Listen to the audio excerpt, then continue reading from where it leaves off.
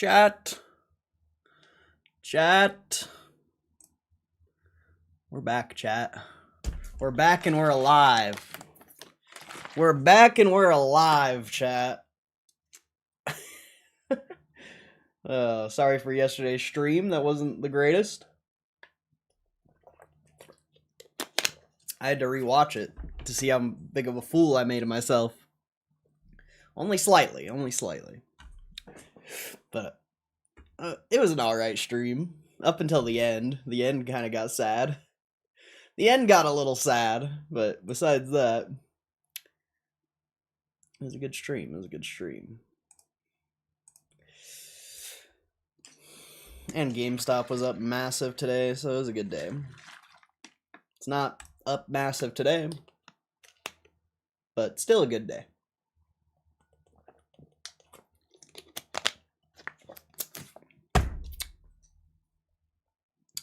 What's up, Mooma Burr?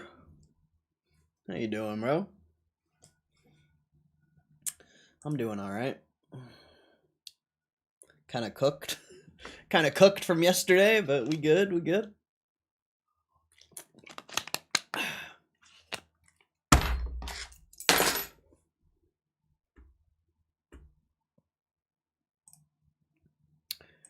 Alright, I guess, I don't think I want to start with news. I don't know. I guess I'll start with news. Why not? I was gonna stream Texas earnings, but I saw Seagate was up like 2 or 3x the past few months, so feels like Seagate will be the better stream. We'll see though. We'll see. Not that much hype on GameStop today, huh? I guess all the day traders got wrecked with the price action in the morning. It's funny to see. Funny to see how hyped the stream was yesterday. Not today, even though the stock's still up massive. I guarantee this little dip in the morning shit on so many people. I bet so many people sold on this dip. That's just how it goes, bro. Bunch of fake investors. Wannabe traders. Little paper-handed bitches. Alright. What else do we got? Tech's leading the way today. Utilities, energy. What's up, Jared? How you doing, Jared? Good to see you, bro. Good to see you. House price index. Why is that up? Priest. I think this is just a... Interesting. That's the first time you've had a... upswing on house price. I think this is only is just survey, though. Ugh. What the hell?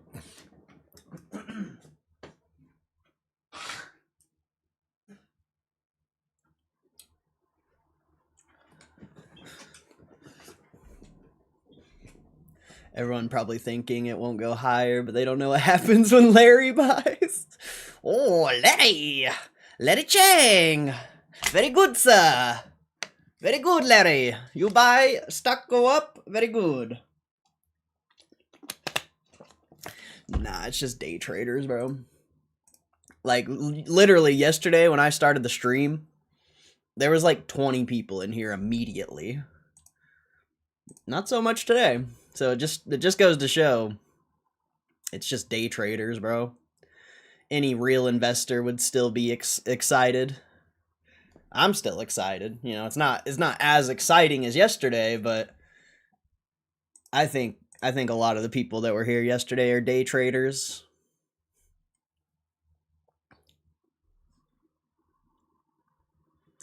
Yesterday was crazy. I haven't seen the price move like that for so long. Yeah, the volume was pretty nuts too. I don't know what you ended up ending the day at. I don't even remember yesterday. If I'm being honest. There was a certain point where like I just kind of was just here. 37 million? Yeah, that was a big volume day. You haven't seen a When was the last time you saw volume like that?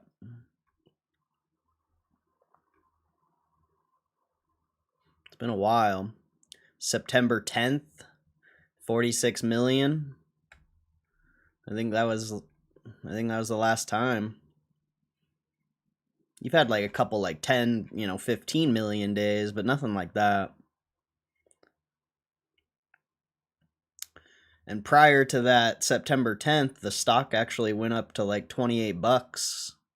Potentially even 30. I don't really remember what happened back then. Let's see, September. Yeah. I think it went up to 30 after hours at some point. I just don't remember. Michelob Corey. Oh, never again. Never again. Right when the stream ended, I literally just went to sleep. I felt like trash. I just fell asleep. And then I woke up at like 9 p.m. Still felt even worse. And went back to sleep. So never again. Alcohol is not good for me. It just ruins my day. And I did go lift today, but it was honestly a kind of a trash lift. It wasn't that great. It wasn't that great. Hit some abs. Abs were okay. FHFA house price index measures month-over-month changes in average prices of single-family houses with mortgages guaranteed by Fannie Mac and Freddie Mac. Yeah, that's the first time you've had, I think that's all-time highs on the house price index. That's very interesting. Very interesting. I was actually thinking about this the other day. When I first started this stream, I was all about like renting and not owning a house. But the past like couple months, I've seen a lot of like posts and stuff about how owning a house sucks. And, when I personally just thought that myself and nobody agreed with me, it was an interesting idea. But now that there's a bunch of people who actually think like home ownership's bad, it just makes me think that real estate's going to have another moment. I don't know when, I don't know what it's going to look like, but real estate's going to have another moment, bro. When you see a bunch of people posting about having, or about home ownership being bad, they're stupid. They're stupid, bro. When I was talking about it by myself, it was an interesting idea because that was more, back here when everything started going flat. But it's just recently I've started seeing a lot of people think home ownership is bad. So I don't know. Kind of weird. I just don't tend to trust other people's perspectives when they start to match with mine.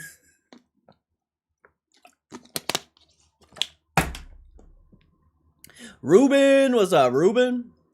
See some new CNBC article. I haven't even looked at CNBC today.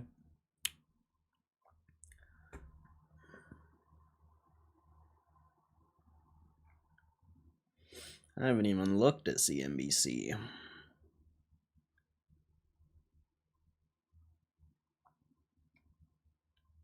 What's the red book? I forget. Index of sale weighted of year-over-year same-store sales growth in a sample of large U.S. general merchandise retailers representing about 9,000 stores. Interesting. Interesting. I wish I could see the max. I wish I could see the whole chart. That'd be nice. That would be nice. Looks like everyone's sold already, bro. Looks like everyone's sold.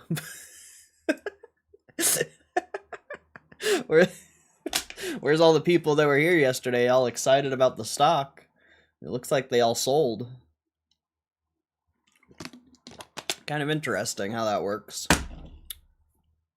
It's just like the last few times you've had massive up days. It's all exciting, everyone's excited. they buy in at the fucking top and then they get absolutely wrecked. And then you never see them again. It's a very common occurrence throughout the time of streaming this stock. Very common. It's pretty interesting. Warren Buffett said it first. Warren Buffett said it, bro. The stock market's the only place where people will be butthurt that the thing they bought the day prior is cheaper. Like, that's a crazy way to think about the stock market. And it's so accurate. It's so accurate. Damn, another Under Armour insider buy, 14 million. Damn, I think Under Armour's still ripping since we talked about it. Abbott. Oh, the CEO of Abbott bought some shares, 2 million. That's kind of notable. Sort of notable. There's our boy. There's Mr. Chang. There's Mr. Chang. Larry. Well, I guess it's Lawrence. Lawrence Chang. That's my guy, bro. That's my guy right there. Lawrence Chang. A real G. A real G is Lawrence Chang. Let's see. Brand new share position here. 14,000 shares. Nothing crazy. I still think this put position's interesting. I wonder if they're a bond holder. I never actually looked. But I wonder if they're a bond holder. And that's why they have puts on the stock. How would I even look? I don't want to go through all this. Fine, I will. Can I make it alphabetical at least? That'd be nice. Where's GG? Yeah, they only have puts. They don't have any bonds. Why do they only have a put position on GameStop? That's weird. That's weird. They don't have any bonds. That's so odd. Yeah, they don't have any bonds. I don't get that. That just doesn't make any sense. Why would you only have a put position on GameStop? That seems psychotic. That seems psychotic. But whatever. Whatever. Dude, the short interest still hasn't updated. What the heck, bro? They still haven't updated the short interest. Very weird. Oh, Bitcoin's still down. Does anyone even, like, buy Bitcoin anymore? Does anyone even care about crypto at this point? It's bearish on the monthly chart. The yearly, you're still somewhat bullish. But it's getting close, man. It's getting close to making a bearish trend on the yearly. Very interesting. Very interesting. Let's see. The Russell's down today. Headlines off the Bury buy are funny. Everyone's calling it a meme stock again. Interesting. I mean, that's good. Good. I'm glad everyone thinks it's a meme stock and they got their little day trade and now they're done with the stock. I'm happy about that, actually. I'm very happy about that. I don't want fucking paper-handed little pussies in this stock with me. Little paper-handed wannabe investors. They can stick to their day trading and their options. I'm glad, bro. I'm glad. I hope they keep calling it a meme stock as it keeps going up.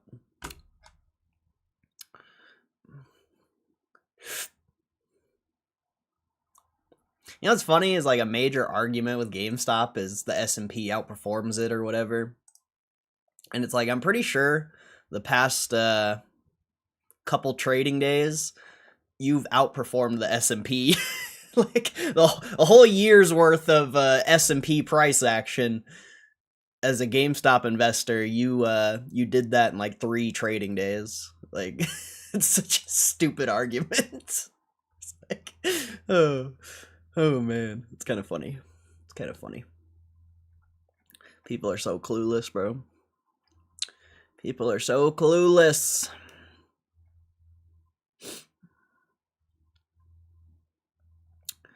Humana and United Health plunged 20% after Trump admin proposes keeping Medicare Advantage rates flat.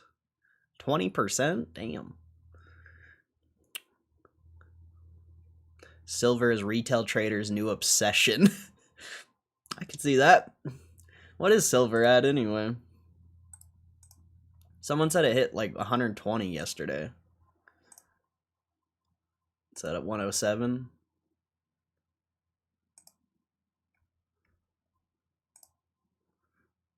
It tapped 117. Crazy. Crazy. It's going to be interesting when that starts to sell off. Everyone's only excited about it because it's going up. I didn't see anyone talking about silver or buying silver when it was at 20 bucks.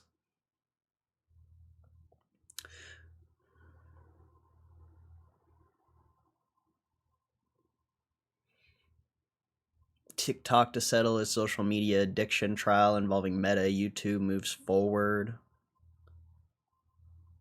Amazon converting fresh supermarket Go stores to Whole Foods locations. Tesla lost $15 billion in brand value. What? How? Hey, look, a GameStop article. A GameStop article.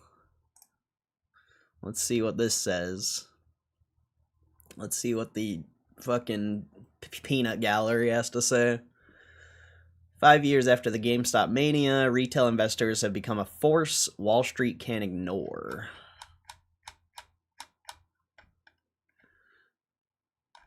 Huh.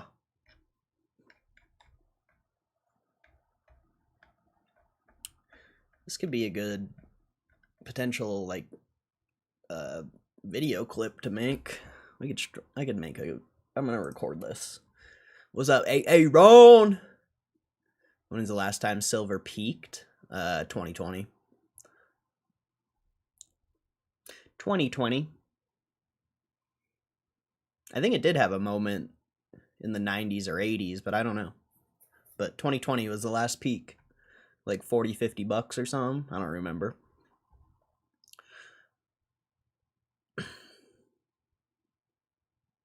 Fox Business segment on GME2/YouTube. But anyways, let's go. Yeah, maybe we'll get there.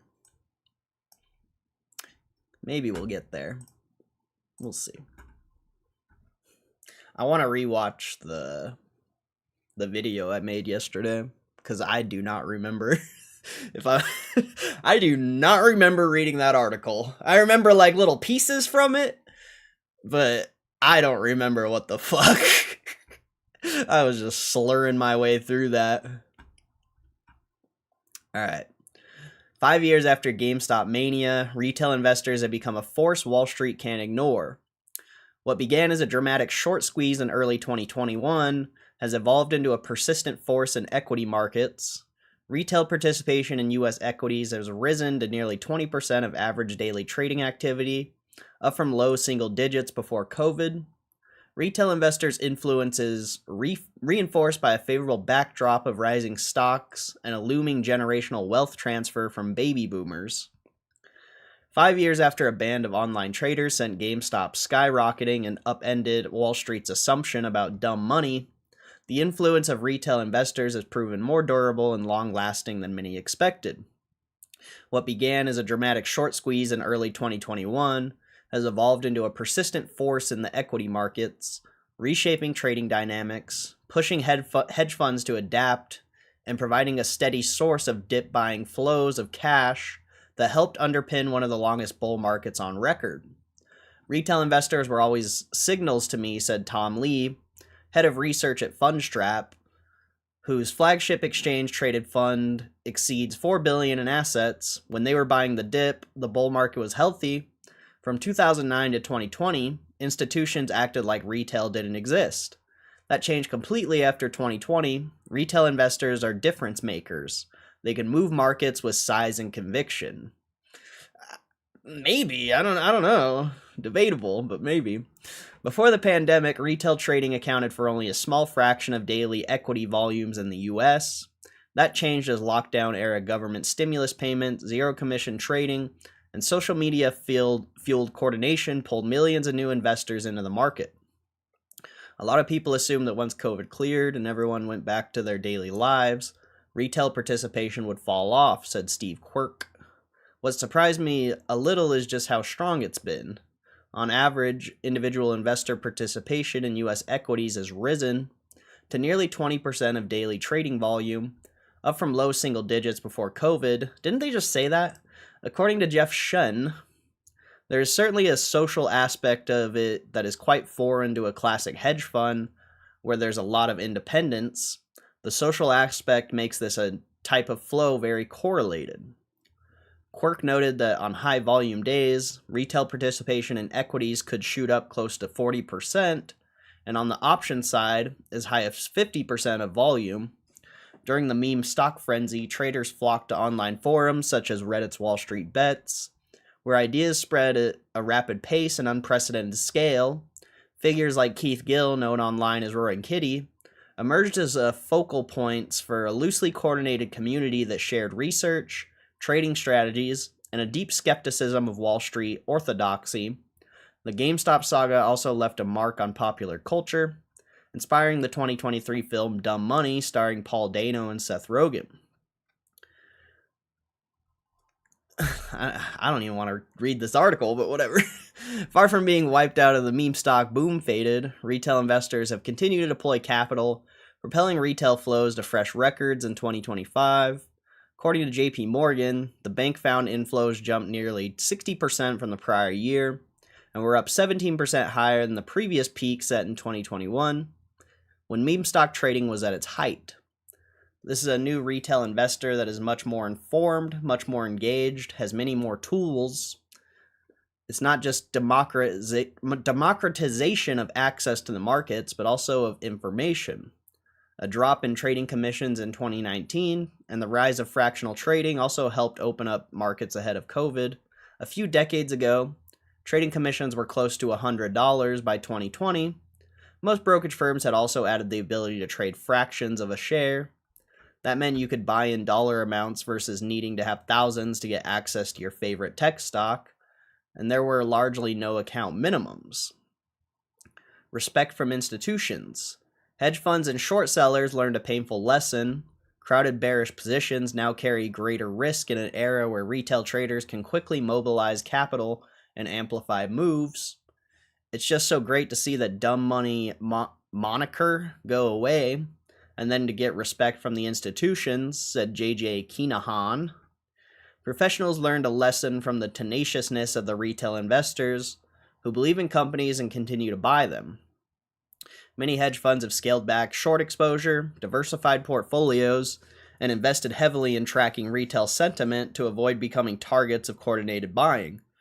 To many professional investors, retail traders have become that annoying TV series villain who never quite gets written out, said Ivan Kosvik. A firm that now 5 years in, it's basically the 5th season of the show, and somehow they're still in the cast.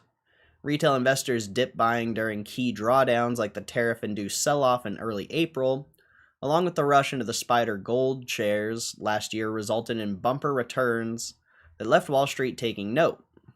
In 2026, everyday investors have turned to their attention to energy stocks following the U.S. strike on Venezuela, and silver amid the metals monster run.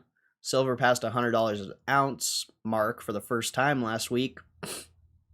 They bailed out the market during COVID, and they bailed it out again during the tariffs. They were aggressive buyers. People underestimate how savvy retail investors are. This is a trash doc. I don't even think I want to keep reading this. This is terrible, bro.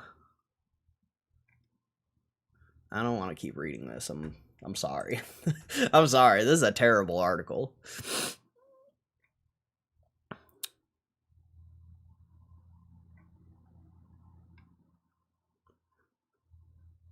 Yeah, I can't read this article. This has nothing to do with GameStop. Can't read it. I don't even want to read it. I'm sad that we read that far into it, because that article was dog shit. Dog shit.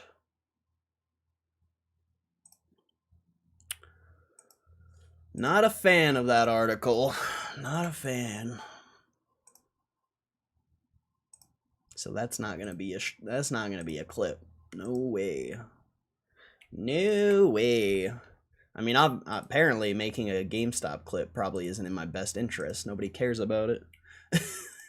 They cared about it for about 2 hours, and they made their little baby profits and left. Their little baby profits and left. Good for them. Can't stop laughing at how they always focus on the wrong narrative.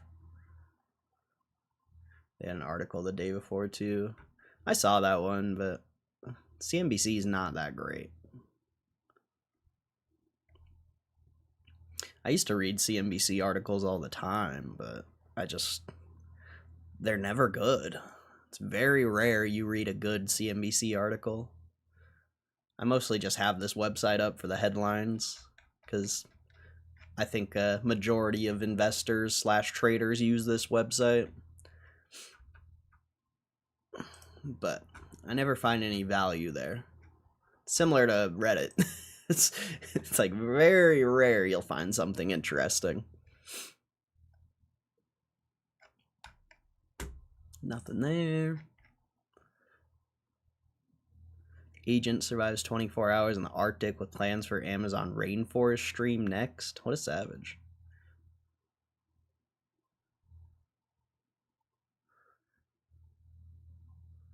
What the fuck?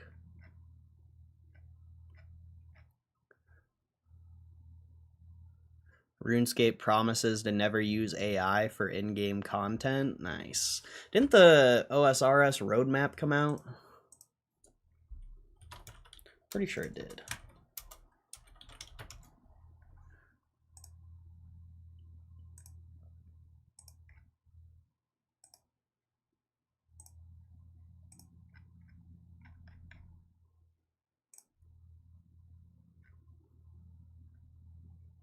I thought their roadmap was supposed to come out soon.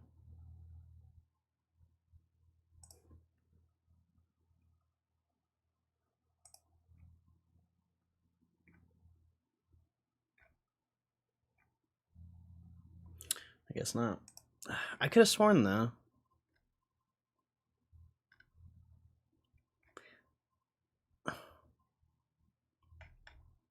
I could have sworn there was a roadmap for OSRS. Roadmap. Yeah, it's right there. Nice. Let's see.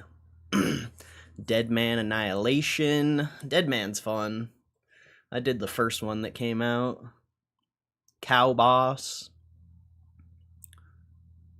A new FTP. Demonic Packs. Sailing update. Well, they're doing quite a bit. I don't really... Do they got, like, articles for each of these things? Oh, wow. There's a lot there. I'll read that on my own time. I won't force you guys to listen to that. That's a lot. That's a lot.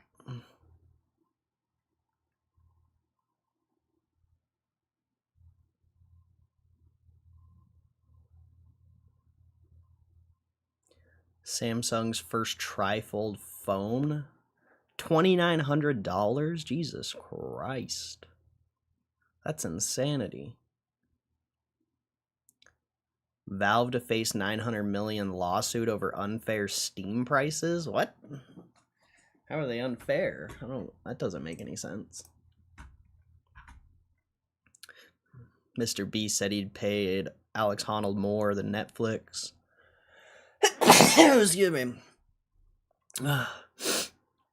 Ultra rare private 747 planes for sale. Oh, I'm buying it, bro. I'm buying it. It's only a cool 15 million. It's only 15 million, chat. Cool 15 mil. Not bad, not bad. Not bad. Cheap, actually. Cheap.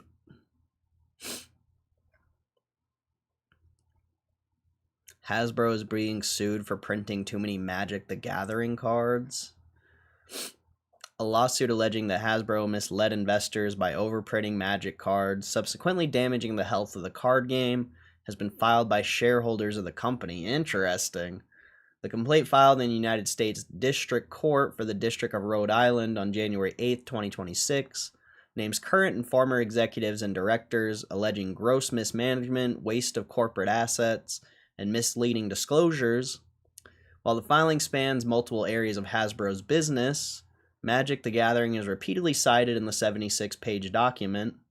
What the court filing says about Magic the Gathering: according to the complaint, Magic the Gathering has become one of Hasbro's most lucrative products during the period covered by the lawsuit, with sales and collector interest closely tied to card scarcity and long-term value.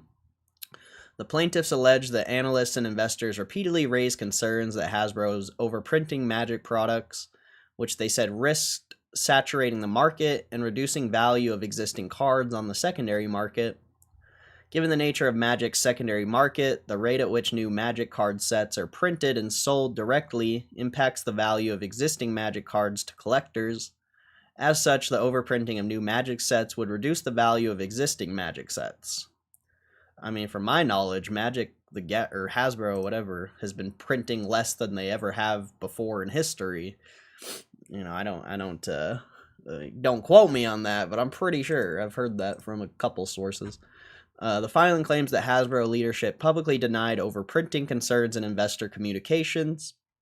Although analysts and investors consistently inquired as to whether the company was, in fact, overprinting Magic sets, the individual defendants repeatedly denied such speculation. The complaint that references a November 2022 Bank of America report warning that Magic products were being overprinted and that this could damage the brand over time. Overprinting was driven by a need to generate revenue and offset poor performance elsewhere in Hasbro's business, it claimed. The filing further argues that the strategy contributed to the devaluation of existing Magic cards and inventory management issues, while investors were not fully informed of those risks. The allegation outlined in the filing have not been proven in court. These claims have no merit. Our strategic plan for Magic was implemented, and the results underscore the strength of that strategy. Why would shareholders care? Wouldn't shareholders want them to sell more boxes? Why would shareholders care about the secondary market? That doesn't really make any sense.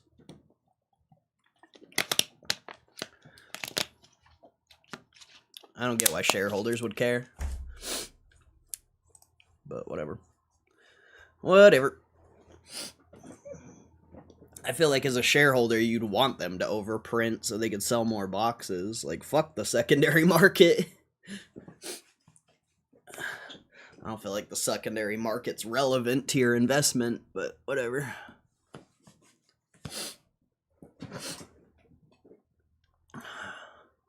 What is this guy asking? Why do people ask such shitty questions? Like, what are you even asking, bro? Like, why are... I don't know. Why is everyone's question so garbage when it's just like some random person who comes in here? Nobody ever asks a good question. Well, I won't say never, but 99.9% of the time, it's just garbage questions that can't even be answered. Like, what are you even asking? XQC finally reclaims Minecraft speedrun. Sydney Sweeney might be in legal trouble for Hollywood sign bra stunt. I saw that. It's kind of interesting. Meta eyeing premium subscription tiers for Instagram, Facebook, and WhatsApp. Uber Eats reveals the strangest and most expensive items ever ordered. What's the most expensive? Someone in Vancouver purchased a whopping $2,500 in sushi. What a boss. What a boss. That's a solid amount of sushi. That's a solid amount of sushi.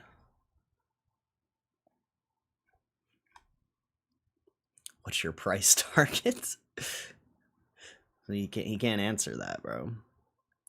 He doesn't even know. He doesn't even know what you're asking. Everyone's questions are so broad, bro. Like, be more specific. Be more specific with your questions. Holy fuck. Bro. Did you guys hear that?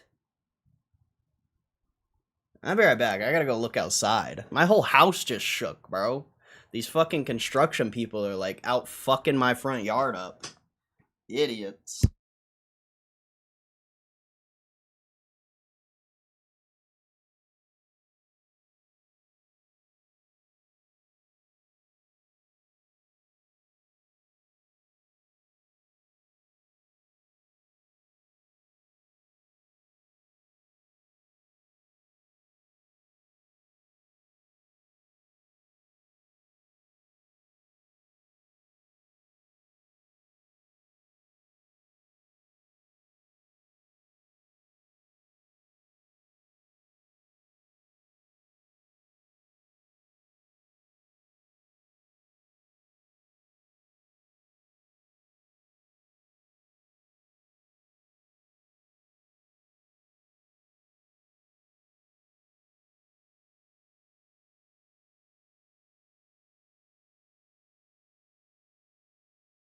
That shit's fucking annoying, bro. That shit's so annoying. They've been doing this shit for like 2 weeks now, bro.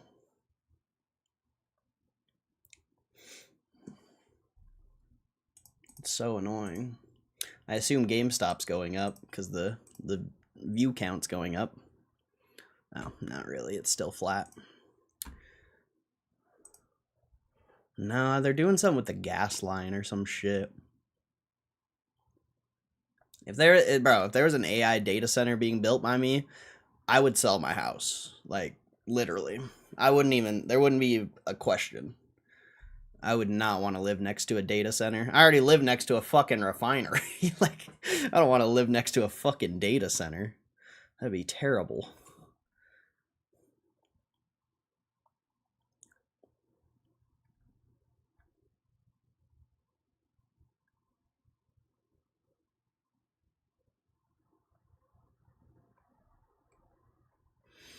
Alright, not much news. I remember reading some of this stuff yesterday. Fallout Pringles? Interesting.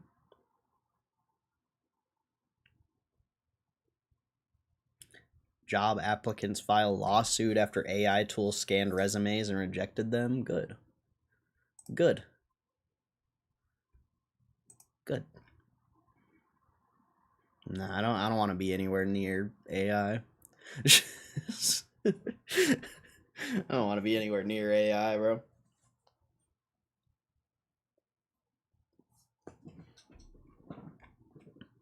I don't want my power bill to go up 300%. I'm good on that. I'm good on that. Kotaku is hiring community editors.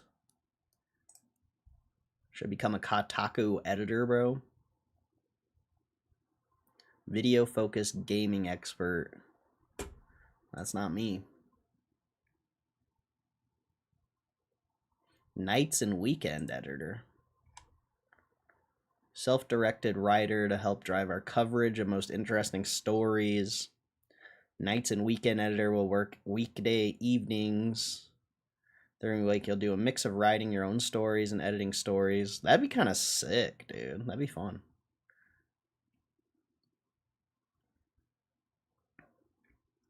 That'd be kind of fun. Just write articles. I'd be good at that. I'd be pretty good at that.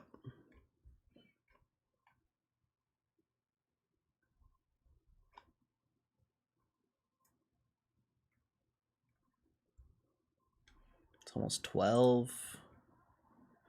Alright, I want to rewatch that video we did yesterday. See, with a fresh set of brain. Instead of reading it like an idiot. Like a drunk idiot.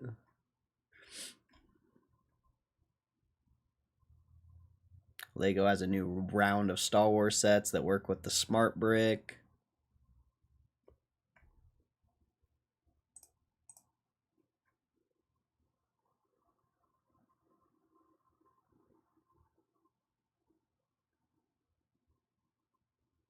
What the hell? There's been an influx of players applying to the LSPD and GTA roleplay. That's weird. That's weird. That's very odd.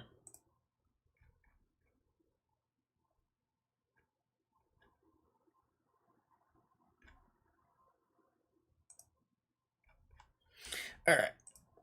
Which company did he suggest GME to acquire? I don't know. Some stupid healthcare company. So, terrible suggestion. A terrible suggestion.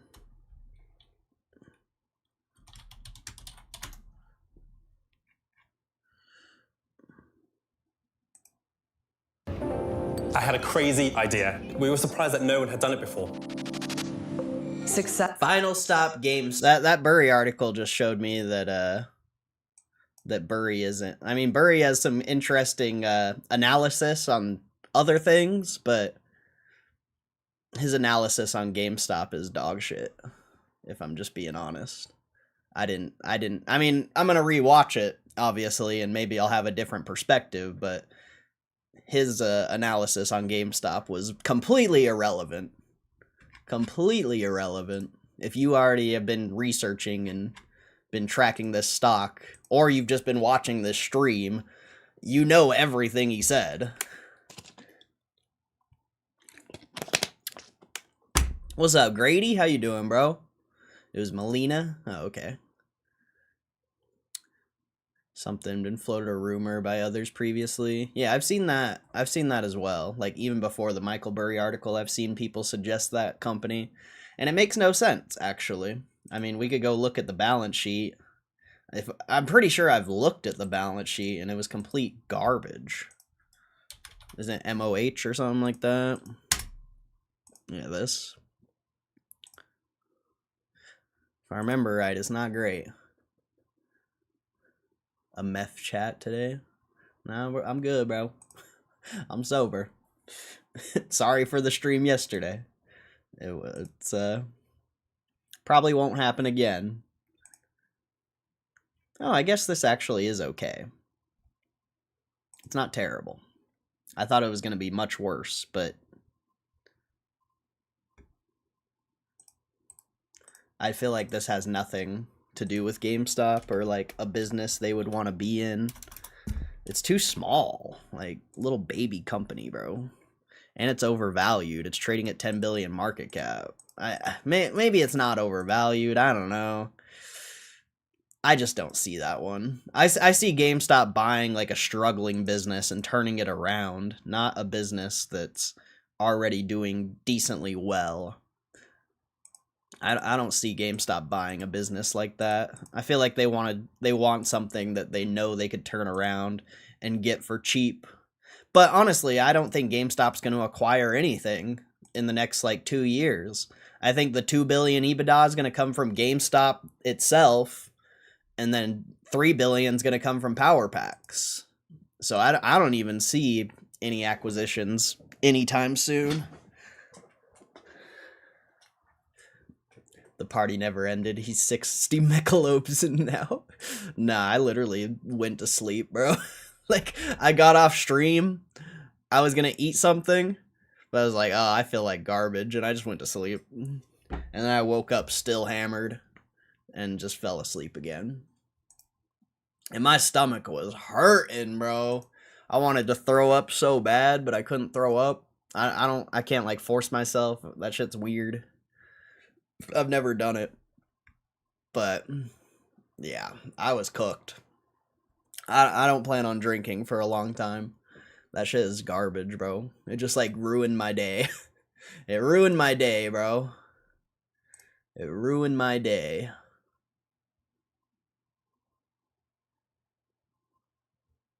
Market cap too high.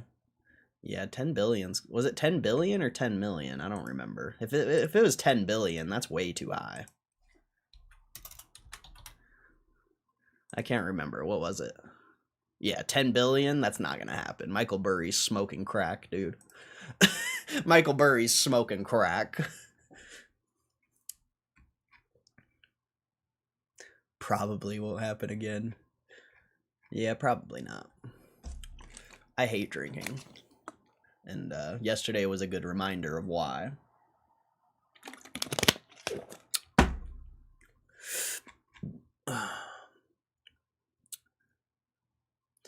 Burry compares Molina to Buffett's Geico purchase. Ugh. Ugh. I think Burry's on crack, bro. Something foundational and upside. Snoring Corey after yesterday. You basically threw up on stream with those burps. No, I didn't. I didn't throw up. That was good. I was actually very surprised because usually when I do drink, I do throw up. I was very surprised I didn't. I had a blast. Well, I'm glad you enjoyed it. I didn't. I mean, the stream was really fun up until like the last hour or so. Then it just got depressing. Then it just got kind of depressing. That means you should be drinking more often? No. No. Maybe he means later down the road. Maybe, I don't know. I don't know. The hour I joined, I'll go. Now you're good, bro. Don't even worry about it. What's done is done. Finals. So now, back to this, I guess. Gamestop. The jig is up. By Michael Burry. Before we get started, some of you GameStoppers may doubt my collectible bona fides. With that, I present the prize in my collection, an unopened 1990 Marvel Universe Series 1 trading card box, manufactured by Impel, worth about $500 these days. This is the first Marvel Universe trading card set and predates Disney's Marvel Universe movies. I also have a 1991 full set unopened of Upper Deck baseball cards that is so worthless that it eluded my camera. In any event, all part of the trading card bubble in the early 1990s. I was working at IBM, earning good money for the first time, $7.42 an hour, and it went into stocks and cards. It was a good introduction for a young Michael James into the world of the unlimited, limited supply of collectibles. I will save further discussions of this for now. So here we are, the second and final post in the GameStop series. In part 1, GameStop the Big Short Squeeze, I took readers on a tour of the sad sack bum called GameStop before it blossomed into a retail trading superstar, the belle of the ball. Nevertheless, my conclusion of part 1 was a bit of a warning for the eternal short squeeze enthusiasts. I had seen buybacks shrink shares by a third in the setting of 100% short interest, the reorganizing of the board of directors, and the selling of Spring Wireless for cash in the amount of more than half the market cap. All were home run, slam dunked activist successes with concrete results, but zero impact on price or short interest.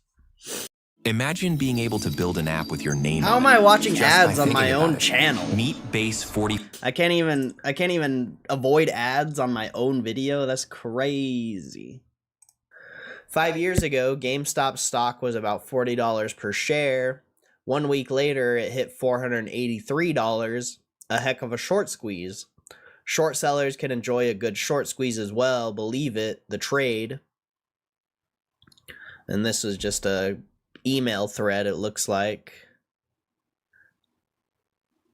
Yeah, I don't want to read that. I don't find anything valuable out of this. I don't know, it makes sense in theory, but your comments about outsmarting ourselves weigh heavily. Wow, stock falling. Now starting to wonder if I should be trading it back and forth. Check out the deltas on these. Means the market makers have to buy 34 cents and 27 cents shares to hedge the position. As it delta goes up, that's more shares both HFTs and market makers have to buy. I've been doing. I don't get that part. That doesn't make any sense. I feel like these email threads are traders trying to make themselves sound smarter than they actually are. But I don't know. That's weird. That's a very weird. I guess that's why I didn't want to read them. Doing this a long time. This might be my favorite trade ever, Mike. So great. What's going on? Is it halted? Awesome. Please buy to cover 15,000 GME at 220 OB.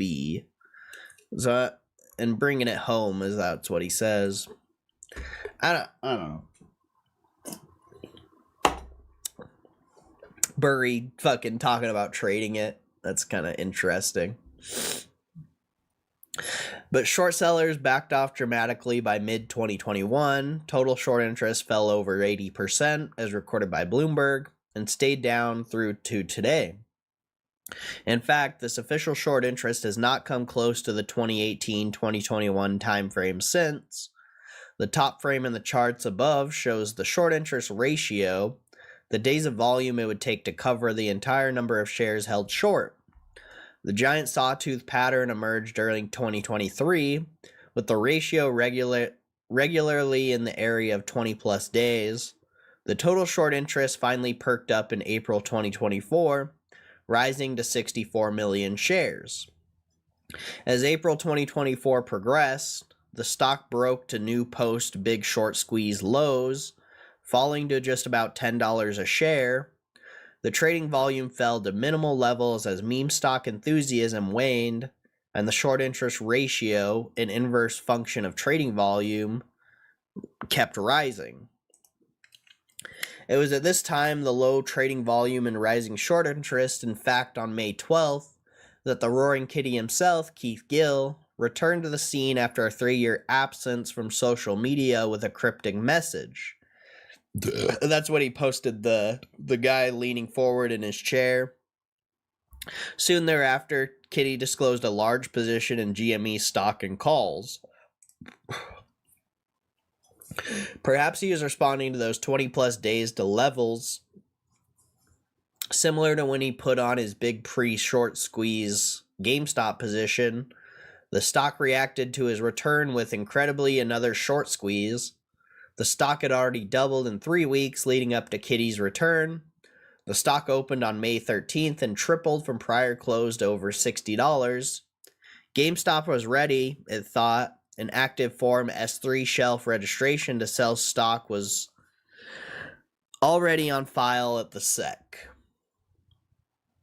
So far, is nothing that we don't know. He's not really putting anything new on the table or any new analysis that I think is interesting. So far, he's just reiterating what has happened and what we already know. So I don't know. So far, I'm not really finding any value in this article. On May 17th, GameStop entered into an agreement to sell stock through Jefferies and filed Form 424B5 containing the prospectus supplement for actual issuance of stock. On May 17, 2024, GameStop sold 45 million shares for $933 million. On June 7, 2024, GameStop filed another 424B5 and sold 75 million shares for $2.4 billion on September 10th, I'm an idiot. It's 2.1 billion. I guess I didn't know how to read. That's crazy. 2024, GameStop filed a third 424B5 and sold 20 million shares for $400 million. GameStop has been properly positioned to take advantage of the short squeeze, but the mechanism for selling so many shares at a time did GameStop no favors. The $3.5 billion raised was good, but it might have been more with better timing and crucially if trading volume supported the sales better. A little over a year later, GameStop devised a strategy. Yeah, the stock's going up. There's people piling into the stream. It's kind of funny. Where were you guys when the stock was below 24? That was a good time to... I don't know. I'm not going to talk shit today. I talked enough shit yesterday. To pre-position itself to monetize volatility automatically at a better price. On October 7th, 2025, every shareholder received a 1-year warrant to buy GameStop stock at $32. Shareholders received 1 warrant for every 10 shares held. Any fraction was rounded down.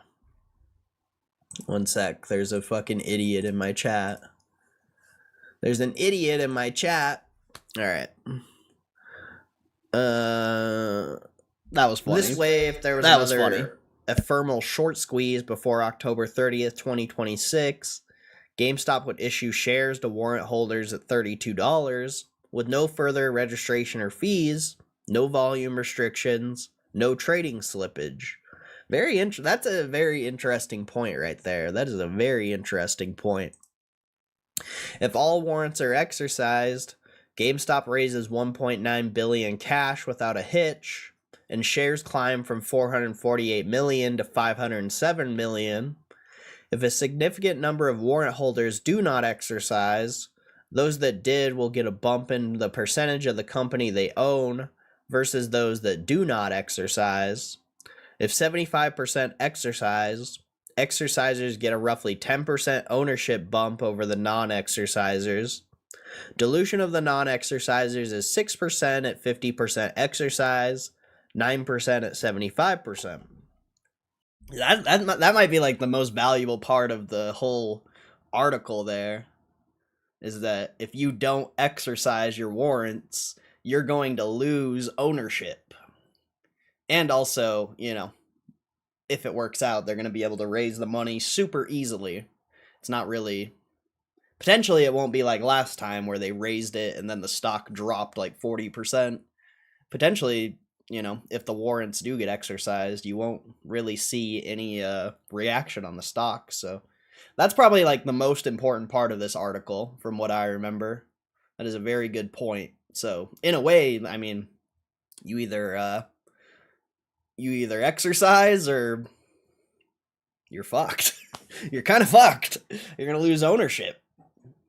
I guess you could sell your warrants and buy shares now, but I don't think that's a good idea. I think if it gets to the point where you need to exercise, the stock is going to be exceptionally higher, and those warrants should be worth quite a bit. But yeah, I don't know. That's probably, from what I remember, that's the most interesting part of this whole article. Because I honestly never thought about it like that, and it's, you know, it's a good point. And people are going to exercise the warrants. They already have. People have already exercised the warrants when it's trading at $20. Like, when it starts trading $35, $40, if, you know, I should say if, not when. If it starts trading at $35, $40, people are going to exercise. And it's probably going to be more than 75%. It's probably going to be closer to every person's going to exercise. Because why wouldn't you? Why wouldn't you? Wouldn't really make any sense. Unless, I guess if you didn't have the cash, you know, I guess that's kind of a thing in its own. But, like, if you think about it, if the stock's up at $40, I mean, what is that? That's like 20% higher than 32. You could just go get a loan, you know, get like a 10% loan, 8%, and buy the warrants, or exercise your warrants. And you would make that difference immediately, basically. So, I don't know. I don't think I would do that, but you could. You definitely could. Or you could refi or something for like 5%. There's a lot of interesting things you could do here in that situation.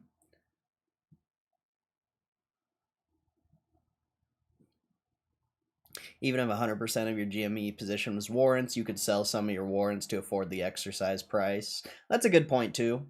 You could also sell your shares to afford the exercise, you know. That's kind of probably my plan, if it starts trading like $40, $50, I'll probably sell shares and then see what happens. But I don't know. I don't really have like a full-on dedicated plan right now. That's just kind of what I assume is going to happen.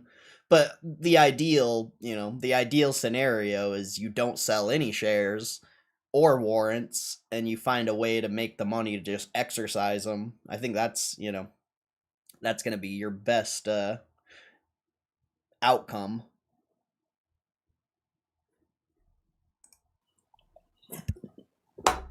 Welcome to Ryan Cohen's GameStop. In part 1, I outlined how he arrived on the scene. We had a talk in 2019 about GameStop and investing.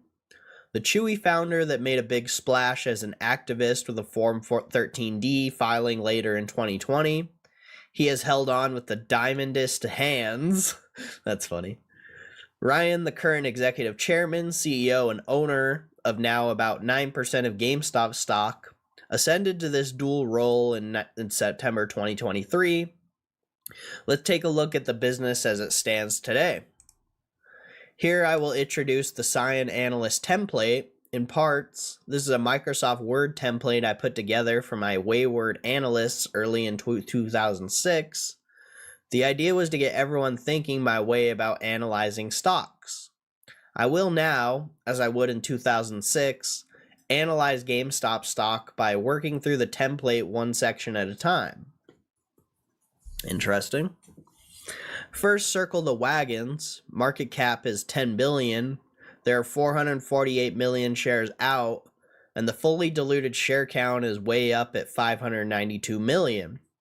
It has 2 issues of 0% convertible debt, 1.6 billion due April 2030, and 2.8 billion due June 2032. All the stores are leased on operating leases, no other significant debt, no covenants to worry about. Can we all take a second to appreciate how good I am at reading? I'm thinking about, in my mind when I was reading this part, I thought I was reading like complete shit. I thought I was slurring.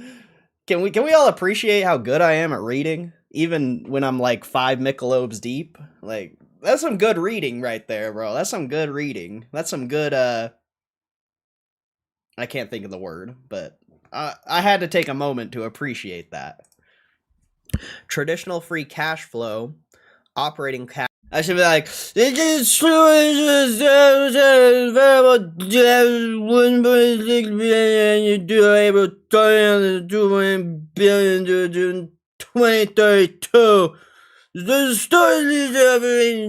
like how I felt like I was reading it. That's how I felt I was reading it, but apparently I was doing a lot better job than I thought. Cash flow less capital expenditures was a whopping 569 million the last 12 months. The best on that measure since 636 million in 2014. It had been a fallow period for too long. Interest income on the big cash balance is helping there. Hopefully my reading isn't terrible. After 3 Michelobes in, I'm feeling decent.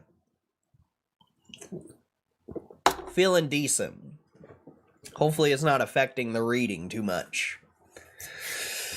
The peak on the stock was then $14.40 a share. Today, GME trades at $21.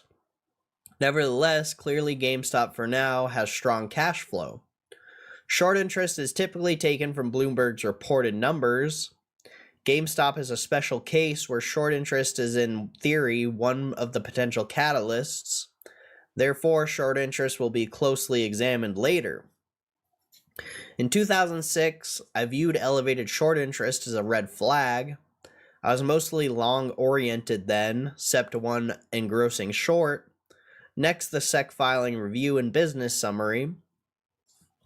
Always start with the most recent 10K. GameStop was founded in 1984 as Babbage's, acquired in 1999 by Barnes & Noble, which spun out to GameStop in 2004. GameStop now leases all locations, so there's no undervalued property. Unlike its state when I approached it in 2018, The asset and capital structure has been optimized after years of divestitures under Ryan's careful watch. Debt maturities are not imminent. There are substantial net operating losses approaching $1.2 billion, which are sheltering income for the foreseeable future. That killed me. The fucking subtitle. Snorts. Hence the 5% tax rate. These Section 382 losses could be limited by an ownership change of 50% over 3 years. Inventory accounting is actually average cost method, not LIFO or FIFO. No unions, no significant litigation. 10K risk disclosures are extensive. Retail competition, digital game delivery shift, Bitcoin volatility, meme stock dynamics, and short squeezes are all mentioned. The business historically is video games and electronic accessory retail. This peaked at over 6,000 stores globally about a decade ago. By February 2024, there were 4,169 stores. A year later, 3,203 stores. Clearly, the story today is to divest and not to invest.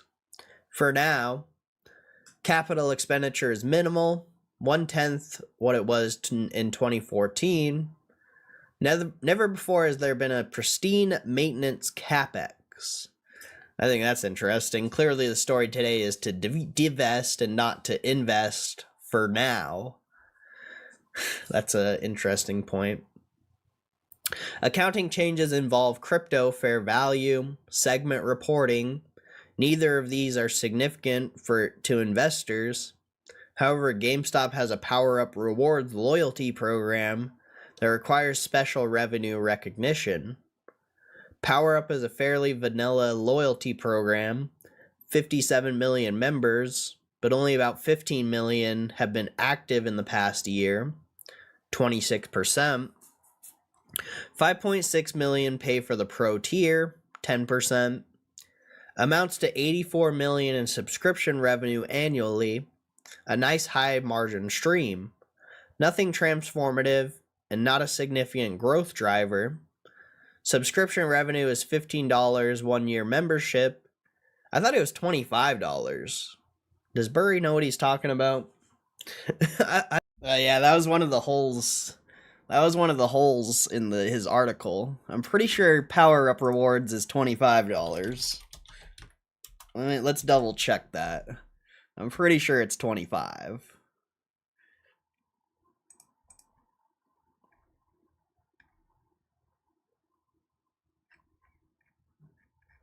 Where is it? Yeah, wait. Yeah, 25 a year. So either Burry's got some typos in there, or I don't. It's got to be a typo. It's got to be a typo. But yeah, that's $25. Get your analysis right, Burry. What are you doing, bro? I'm pretty sure it's $25. I don't know if Burry knows what he's talking about there. And is recognized on a straight line basis over the subscription term. This leads to a deferred subscription liability, which was $40 million at quarter end, down from $45 million 12 months prior. That part is fairly simple. The other revenue recognition element involves loyalty points. Oh, excuse me. I'm sorry. I'm sorry if you had to hear that. Members can earn points on purchases that are redeemable for discount rewards. Every purchase tied to this program allocates revenue between the products sold and the estimated value of points earned. Goodness.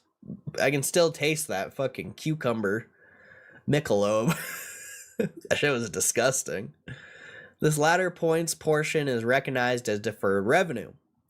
Deferred revenue, also known as total performance obligation, tied to this program has steadily declined, mostly as a result of store closures, reducing purchase volume from 338.2 million in 2022 to 192.3 million at the end of the third quarter. The number of stores today is about 2,500, of which 685 are in Australia and France. All other international stores have been divested or closed. France is an active exit, which will leave the US and Australia as core markets. Store closures continue with no sign of abatement. In February 2025, Ryan posted on X, email M&A@gamestop.com if you're interested in buying GameStop Canada or Micromania France. High taxes, liberalism, socialism, progressivism, wokeness, and DEI included at no additional cost if you buy today. I remember that tweet. That shit was funny. That was a funny tweet. That's 3 Michelobes down, chat. That's 3 Michelobes down. Do we keep it going? Do we keep it going? I think the reading's going to get worse if I keep going. So maybe we'll finish the reading first and then decide. Ha Prens CA. Store closures eliminate lease liabilities, free working capital, and save costs. Impairments have been minimal. Store-related costs and depreciation decreased by 73.8 million and 18.1 million, respectively, primarily in connection with the prior year store closures. What's up, Varley? Hope you're doing good. Hope you're doing good. Yeah, silver's going crazy. Silver's going crazy. Console makers have oriented to digital downloads of games. Physical games are on the out, changing the whole game. GameStop cannot survive. I don't agree with that. I don't necessarily agree with that. I think physical games are always going to be a thing.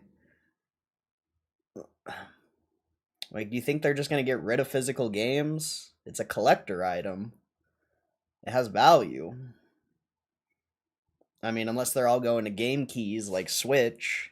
That would suck, but I just don't see physical games leaving. And even if they do, you still got retro.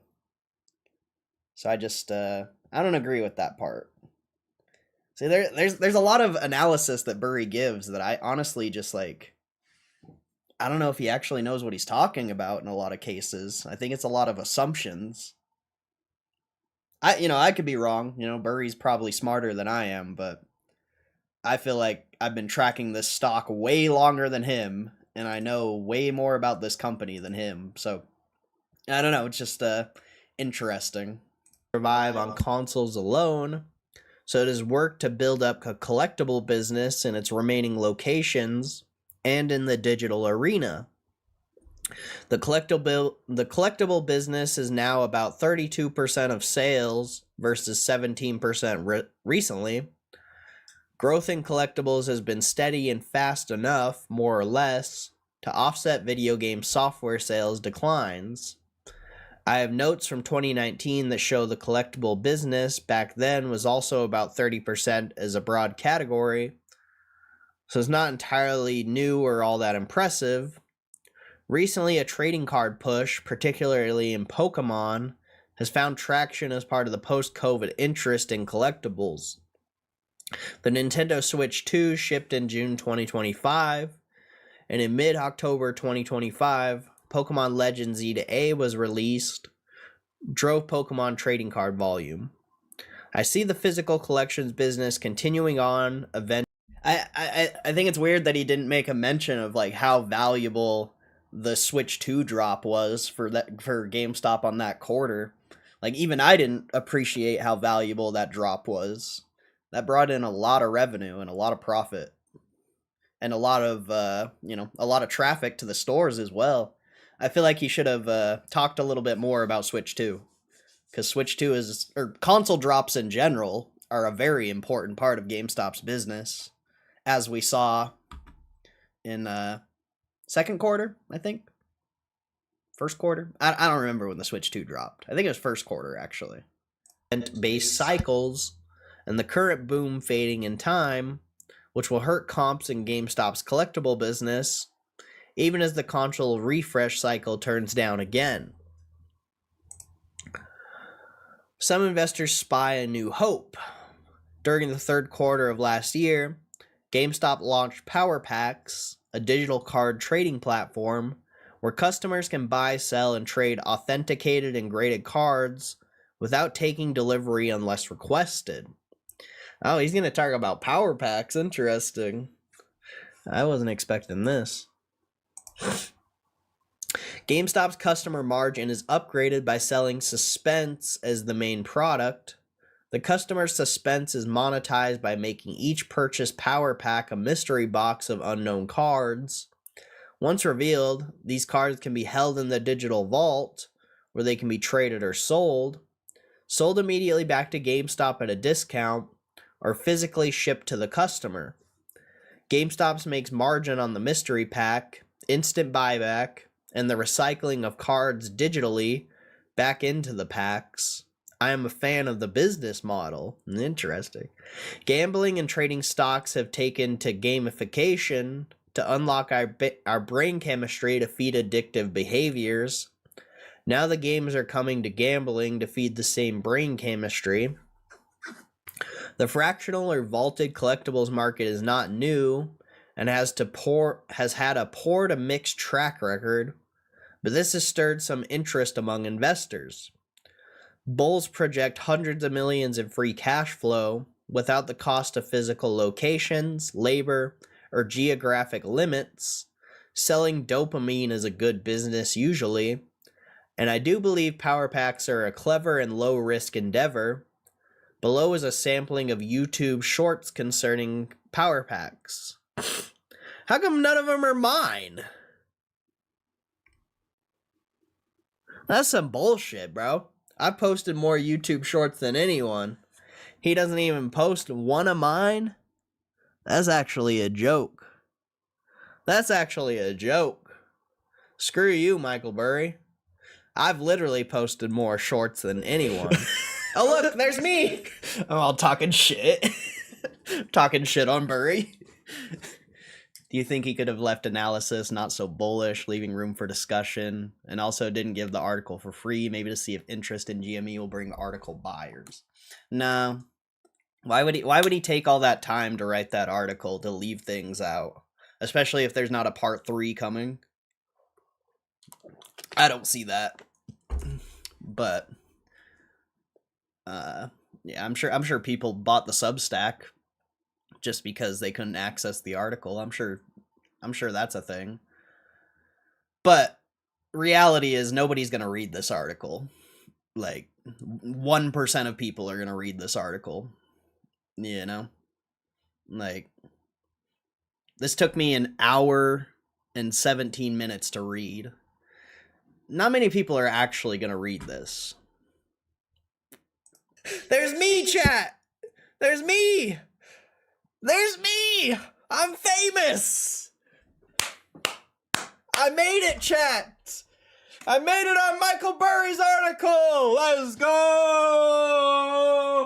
We made it, chat! We made it!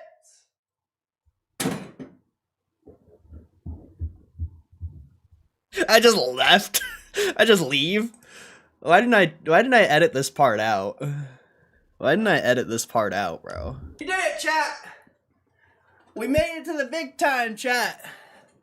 We made it to the big time! We got a cheers! We got a cheers to that, chat! We made it to the big time, bro! We're in a Michael Burry article, bro. We made it! We made it, chat! We're in a Michael Burry article. Two of my posts. 2 of my posts, bro. We made it. We did it, chat. We're in the big leagues now. We're in the big leagues now. We're in the big leagues. All right. Power Packs are not all Pokemon cards. There are football cards too. But Power Packs for Pokemon dominant. I see a number of customers trying to put their stamp on a new potential dopamine factory as content creators, but I've not seen signs of virality. That's a good point. That is a good point. There are really no viral power pack videos. That is a very good point. YouTube videos tend to be in the high 100 to low hundreds of thousands in terms of views. The YouTube shorts seem to have an audience a bit smaller than that. It remains early in the launch, but I spy no sign of viral spread. I agree. That's, that's why I stopped making the videos, because they stopped really getting views. Pokemon games tend to draw in very young... I'll give Burry that one. That was some solid analysis on the content creation front, because Power Packs really doesn't have it doesn't have a following, really.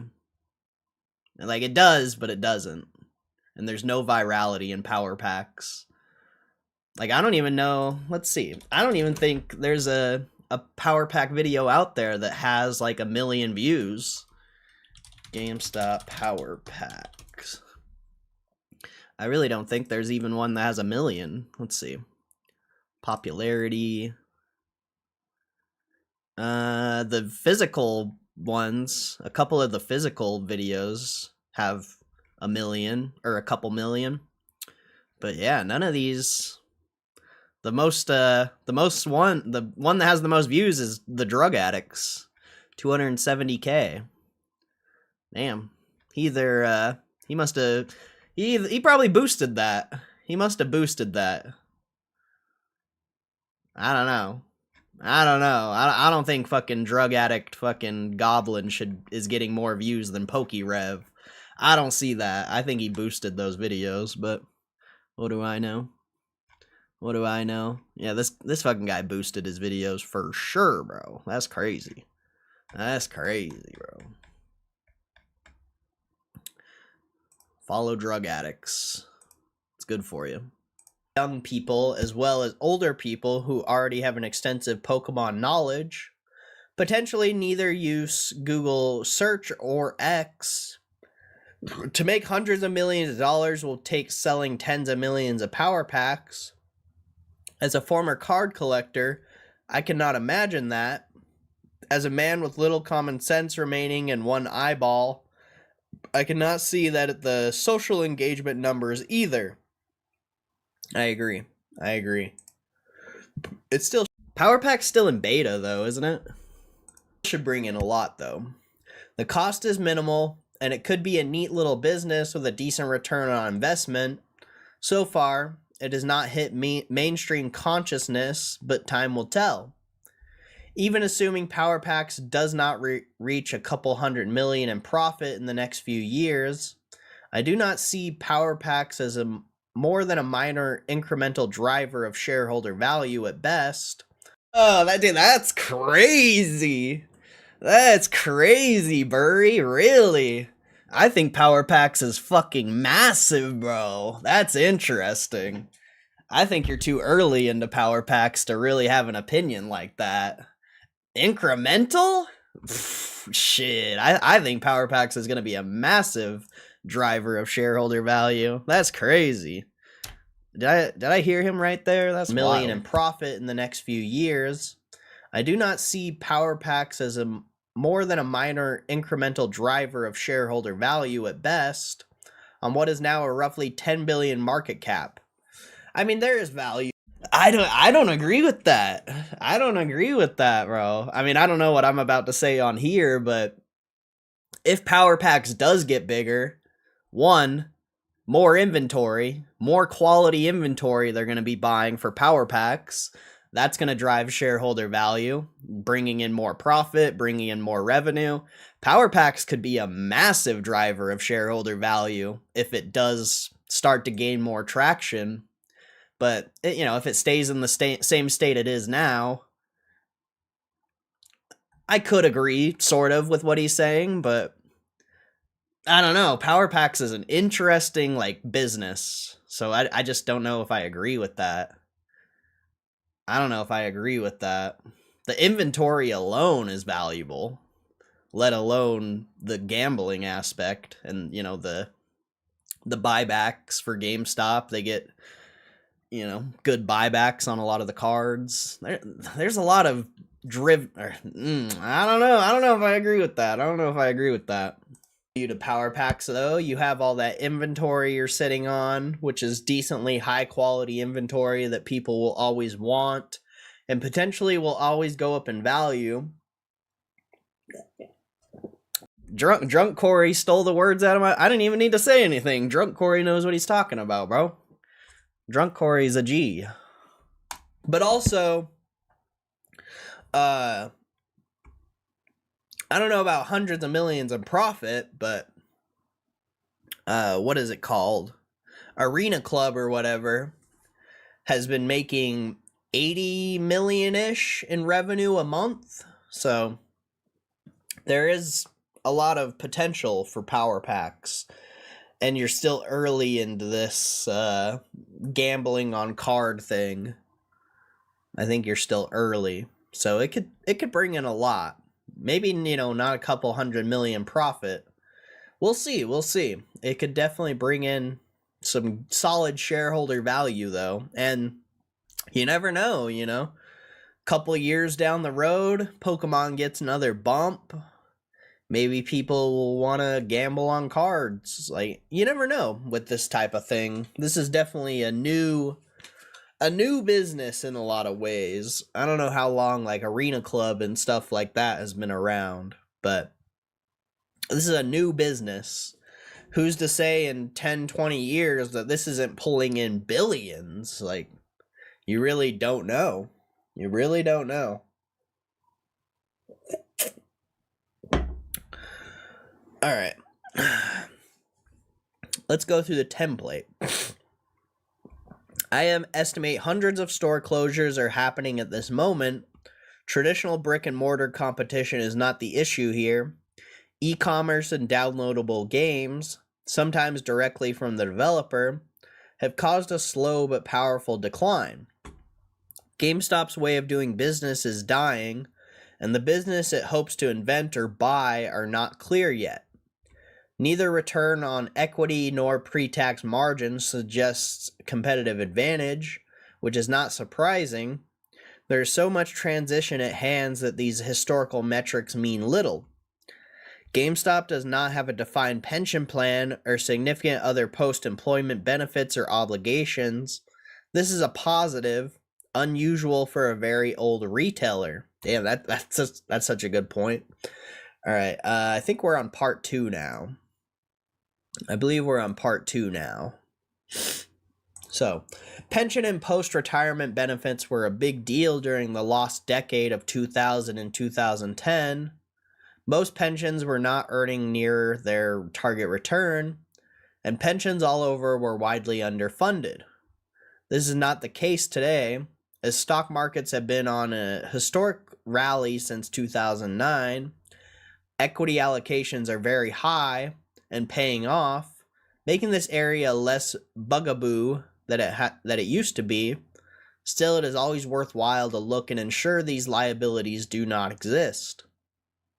No loan or other debt can prevent issues, no inventory bloat, and days sales outstanding is not too relevant in front-end retail businesses. No significant litigation at play. The third quarter 10Q reveals a business in transformation. The France divestiture is still pending. The Canada business sale occurred during the second quarter. The warrant distribution happened just after the quarter's end. The debt totals $4.2 billion at 0% interest, creating significant net interest income. 591.7 million shares fully diluted would include conversion of this debt in the warrants. The company reported 6-year high net income of 421.8 million during the last 12 months. About half of that is interest income, a good chunk from the cash raised on those 0% bonds. SG&A expense the last 12 months is down 24%. The total cash position is now 7.8 billion, not included Bitcoin. Yeah, but you have over $1 billion in marketable securities, which is basically cash. I feel like there's some holes in Michael Burry's little thing here.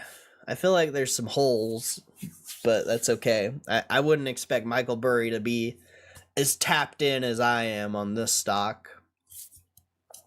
Inventory is stable.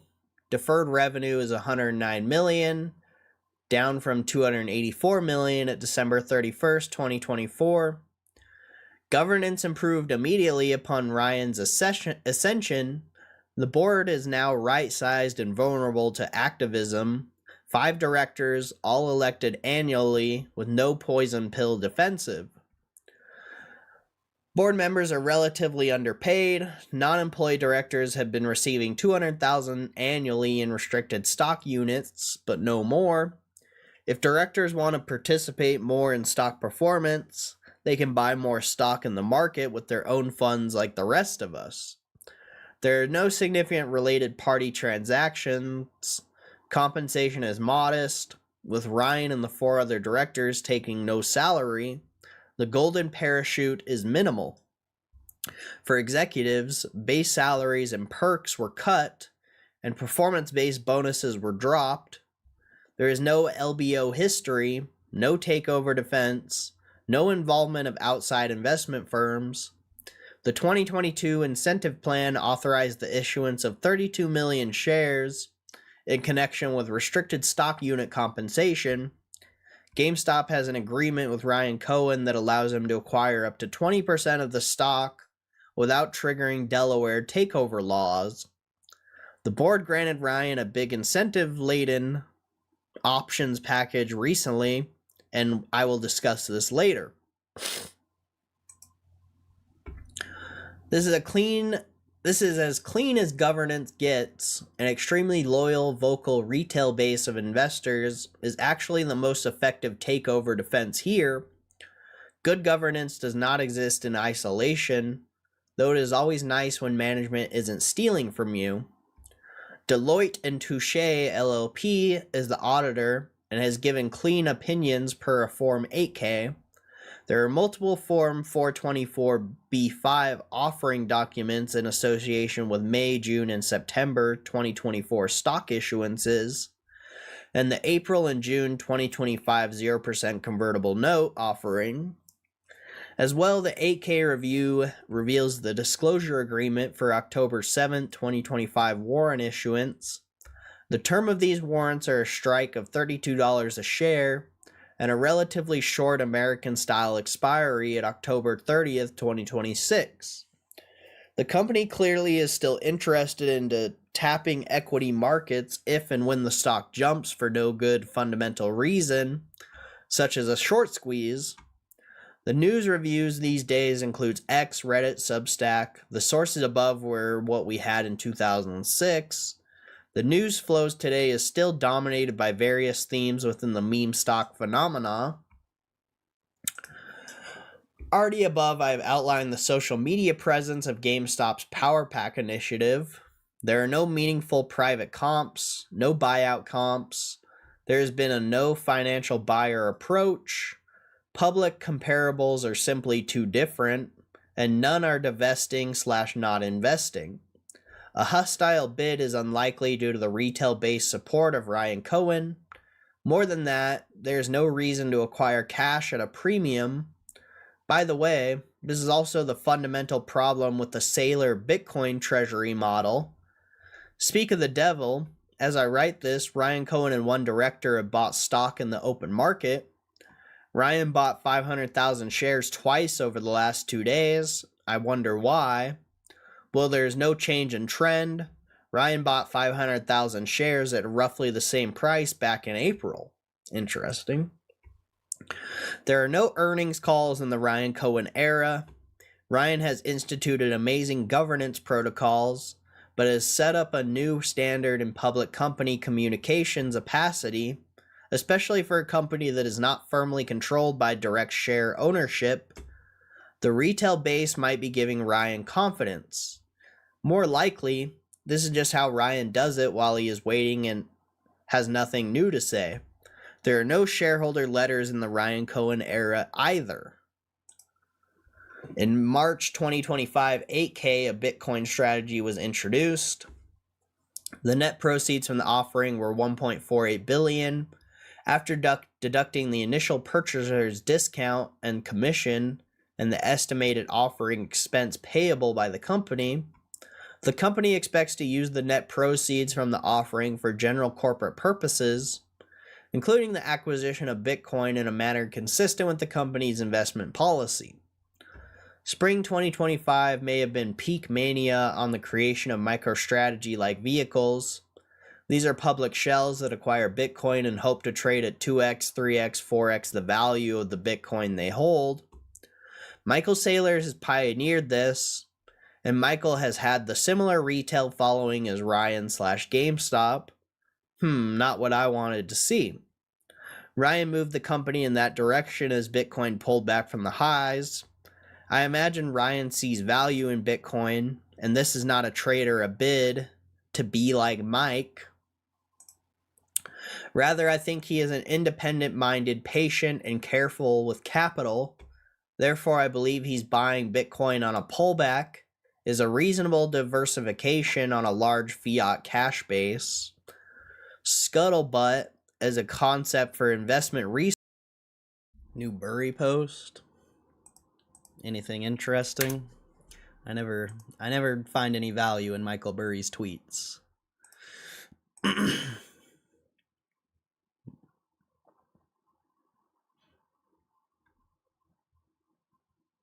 Companion post to Final Stop GameStop was the prequel.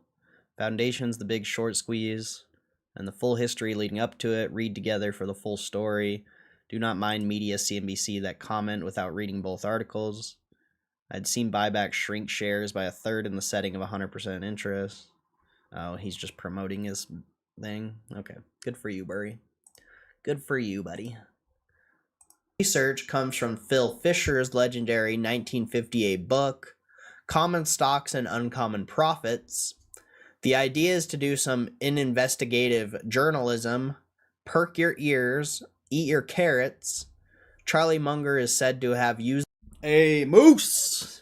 Hope you're having a good day, Moose. Appreciate you stopping in for a sec. Appreciate you stopping in, bro. Hopefully everything's good. This book to help Warren Buffett understand the value in great businesses at a good price. When I was running money, I took this to heart, especially early on, but I quickly realized the old ways were frowned upon in modern SEC interpretations, so I moved on to doing more with less and focused on filings. Now we have social media, Reddit, Glassdoor, big data, and other SEC-approved tools to dig up scuttlebutt. For GameStop, employer reviews on Glassdoor are not informative, but there is not much to say about a business that is divesting and not investing. The most relevant scuttlebutt given the current situation is probably the conversation I had with Ryan over 5 years ago. Ryan is an easy guy to like. We did not talk too much about GameStop, just shot the crap for a bit about businesses, running money, things like that. It was a normal conversation. We both realized we should not talk about GameStop or talk much at all given what is happening, and I have not talked with him since. I think he is doing what Warren Buffett did and what I am doing, essentially waiting patiently. Unlike me, he is doing it with a public company, which by all prior evidence is very hard. GameStop has $3.8 billion in revenue and is solidly profitable. Market cap is up near $10 billion, has $8.8 billion cash, $4.4 billion 0% convertible debt. Tangible book value is $11.84 a share, a metric that is not used much but may be relevant here. The share price is about $23 fully diluted.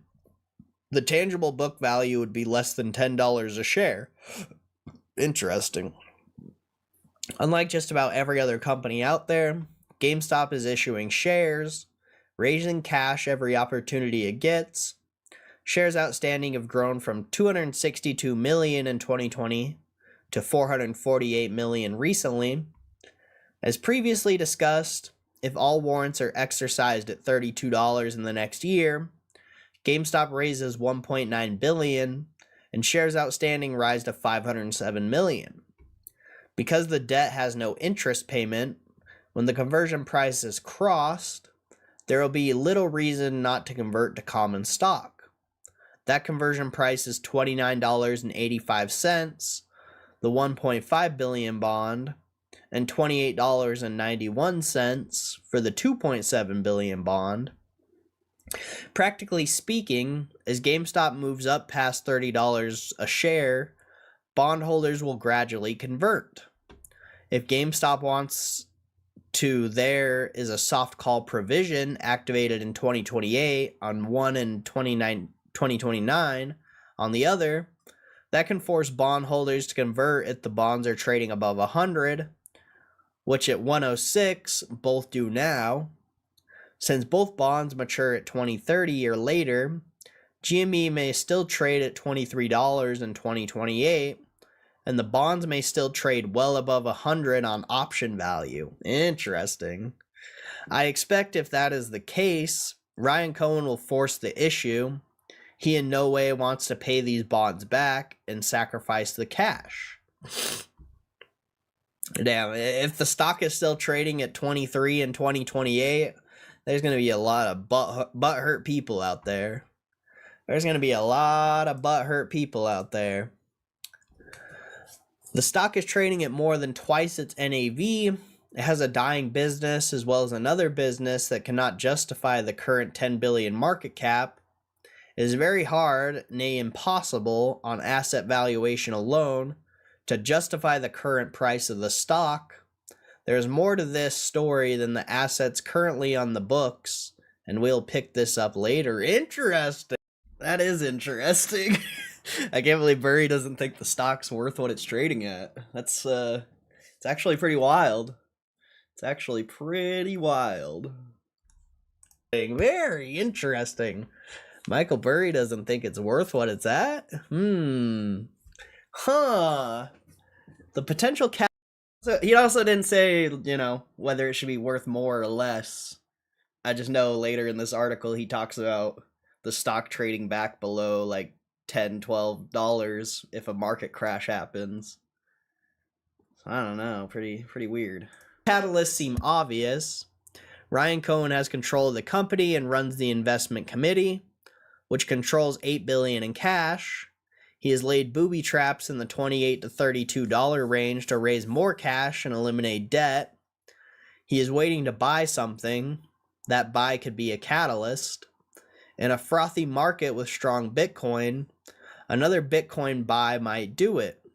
That could be a catalyst and send the stock soaring, setting off all the booby traps to rain cash down on GameStop.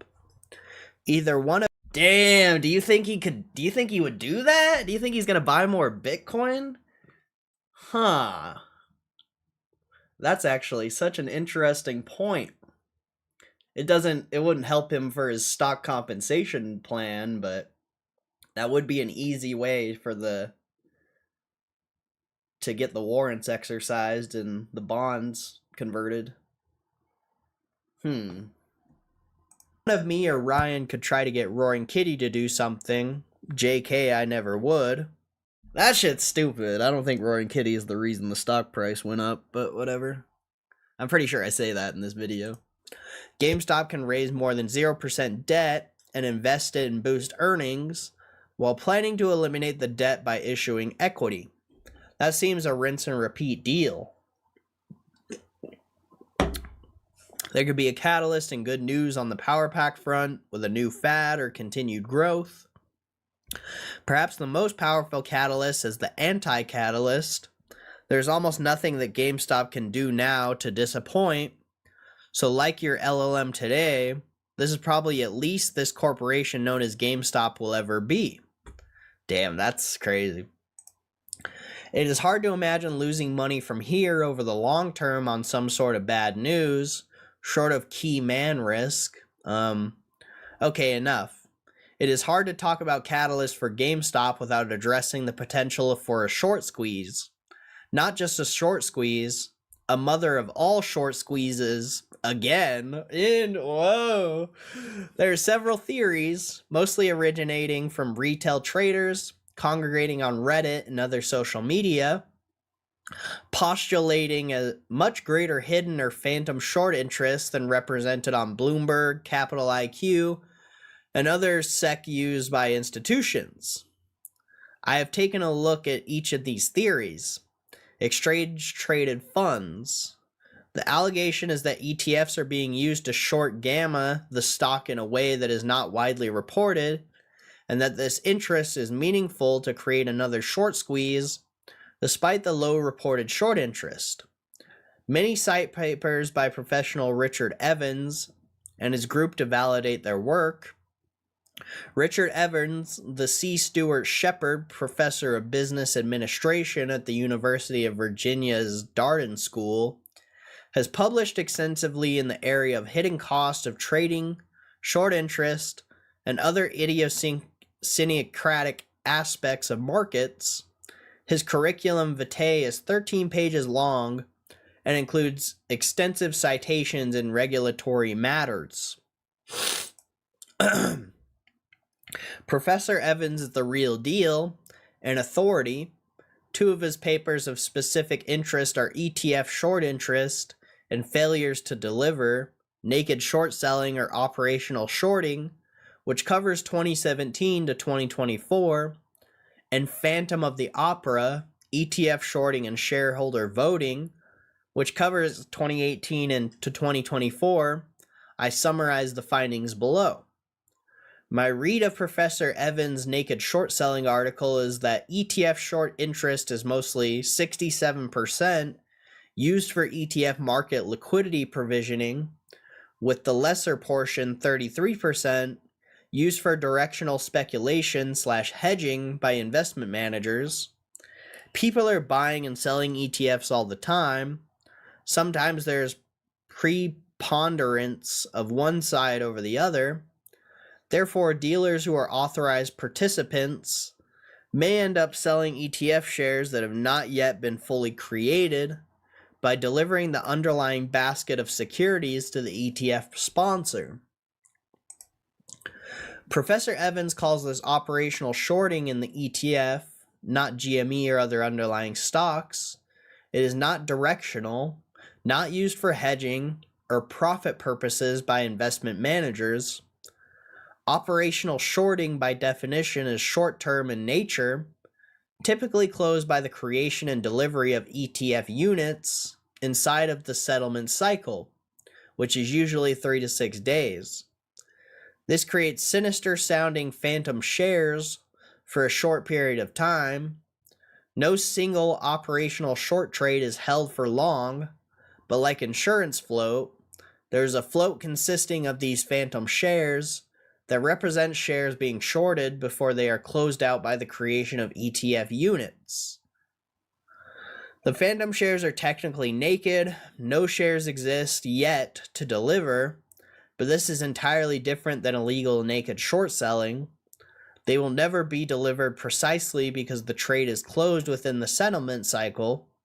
So although Professor Evans says that 79% of all failures to deliver are ETFs, he finds the operational shorting explains nearly all of those FTDs very innocently. His point is quite simple. Operational short selling is not illegal naked short selling and is not source of hidden short interest for any stock, inclusive of GameStop. Professor Evans also shows in this Phantom of the Opera article that ephemeral phantom ETF shares have no voting rights.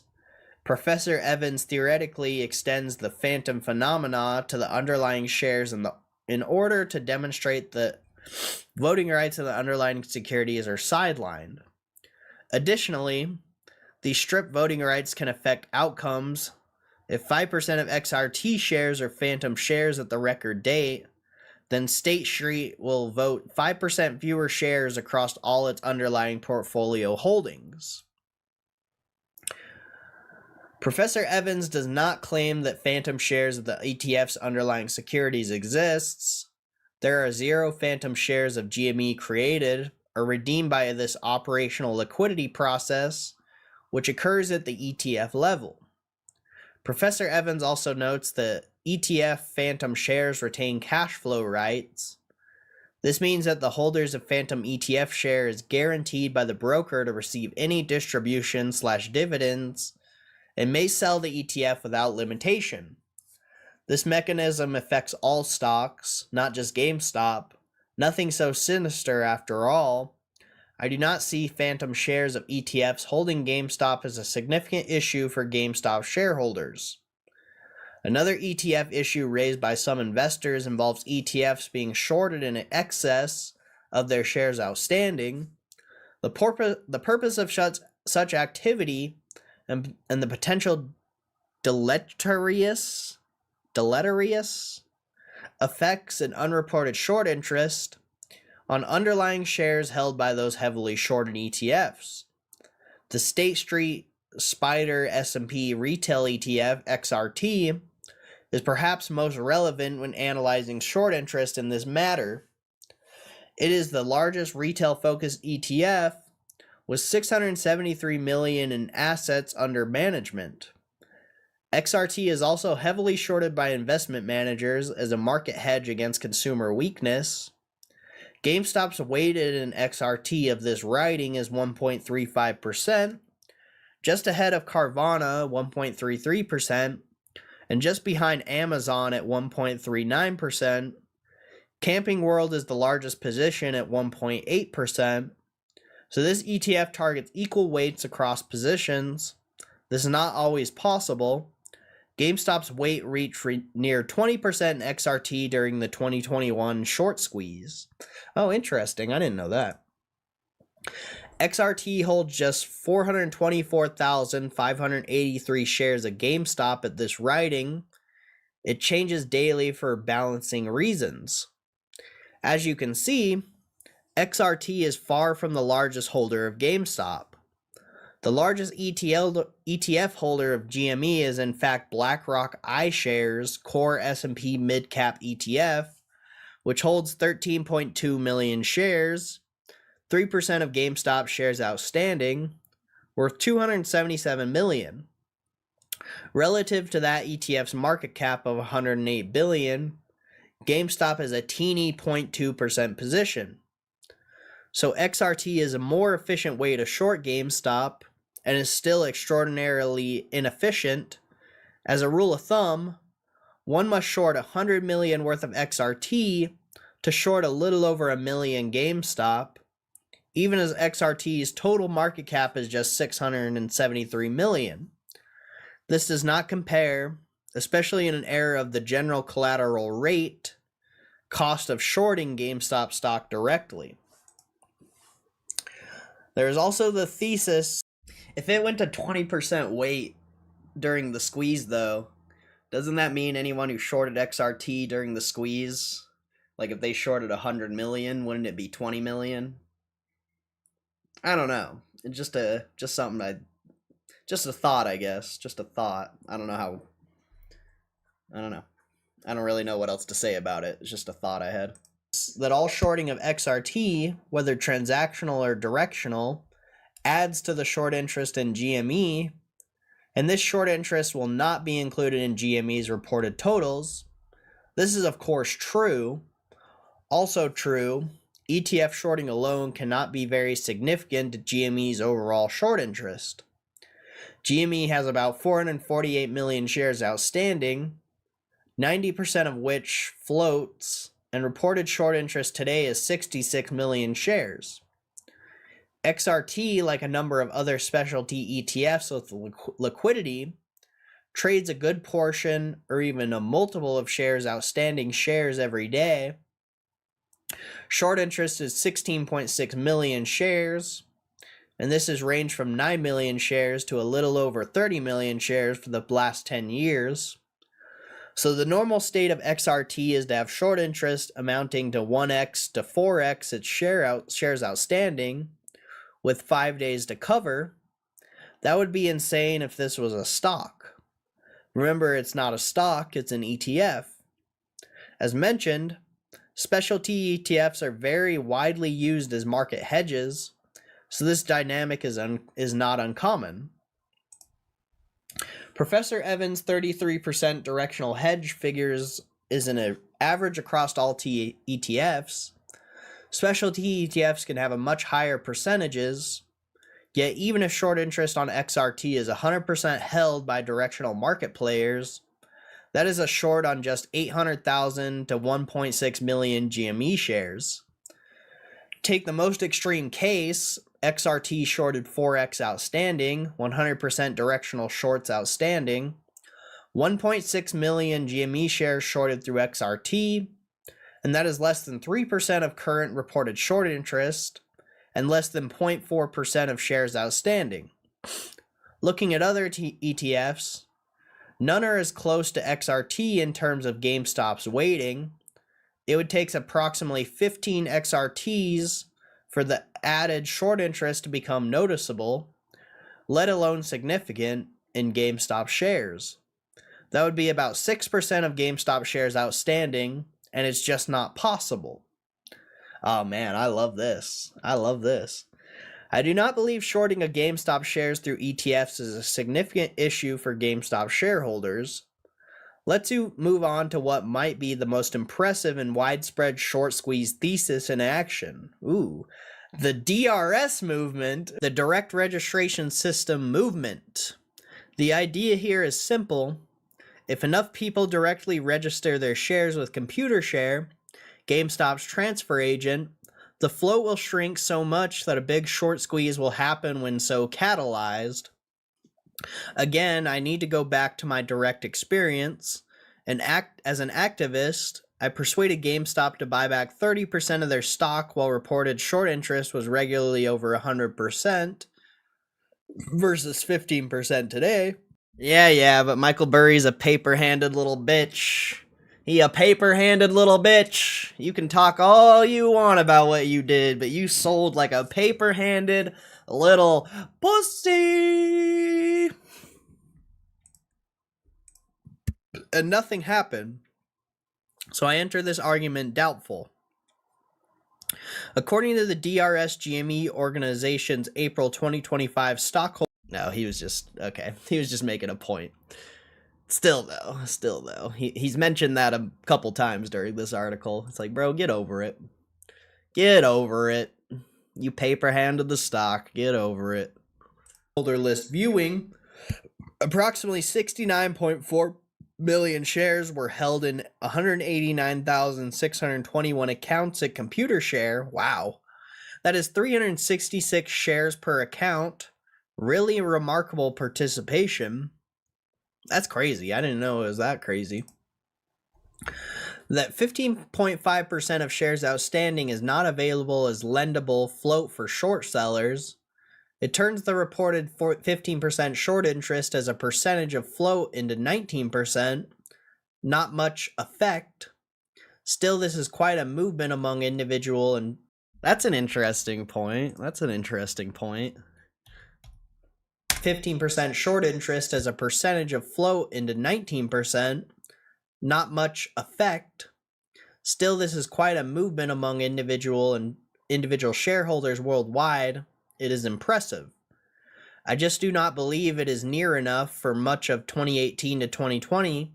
The short interest was reported was over 100% of outstanding shares, let alone float. The reason that a buyback of 30% of shares back then did not cause a short squeeze was because it happened slow enough for the system to adjust. And that is what is happening today with the DRS movement on a much smaller scale with regard to both the total short interest and the catalyst. The Swedish broker Avanza disclosed how many of its customers holding GME are directly registering their shares in their accounts. GameStop peaked at a little over 30,000 accounts during January 2021 squeeze. This month, that figure is 13,600, which is down almost 20% over the last January. This attribution in the GME DRS registry got a boost and reprieve with the 2024 fireworks upon the return of Roaring Kitty, but is trending again These international accounts seem most engaged but are not seeing gains. The DRS shareholders are believers in the stock, and that is a valuable part of any shareholder base.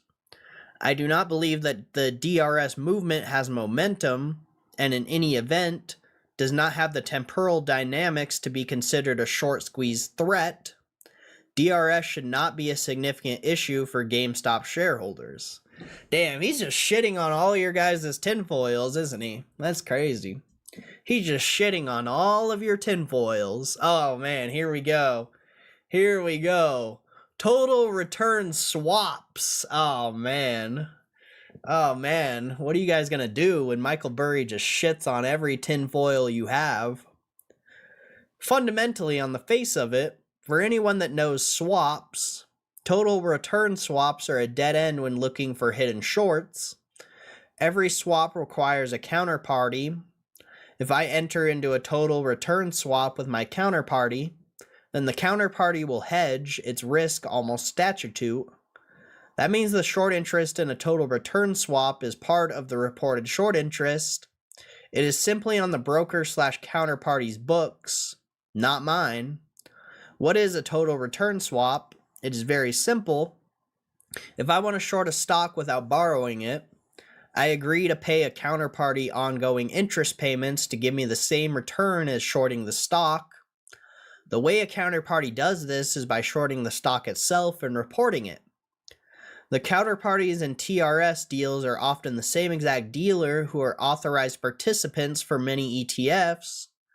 Not necessarily the same person, but the firms that we all know, Goldman, Morgan Stanley, JP Morgan, and most ominously Citadel, this gives rise to suspicion that APs use their market-making exceptions not only for ETFs, but for individual stocks to help smooth TRS transactions. If this could happen, it would result in TRS shorted shares being naked and not reported, but it cannot happen. The market-making exception by rule is only for ETFs in the context of operational shorting described by Professor Evans. To take the risk and run a float of naked short positions in individual stocks would be an abuse of the privilege that could severely damage the whole firm. In any event, if there are a lot of demand for total return swaps, even without short position disclosure by the counterparty as required, one should expect the borrow rate for the short position to rise. This happened in 2020 before the big short squeeze. Borrow rates were double digits up to 90%. Rules on risk exposure and margin in swaps have been changed dramatically since those days.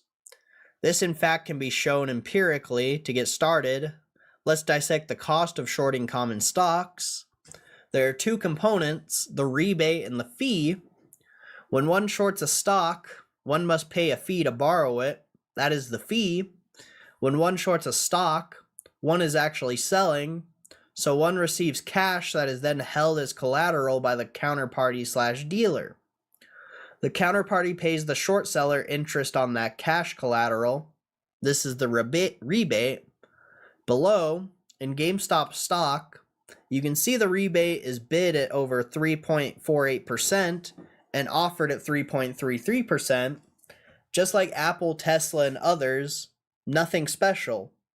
The chart on the bottom is the rebate over the last year and is inverted. A spike means less rebate. Oh man, he's just shitting on all of your guys' tinfoils. What a guy, what a guy. I actually love this article. Man, I mean, I'm sure there's going to be a bunch of weirdos out there still posting meaningless nonsense involved, that has to do with GameStop, but I like this article. I like this article. Shitting on all the tinfoil. It's a good article. Now, below GameStop, what's funny is besides that part, I don't think this article is that good. If I'm just being honest, I really don't think this article is that good. Besides, calling out the tinfoils. I appreciated that. But this article is whatever. Again, you can see the fee is bid at 0.15% and offered at 0.3%, just like Apple, Tesla, and the others again. The fee chart is not inverted, so a spike is a higher fee. Several points to be made about those charts. When I short GME, I both pay the fee of 0.3% and am paid the rebate of 3.33%. I therefore earn 3.03% net by holding my short of GME, all else equal. This is true of all other stocks listed in those images, Carvana, Tesla, Apple, etc. The fee of 0.3% across all these stocks implies low short seller pressure. The rebate moves with interest rates, all else equal. 2. Rebates fell sharply and fees rose sharply both mid-year and year-end. 1. Note the fees rose to 3% or higher during December. The rebate fell to 2% in July and 0% in December. In December, pay 3% held short of GME, all else equal. I put all this together in a chart to demonstrate the last 12 months from the perspective of a short seller of GameStop stock. Note the calendar-driven dislocation that reversed the normally positive carry of the short trade. Take a look at the late June, early July period. This is what a hard-to-borrow environment looks like, but it is driven by ETFs and authorized participants the world over preparing for, and then reacting to reconstitution of the Russell 1000 and 2000 indices. This is the expected annual process whereby many companies are removed and added to the indice upon which untold numbers of ETFs are based, and many funds mimic or closet index. Late June, the third Friday and just 1 week before the Russell reconstitution, is also quad witching, whereby stock options, index options, stock index futures, and single stock futures all expire simultaneously. It is a mess and a miracle that it all settles out just fine. It takes a month or two for markets to settle down every year. Oh man. Then there's the December nastiness. This is the expected year-end spike in borrowing costs that occurs as portfolio managers swap losers for winners for a pretty year-end portfolio, and maybe arrange to keep exposure to just jettisoned securities hidden from clients just through year-end. Tax loss recognition strategies come into play as well.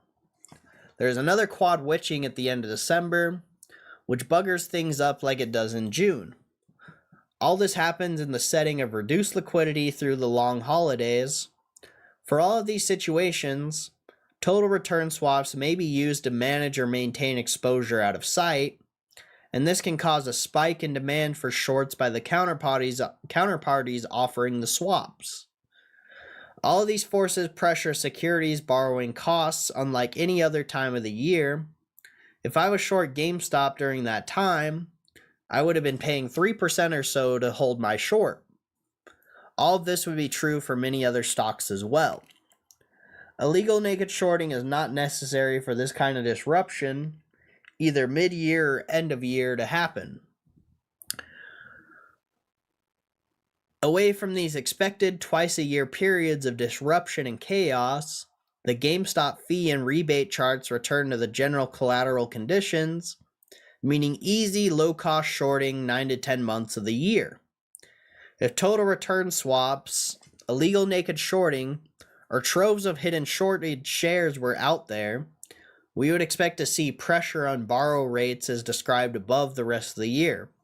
That is not the case. I do not believe total return swaps should be a significant issue for GameStop shareholders, and that about sums it up for short squeeze theories. Oh man, he just shit on your guys' hopes and dreams, bro. Oh man, he just shit on your guys' hopes and dreams. Man, no swaps, no ETF shorting. Man, what are you guys going to post about now? That's crazy. What are you guys going to post about now? Man, that sucks. Final thoughts. At this point, the value of GameStop is in a young 40-something Ryan Cohen, and the optionality of many billions in his hands. I think most can see this. The value is not in another big short squeeze or MOAS, which is not likely to happen. At least the most commonly cited theories oriented to such an outcome do not amount to much for me. GameStop has done something curious. It has grown its net asset value per share tremendously even as the business shrinks. Most everyone on the planet knows that GameStop has been shrinking its store count dramatically. The operating business is in practical liquidation. The other thing that is most obvious is GameStop keeps issuing millions and millions of shares, yet tangible book value and tangible book value per share are going up. It seems curious, however, when a company issues shares well above intrinsic value per share goes up, it is expected simple math. We can use tangible book value as a proxy for net asset value. GameStop raised $3.5 billion by selling stock into the May-June 2024 Roaring Kitty share spike. That stock was sold at 5 to 8 times tangible book value per share, which then more than doubled. So in the end, GameStop has a higher net asset value per share and 4x as much cash. Issuing so many shares way above tangible book value also increases the value of old businesses and therefore helps preserve a larger portion of the aforementioned $1.2 billion net operating losses asset/tax shelter. Ryan's plan appears to be to raise more cash with another stock rally into the 30s. This is the idea behind the warrants and the 2 big debt offerings. He has to be careful not to issue so many shares, though, that there is a 50% ownership change within a rolling 3-year period, which should significantly limit use of those NOLs. There is a good chance the debt offering and warrant issuance is part of a plan to space out the 50% ownership change in order to avoid losing the NOLs. $750 million of the NOLs are unrestricted and can be applied to U.S. taxes, not an asset to lose. That NOL shelter also makes any business GameStop buys cheaper for it than almost any other buyer. The tax-free post-deal cash flow will be larger and can be supported a higher price for a bid. During 2025, tangible book value per share grew again on the power of the interest on the cash that was raised by those debt issues. Since the debt is a positive carry situation, the debt adds to tangible book value per share through earnings. When Warren Buffett ended his hedge fund in 1969 and turned his focus on Berkshire Hathaway as a holding company, he began what was then a somewhat unique way of measuring the performance of his corporation from the Berkshire Hathaway 1977 shareholder letter. I don't really want to read that. Whatever, we'll read it. It says, most companies define record earnings as a new high in earnings per share. Since businesses customarily add from year to year to their equity base, we find nothing particularly noteworthy in a management performance combining, say, a 10% increase in equity capital and a 5% increase in earnings per share. After all, even a totally dormant savings account will produce steadily rising interest earnings each year because of compounding. Except for special cases, for example, companies with unusual debt-equity ratios, or those with important assets carried at an unrealistic balance sheet values, we believe a more appropriate measure of managerial economic performance to be a return on equity capital. In 1977, our operating earnings on beginning equity capital amounted to 19%, slightly better than last year, and above both our own long-term average and that of American industry in aggregate. But while our operating earnings per share were up 37% from the year before, our beginning capital was up 24%, making the gain in earnings per share considerably less impressive than it might appear at first glance. So Ryan is making lemonade out of lemons. He has a crappy business, and he is milking it best he can while taking advantage of the meme stock phenomena to raise cash and wait for an opportunity to make a big buy of a real growing cash cow business. He also has an incentive to keep the old business around, bringing in $1 billion or $2 billion of revenue because that old business is necessary to access these NOLs in the event of a 50% ownership change does occur. Therefore, Ryan likely cannot shut down the old business entirely or shrink it too much. I don't think he wants to. I think the old business is extremely valuable. What's more, if GameStop buys another business, he has to make sure the old business is still alive and kicking for at least 2 years after the acquisition in order to keep the benefits of these NOLs. There are little rules that Buffett was very careful about in the 1970s. If I am Ryan now, I want this stock to rally into the 30s. I want to raise cash through those warrants, and I want to get rid of the debt by issuing equity. The stock in the 30s would move that along. If it goes higher still, issue more stock, but not too much as to squander the NOLs. After that, GameStop would have no debt, $1.9 billion from the warrants on top of the $8.8 billion it already has, 590 million shares outstanding, with a smaller operating business throwing off something and validating the whole thing for a while longer. Tangible book value could reach nearly $20 a share. That'd be crazy, bro. That would be crazy. And if GameStop is at tangible book in the near to intermediate future, at current prices, I would be buying my capital allocation expertise as well as any new businesses developed or acquired for free. Maybe the stock could fall back to the low 20s due to NU, whatever that is, or better, to the low 10s on a big market crash. I could deploy my personal billions to buy back more GameStop stock and increase my ownership stake, all the while protecting those NOLs. The same events may make it easier to deploy my $11, $12, $13 billion cash to buy something great, an insurance company with the right characteristics, an investable float like Geico, or any of the already numerous businesses in this valuation range that are already cheap and will surely get cheaper. Notably, this very month, GameStop's board approved a new compensation package for Ryan. He can potentially vest 171.5 million stock options at 2066 strike versus his current 37 million shares.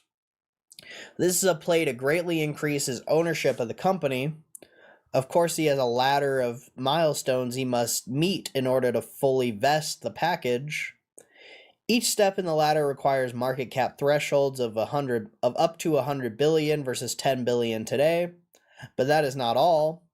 Each step also requires cumulative EBITDA targets that top out at 10 billion versus a little over 200 million today.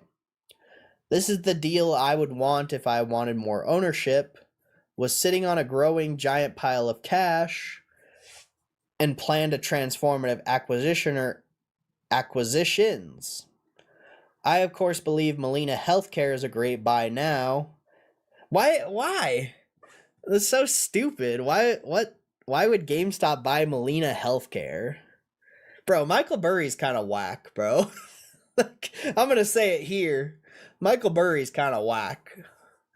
Hate that opinion or love it, but Michael Burry's whack, bro.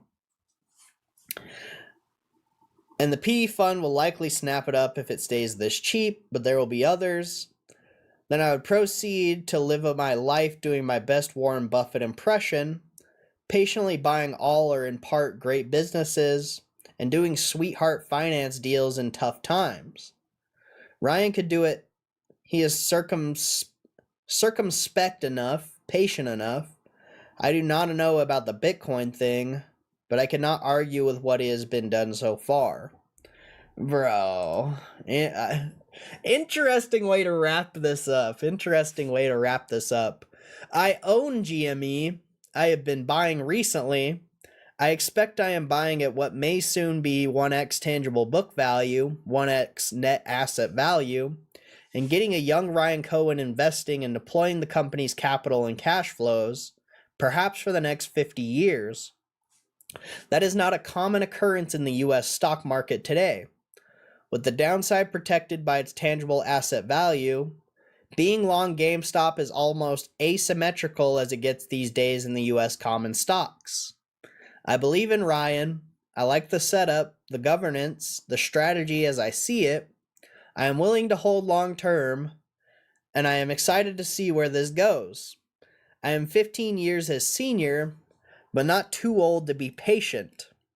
I am not counting on a short squeeze to realize long-term value. Now, did I need 8,000 words to say that? Maybe not. But if I did not do all that work, I would have no anchor when markets get tough or news develops quickly. If I did not show the work, the process, the reader would perhaps miss out on the anchor as well. As it is, the knowledge in this document could be that anchor in rougher waters. Developments can be set against the thesis here. Is the thesis violated? Is it simply deserving a change? Should it be abandoned? Doing so with the knowledge that one has done the work is much different than doing it with few headlines or a gut feeling common sense conclusion. This is true even if the worked out research conclusion and the gut feeling headlines conclusion are one of the same. Until next time. Oh man, that was great. That was great. I love that. Exposing It was all right. It was all right. John Wick movie review. I don't have Instagram, so it's not on Twitter. I can't even look at it.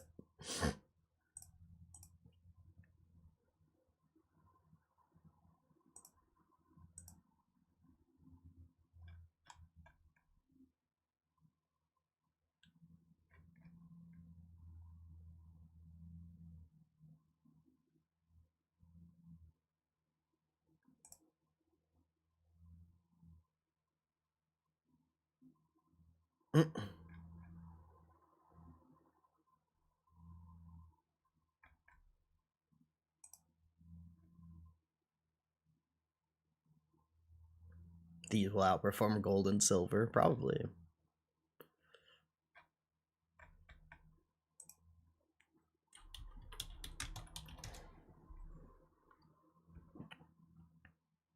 John Wick.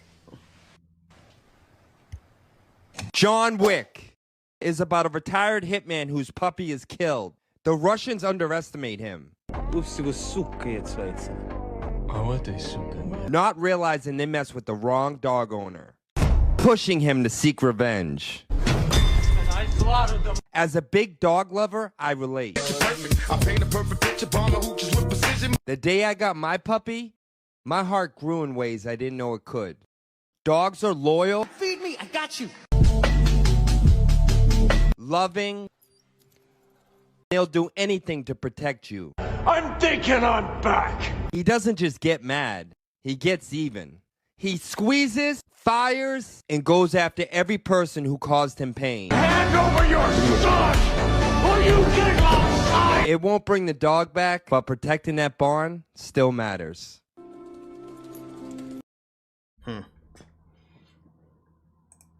Exciting. Alright. STX now. STX Seagate technology. It's actually up pretty massive today already. So I do expect this earnings to be a decent as far as the stream goes. It's up quite a bit. It's up almost, I think it's up almost like 4x past few months. Only like 2.5x, but still. For 81 billion market cap, that's massive. And oh wait, it was at $60 back in April. Never mind, this thing's up like 5x. Holy shit. Okay. Yeah, that's up a lot. So we'll see.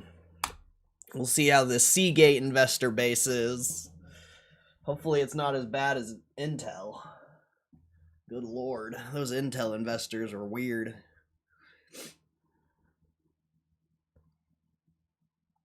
Some weirdos out there.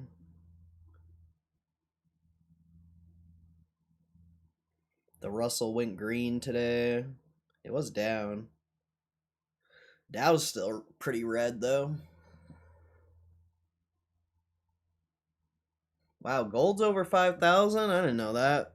That's crazy. That's up a lot. Over 5,000. You got Fed interest rate decision tomorrow.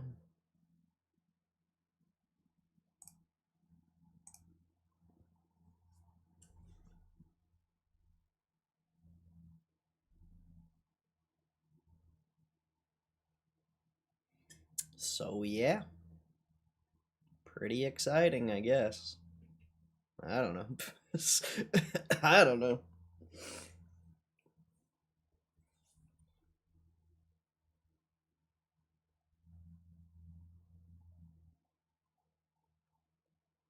Yeah, I mean, even after reviewing that Burry again, I didn't find any value in Burry's article. I really didn't.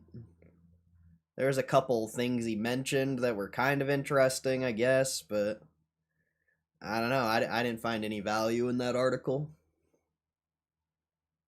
What's up, Hugh G? How you doing, bro? Hope you're doing good.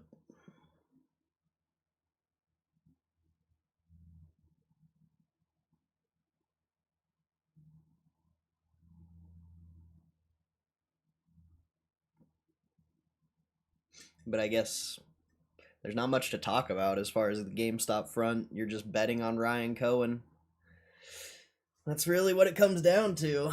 You're just betting on Ryan Cohen to be smart with the capital. And so far he's done a good job. Sick as a dog? Damn, that sucks, bro. Hopefully you get feeling better. That sucks.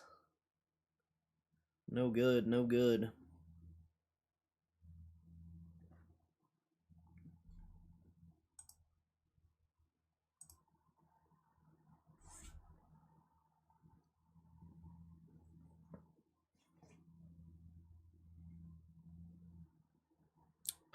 Still got 15 minutes till the market closes.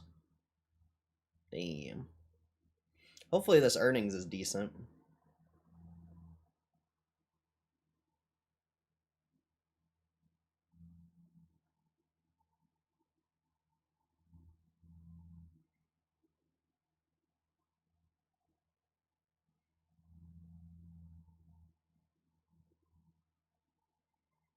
See, like, what kind of question is that? Did anyone bot calls for it? What is it? Like, what kind of question is that, bro? Ugh. That's not even a question. Like, what are you even talking about? That's crazy.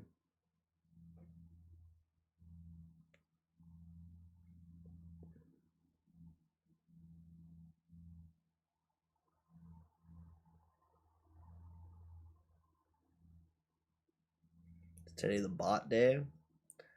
No, it's just other investors in different stocks. Same shit we deal with every earnings stream. It's nothing new. These are real people. They're not bots. Can promise you that.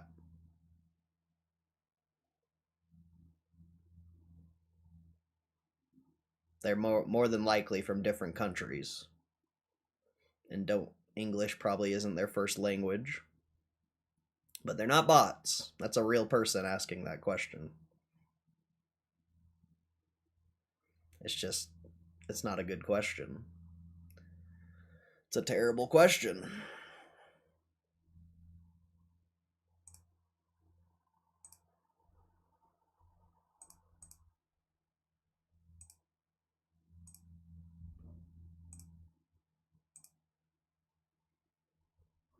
Dude, they're still doing construction out front. It's so annoying. It's so annoying. I'm sick of them shaking my house, bro. It's kind of sketch.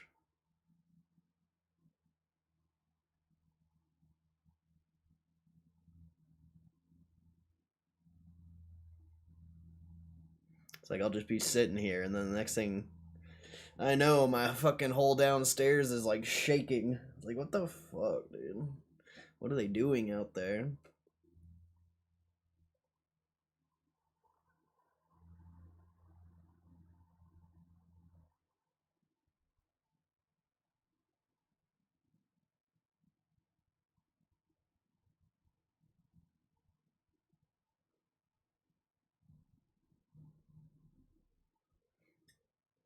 What about Cineverse?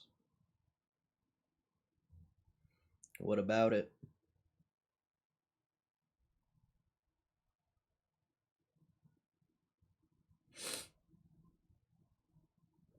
What about it?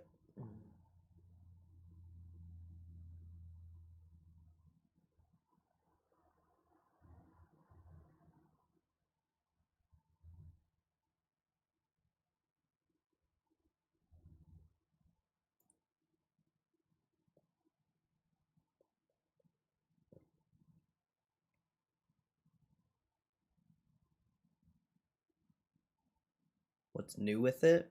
Oh, I haven't researched it since that day. It's too small of a company to invest in.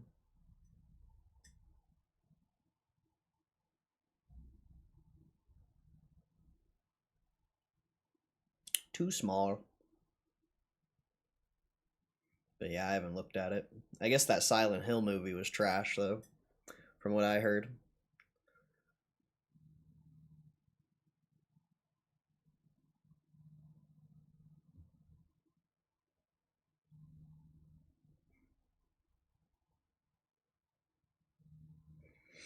You know, I just threw the idea out there. I'm not gonna sit and follow that stock or that company. Like, I don't care about Cineverse. It was an interesting idea at the time. We talked about it. You know, whether anything happens from it or not, probably not. But that's pretty much where I leave it. I'm not gonna buy it. I'm not gonna do anything with it. So, for me, there's no point in tracking it still. It's time to move on to something else. Until, you know, if something's gonna happen. We talked about it. But yeah, I don't have any plans of tracking that stock.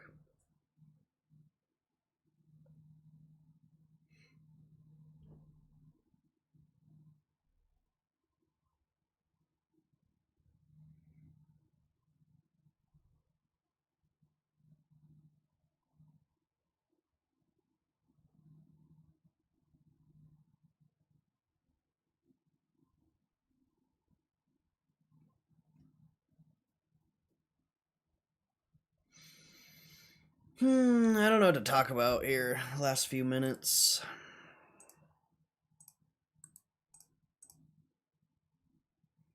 GameStop still holding 24. That's chill. Wonder if you're gonna get any news or like another insider buy or anything after hours. Be curious to see. DoorDash and Uber Eats drivers in New York City guaranteed $21.44 an hour. Wow.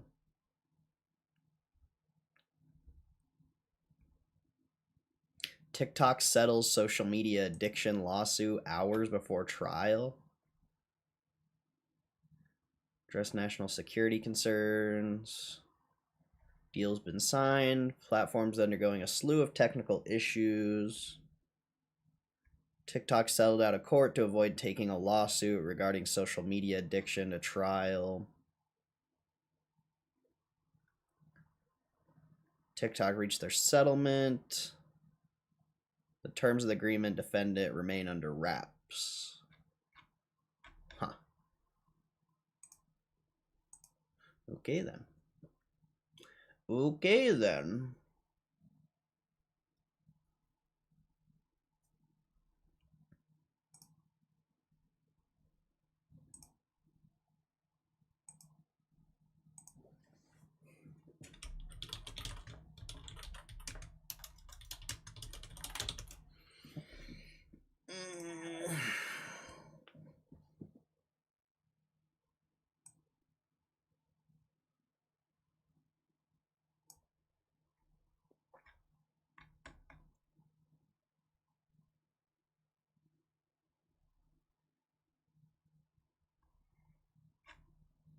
I might go get tacos during the earnings call. I don't know. Actually, I do have avocados I gotta use. Maybe I'll make something.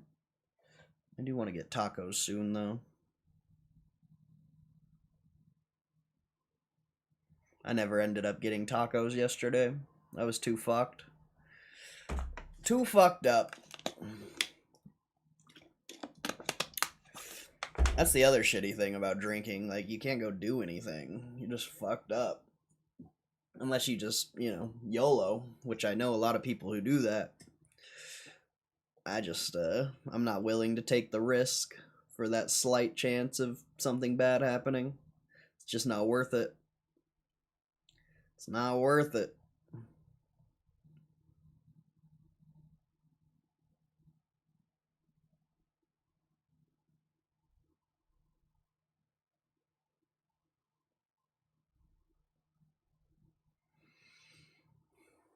Expensive, impossible, deadly mistake. Yeah, bro, for real. It's whack. It's not even, it's like, it's just not worth it, bro. Even though it's so unlikely that you'd get caught or anything. Unless you're really fucked, you'd probably get in a crash or something, but it's totally not worth it. There's no realm where it's worth it. No excuses for drinking and driving this day and age except for being a piece of shit.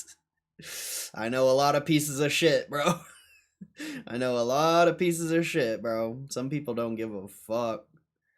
A lot of them are alcoholics, But, yeah. To an alcoholic, that's just living life normally. They don't even see the issue. Nor do they care, it seems like. Driving drunk is super healthy. I mean, it's fun. I'll never say it's not fun. It is fun, but it's extremely stupid.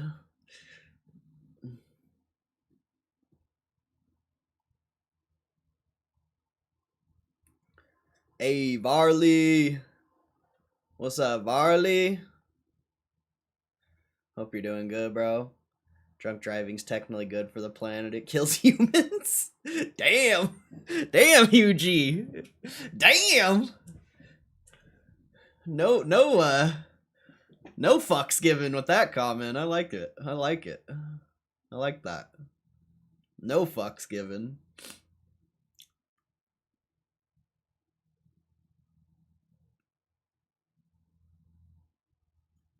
It's all good, Varley. You didn't miss much. We pretty much just watched the video I posted. And it didn't really change my opinion. I still think that article wasn't that great. It was okay. But yeah, we didn't do much today. Pretty lazy stream today. But it's mostly because I feel like trash. My stomach hurts.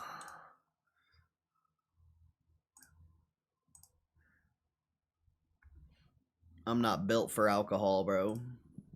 I'm not built for it. I don't think any of us are, but me especially. I'm a little lightweight. A lightweight.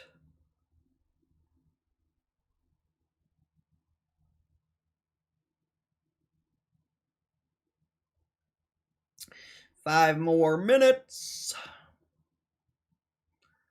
5 more minutes. Let's see, is there anything? I imagine there's nothing on Reddit to talk about, because there usually never is.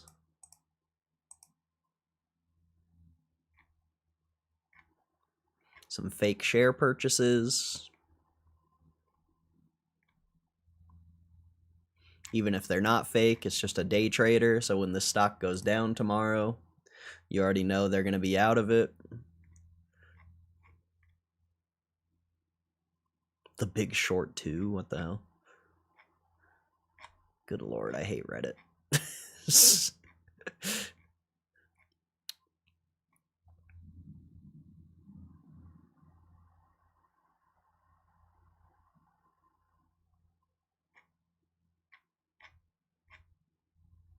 Nothing there.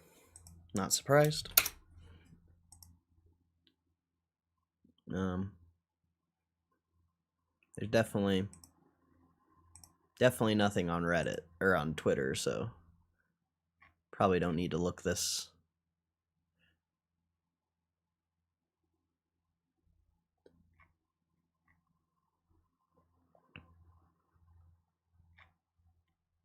I think it's funny. Domo Capital is all posting about GameStop now. It's pretty interesting. All these people are going to be butthurt when Ryan dilutes on their ass.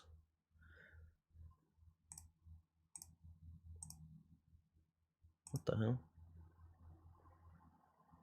You aren't tinfoil, but what do you think about the post from Kevin? No. There was one post from Kevin where the barking dog was in the driver's seat of the Fast and Furious car, but other than that, yeah, that's about the only time I've thought anything interesting from that.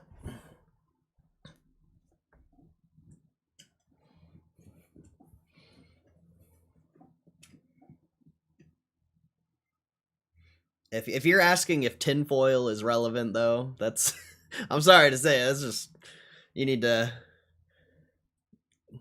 It's definitely not anything. Just it could be, but it's not. It's just some nonsense. Who knows if that's even Roaring Kitty's actual brother? It could just be some random person who's getting fucking getting upvoted for the grift. Like,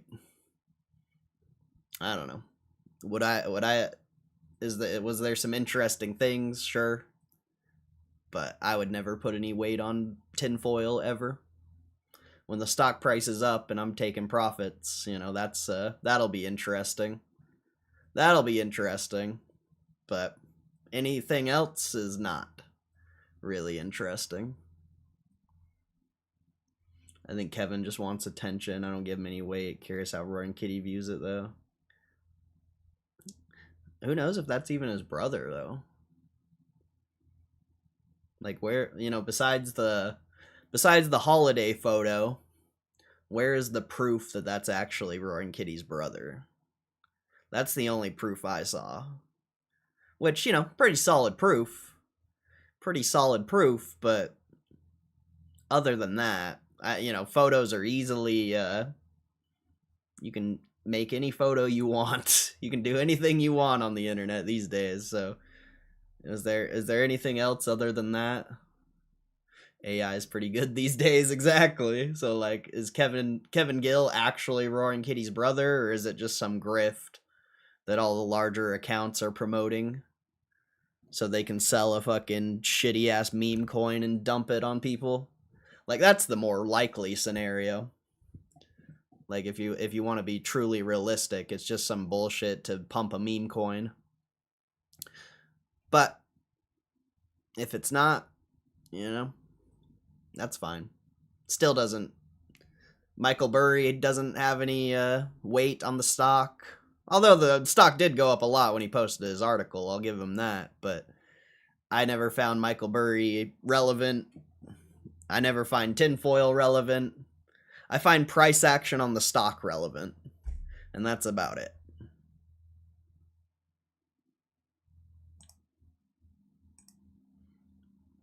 You know, the tinfoil with the price action can be, that's the whole reason we even started looking at Kevin Gill, was because of the price action in correlation with the tinfoil. But other than that,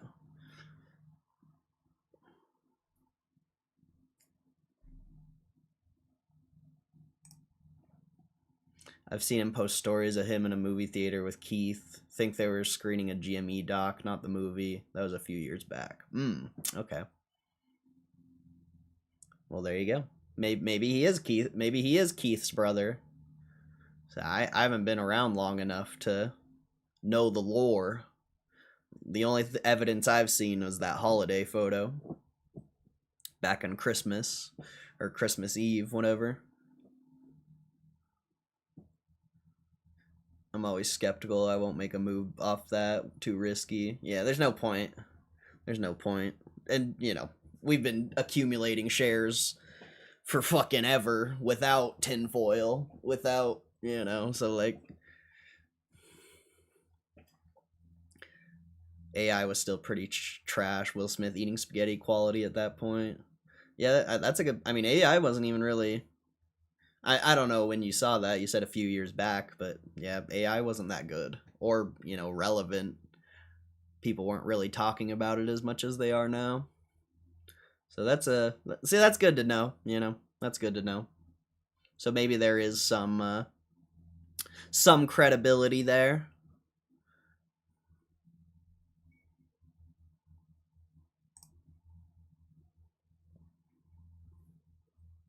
But either way, until the stock starts ripping and there's a meme movie on Barking Puppy, I'm not putting any weight on it. And even then, I don't know how much weight I'll put on it, because I'll be busy, bro. I'll be too busy to care about fucking tinfoil when I'm making so much money. Like, tinfoil won't even be in my mind. I'm just gonna be like, fuck.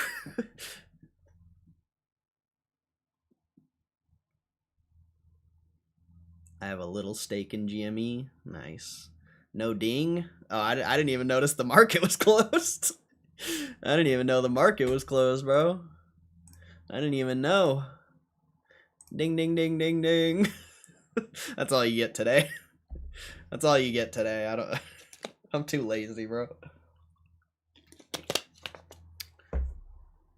There's been many guys that just latch onto the GME retail base. They know they have an instant audience if they slap a few cryptic messages in there. Bill Pulte was the worst. Effing grifters. Yeah, that's a good point. And when you have the resources to boost your social media accounts and make it look like you get more comments and likes and views than you actually do, it's pretty easy to trick people. Very easy to trick people.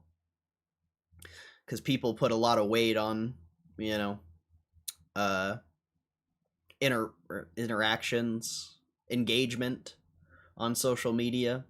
People are going to be way more likely to follow someone who's getting, a lot of views, a lot of comments and stuff like that versus someone who's getting like none. So there's also that aspect of it. It's very easy to convince your average person of anything, really. When I was on Twitter heavy, all those guys were doing like fake giveaways and shit. It was whack. Pretty whack. I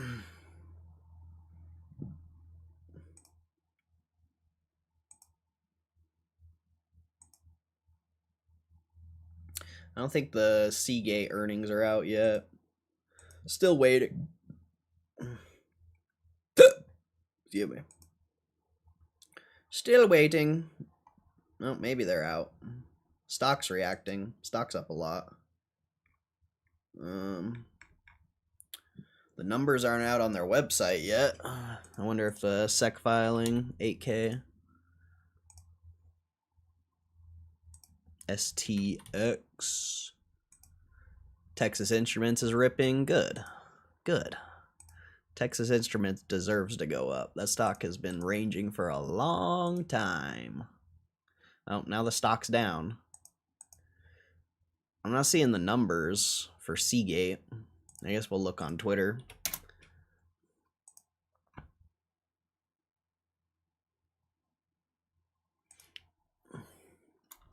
STX.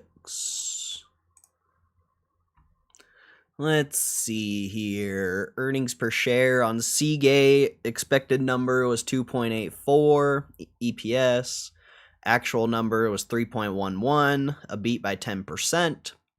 Revenue 2.76 billion expected. Actual numbers 2.825 billion, beat by 2%. EPS up 53% year over year. Revenue up 22% year over year. EPS up 19% quarter over quarter. And revenue up 7% quarter over quarter. So it looks like Seagate had some decent earnings. I'm not seeing their report though. Where's their report? Usually they have a report. I don't think that's it.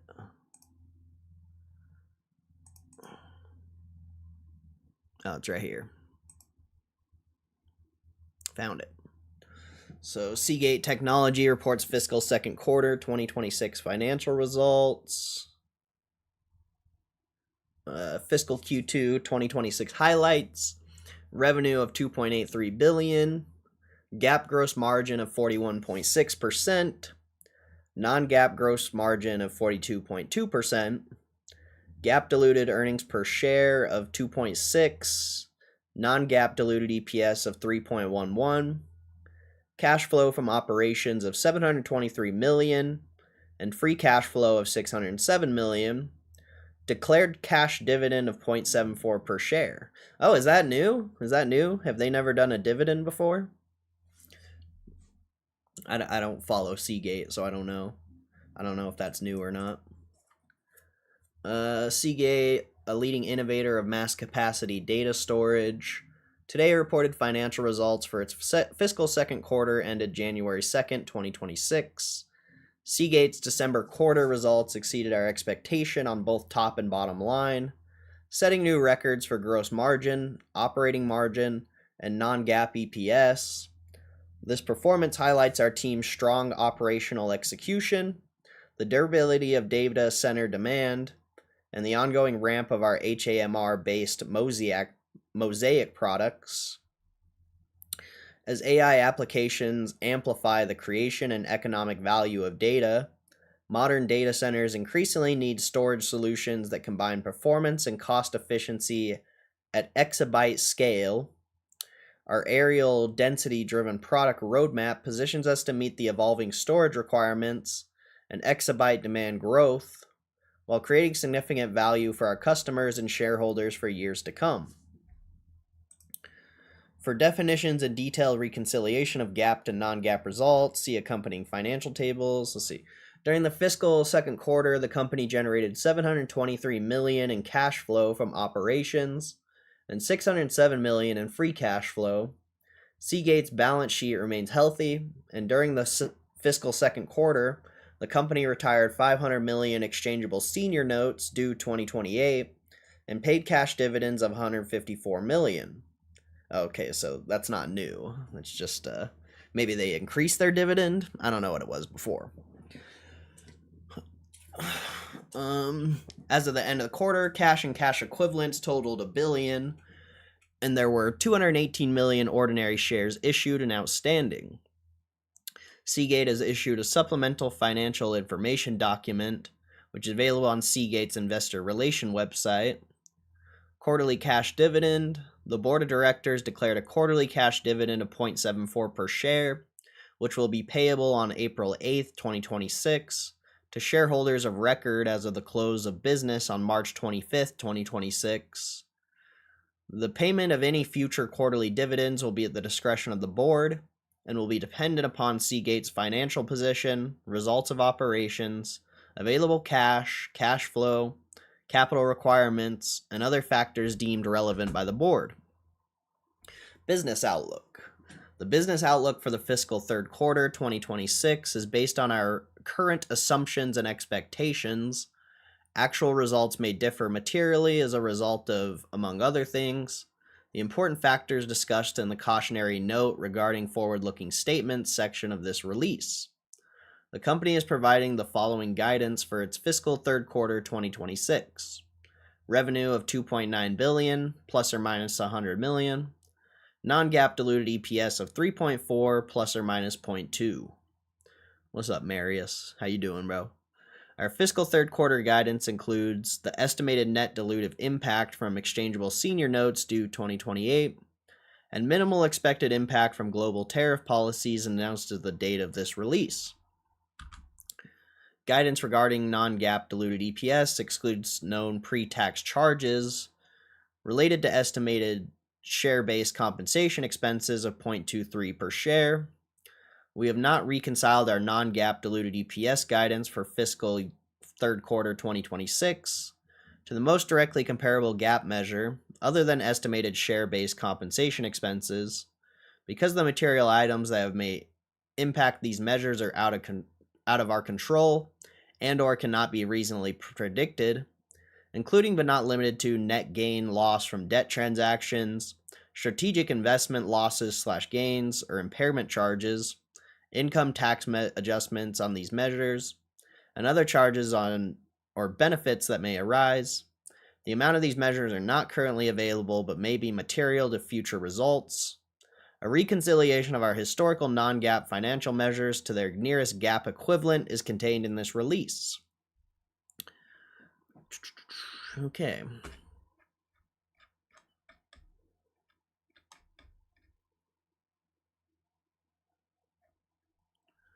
Let's see, for 6 months.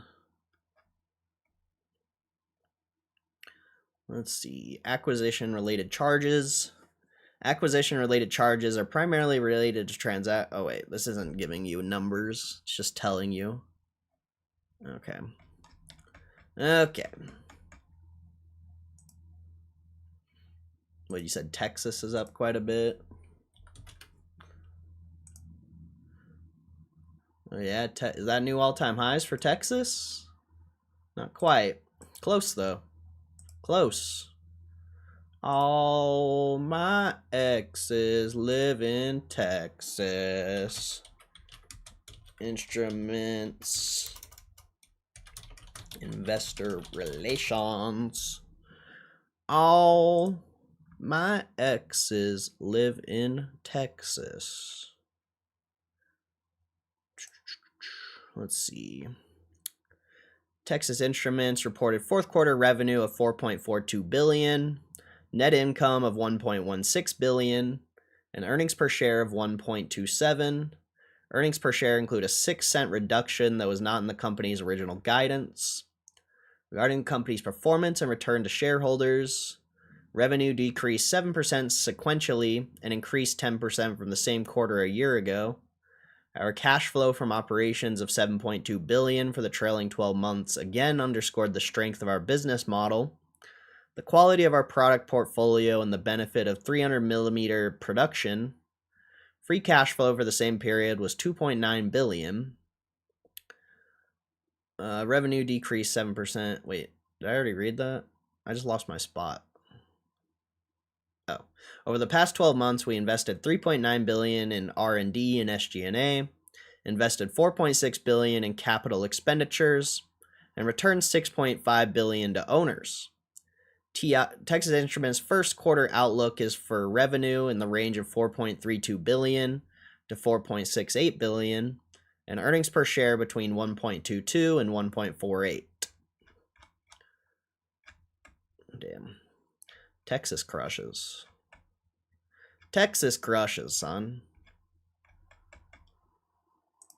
Texas crushes, bro.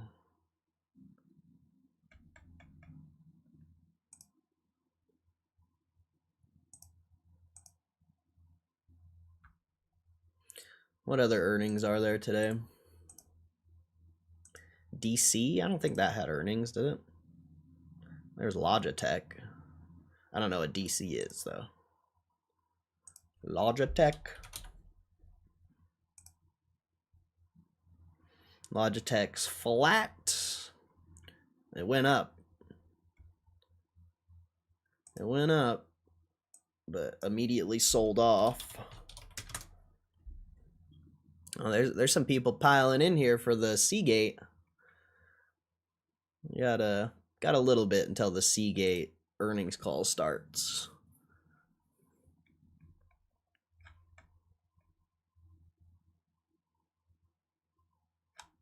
Logitech's website is weird. They got a weird website. Let's see, Logitech announces Q3 fiscal year 2026 results. Sales were $1.42 billion, up 6%.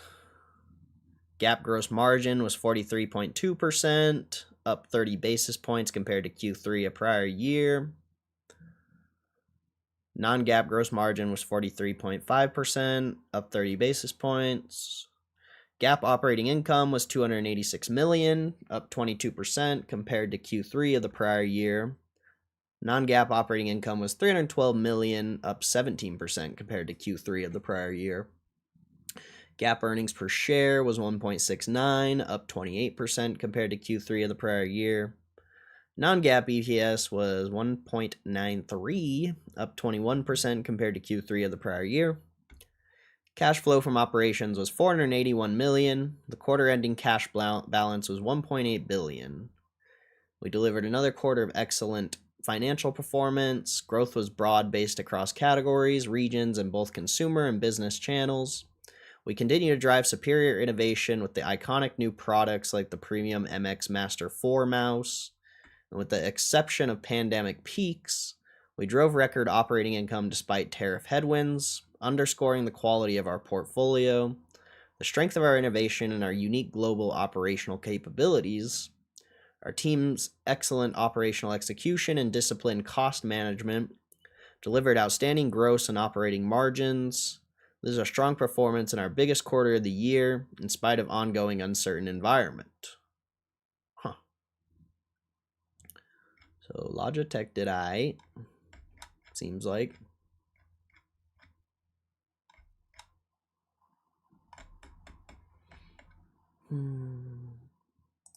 I know everyone's here for STX, but we're still waiting. Still waiting on the earnings call.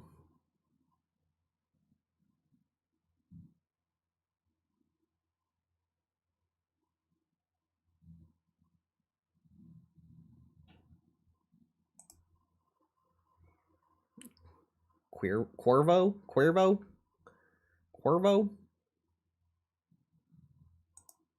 You say that's down? I don't know what that is. It's down 6%. Oh, it's a semiconductor thing. Yeah, that's been down. It's probably a trash business. I don't really want to look into it.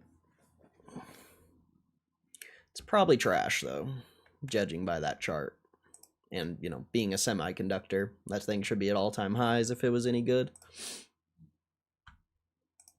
I just don't want to research it.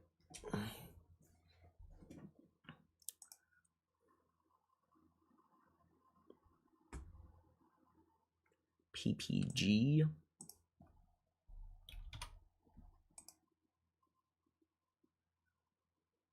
Can you show us your portfolio? I put all of my money in GameStop. Every dollar I make, it goes into GameStop. That's my portfolio. I don't need to show you it. That's the reality. Every dollar goes to GameStop. It's not that difficult. It's not that difficult.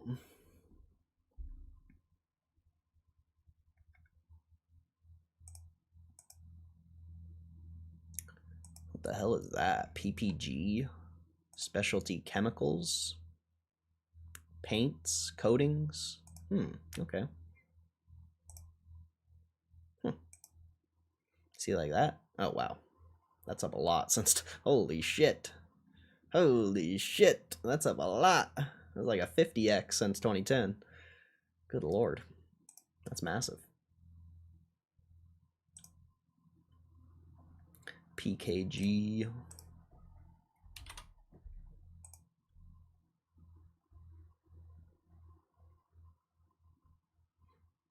I don't have a price target, bro. It's a forever hold. I'm not selling. I will continue to buy more.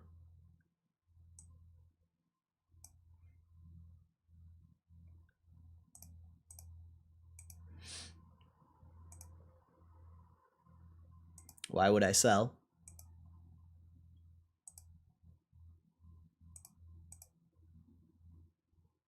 Why would you sell a good business that's going to grow forever? Doesn't really make sense. If you're gambling on some trash business or just like trading, you know, I get why you would sell, but if you're investing in a business that's potentially undervalued and going to grow forever, why would you sell? Doesn't really make sense.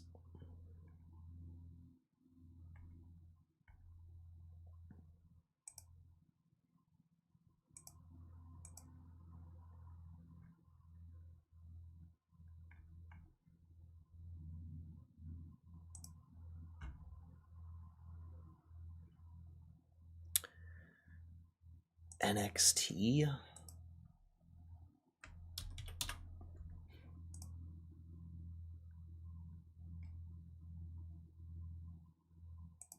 Oh wow, that's up quite a bit. Damn, 10%. Damn, bro. That thing's crushing. Absolutely crushing.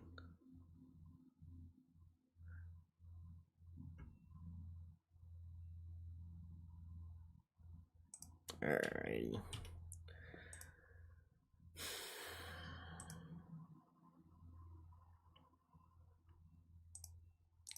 F5. What's that?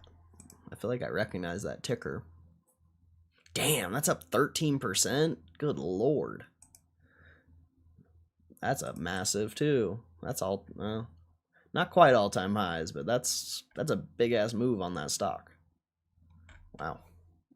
Wow. That's crazy. That's crazy.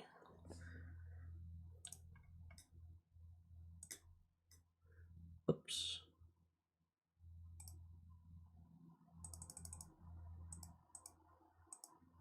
Where's my Seagate? There it is. Good old Seagate.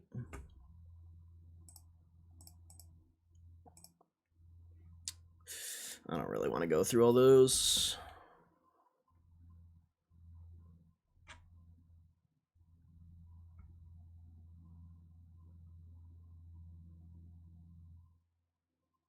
DC's a meme? Dollar coin? No. DC's actually a ticker on the market. Dakota Gold. Thought about selling once, then I realized I was having a nightmare and woke up abruptly. I mean, I've sold some shares on the little rally, but to sell the overall investment seems pretty pointless.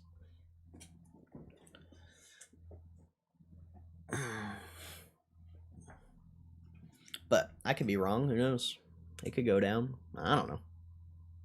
But I don't want to sell. Hey, Bitcoin's up.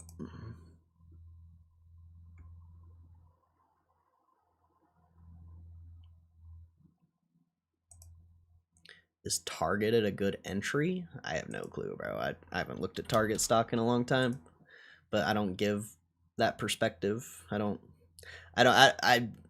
care what you do with your money. I don't look at these stocks. I'm not gonna tell you it's a good entry and then the stock's gonna go down and you're gonna be like, man, that guy fucking sucks. Like, I'm not gonna do that. So you're asking the wrong person. I don't care what trades. Yeah, it's not interesting. You should have been talking about Target like a month or two ago. But yeah, that's all on you. You're asking the wrong person, bro. I'm a day trader. I don't care about this stuff. I'm not a swing trader. I take if I was gonna trade at all, I'd be day trading. I'd be taking buys and sells on the day and closing out the position before the day even ends. Like, for a swing trade, I'm the wrong person to ask for a swing trade. Like, I don't swing trading is just gambling, realistically. Basically every form of trading is gambling. But yeah, you're asking the wrong person to give you gambling advice. Unless it's, sports betting. I'm pretty good at that. But the bet I thought was good lost last fight, so you're asking the wrong person for gambling opinions.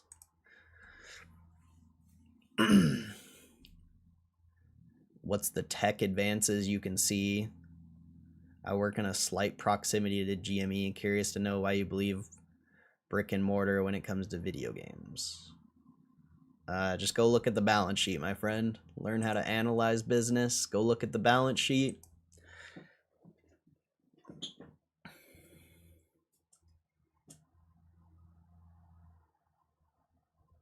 Black or red on roulette. One man's buy is another man's short. One man's support is another man's resistance. So to ask opinions about like trading or like, it's, you're just gambling. Like, you're just gambling. So go, like, you don't go and ask the fucking casino host what slot machine you should play and whether it's gonna hit or not. You know, you don't ask the blackjack dealer whether the next hand's gonna be a blackjack or not. It's like getting someone's opinion about trading is fucking honestly ridiculous from my perspective. It's all about risk to reward, bro.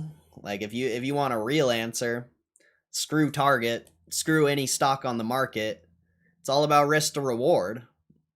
How much are you risking versus how much are you going to make? And are you going to be okay with what you're risking? That's what it's all about. You know, whether Target's a good buy, Walmart, any stock, that's an opinion. Is the risk to reward worth your time? And is it a high odds that it'll hit? Well, not high odds because every trade's basically 50-50, but you know, could you take a trade that's maybe 55-45? Could you take a trade maybe the odds are less in your favor, but you're going to make a lot on the trade? Like there's a lot of things you could talk about with trading, but yeah.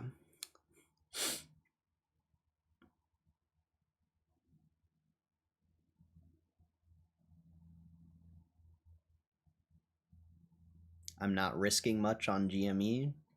Sure. Sure. That's what you took out of that. I wasn't even talking about GameStop. I don't know why, chat. That is a terrible time for the stream to get clapped, bro. That is a terrible time for the stream to get clapped. Are we back? Chat. Chat. Chat, are we back? Chat. Okay. Good. Good. That was weird. That was not a good time for the stream to be lagging out. Not a good time for the stream to be lagging out. That was weird.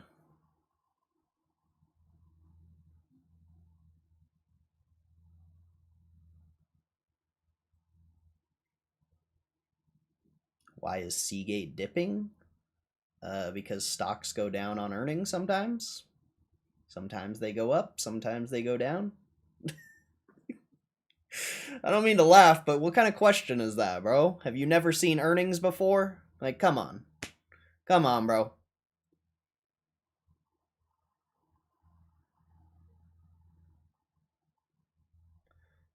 I am from Uzbekistan. What is Barking Corey? That's the name of this YouTube channel.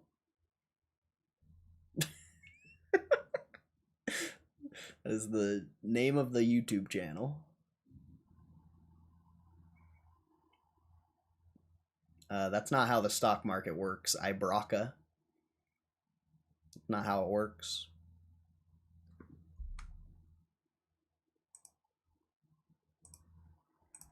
Not how stocks work. I don't know who told you that, where you got that opinion, but it's not how it works. Flip a coin. Go find a coin, flip it. There's earnings for you. Doesn't matter if they beat. Doesn't matter if the earnings is terrible. Josh Mears, you have no clue what you're talking about, bro. Don't tell me to gamble careful. I have fucking over 10,000 shares in GameStop, bro. Like, you really care that much? Like, I don't give a shit, bro. You don't know what you're talking about. You just said you were new. Don't sit and act like you know what you're talking about. You literally have no fucking clue what you're talking about. That's crazy, bro. You can't come in here and say you're new and then tell me like, bro, what the fuck, bro? What the fuck? That's actually insane. Yeah, I'm gonna take the advice of a fucking rookie. Alright. Yeah, that's what I'm gonna do. Some guy who comes into my chat saying he's new and then tries to give me advice about investing. Yeah, I'm gonna listen to you, guy. That's crazy. That's actually fucking insane, bro. That's actually fucking insane, bro. Wow. The stock market is either up or down depending on how much the house wants your money. There's stocks that are up. There's stocks that are down.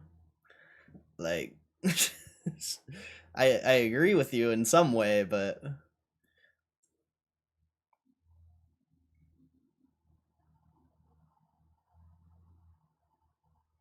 I put 100K on Seagate at 365. Pray for you? No, I'm not gonna pray for you, bro. You're just gambling.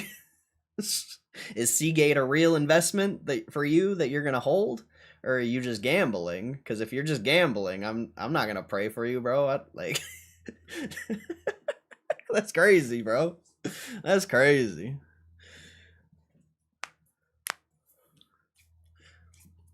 New to your chat, not new to the game. Oh, all right. I literally told you how many shares I had, and what price doesn't matter, bro. It seems like you're new to the game. Definitely seems like it. You're coming in here asking about my portfolio, trying to, like... It seems like you're new. If you weren't new to the game, you wouldn't be asking such ridiculous questions. Praying doesn't help? No, it does not. No, it does not. Praying does not help.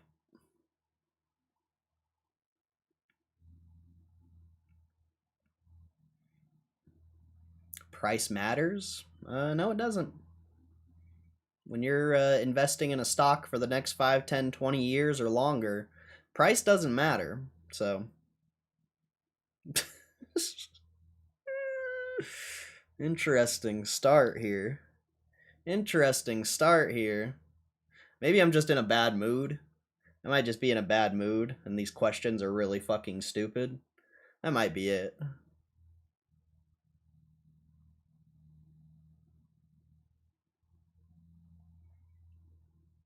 When you come on here, bro, alright.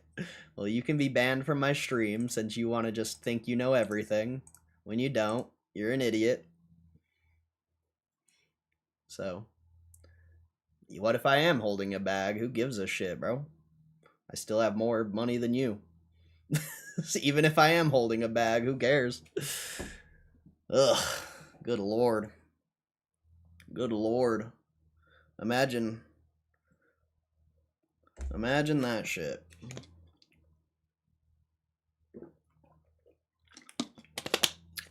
Yep, I'm holding a bag. I'm holding a bag. It's a heavy one, too. It's a heavy one.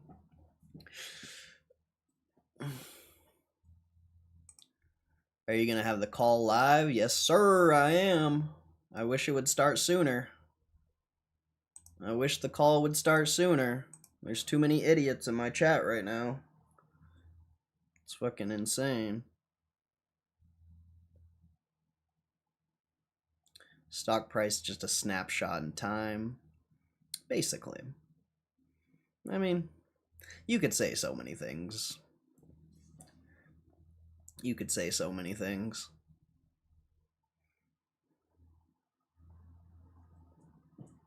Stock chart can tell you a lot about how the business is doing in a lot of ways. In some ways, it doesn't tell you anything. You could say a lot of things. In the end, you're just gambling.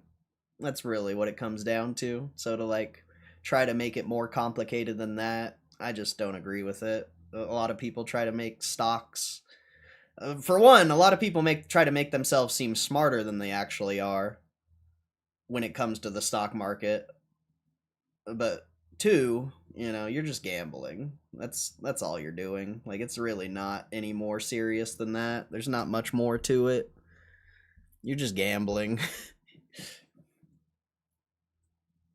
We focus on the positive. It's tough right now. It's tough right now. There's some weirdos in my chat today. Gambling, but better than the casino. Very debatable. Very debatable. It's hard to invest at all-time highs. There's I could find you 100 stocks that aren't at all-time highs.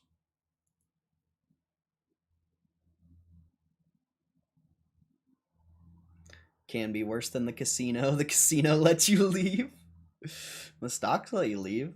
It's just most people won't sell for a loss. They're too, I don't know, emotions get involved. Some people literally like refuse to sell for a loss, but as soon as they have like 10 cents of profit, they'll sell. Kind of weird. But yeah, it can be worse than the casino, definitely. Depending what you're investing in.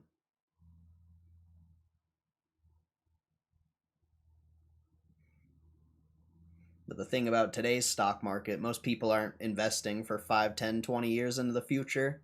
They're trying to hit a little trade, make some money, and then move on to the next thing. So, you know, investing is investing, gambling's gambling. But investing can be gambling.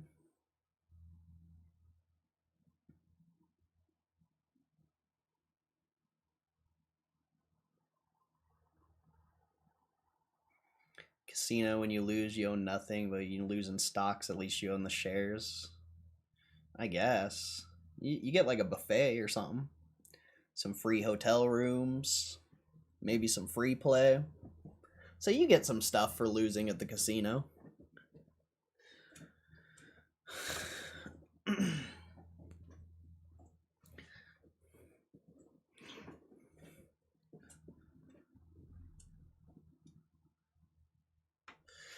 You just made a good point. I sell with small profit, but hold on to losses and wait, and sometimes it gets ugly. Any pointers?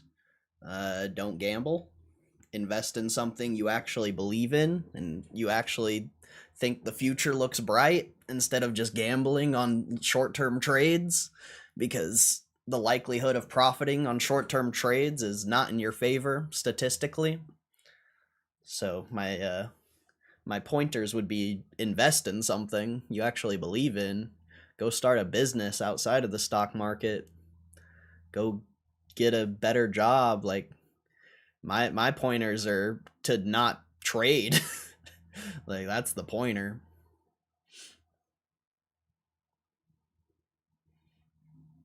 You'll make exceptionally more money if you just stop trading.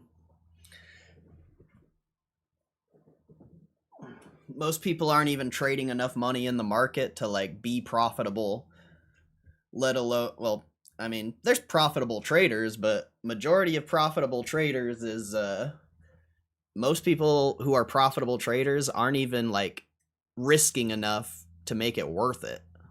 It's not even worth your time. If you're not pulling in like 20, 30 grand plus a year in profit, you're probably wasting your time, realistically. I love trading. Do you love trading or do you love gambling?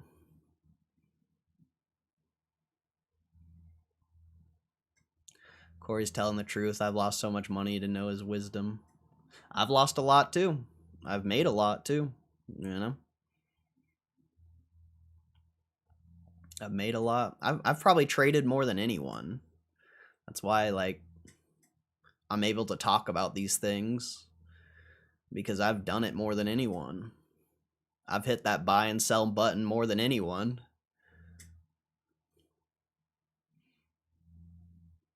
It's just most people don't want to get rich. They just want to stay in the rat race.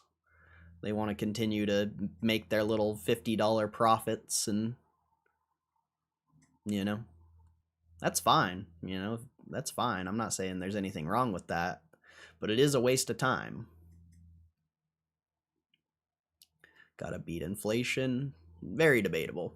$1 million 10. We used to argue about this all the time, but $1 million 10 years ago is still $1 million today. You might not be able to get what you could have got 10 years ago with the same million, but it's still $1 million. Still a lot. I don't want to get into the inflation subject. I'm up 50K this month, but it was hard fought. I've lost a lot also. Down 10K this week, but up 50K year to date. Well, you're just risking too much. If you're losing 10K in a week, you're just risking a lot, which, you know, that's the only way you're going to make enough to make it worth it, but still, you know, that's to lose 20%, 20% in a week, you're risking a lot.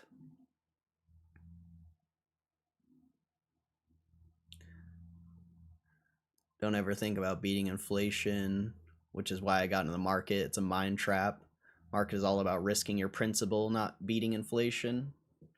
Yeah, I could agree with that. I could agree with that.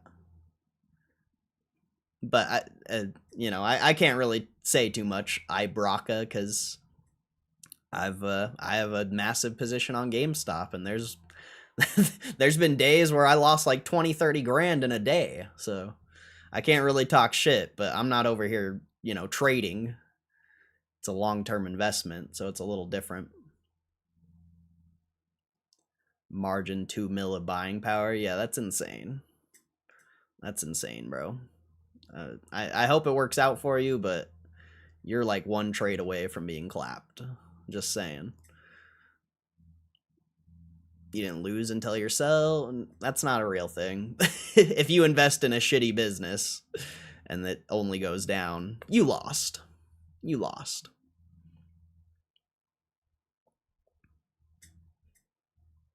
It's just I don't think GameStop's a shitty business, so I haven't lost yet. I don't lose until the fat lady sings.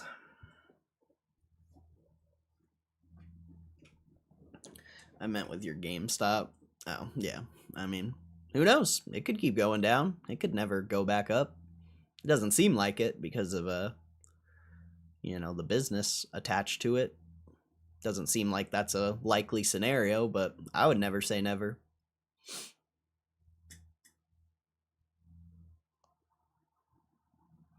But I've made so much on GameStop, it doesn't even matter.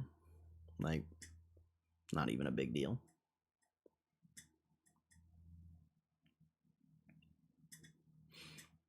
I think this is the most I've ever been up on the stock, just because my position is so massive.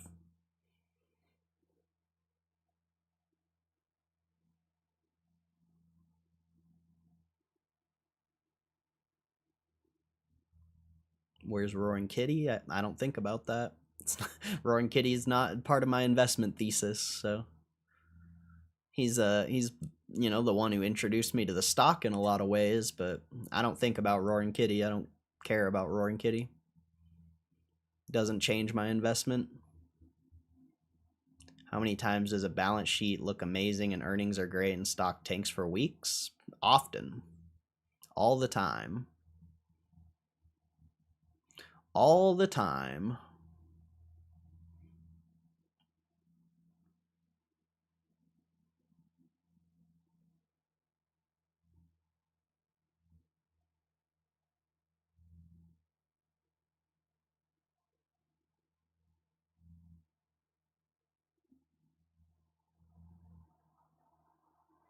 So saying invest in strong companies is BS? Okay. My investment is 5, 10, 20 years. That stock is, or that company is going to be exceptionally larger, much larger in 5, 10, 20 years. If you're day trading like you are, and you're only looking out 5, 10, 20 minutes, then yeah, I could see why you think that. But try looking out 5, 10, 20 years instead of 5, 10, 20 minutes.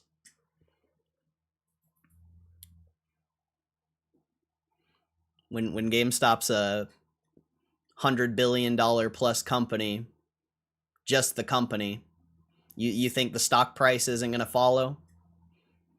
You think in 2 or 3, 4 years when GameStop's sitting on 20, 30 billion dollars in assets and no debt, that the stock price isn't going to follow? All right. You go ahead and think that. 3 months? Oh, well, 3 months is nothing, so my point proven. 3 months is literally nothing.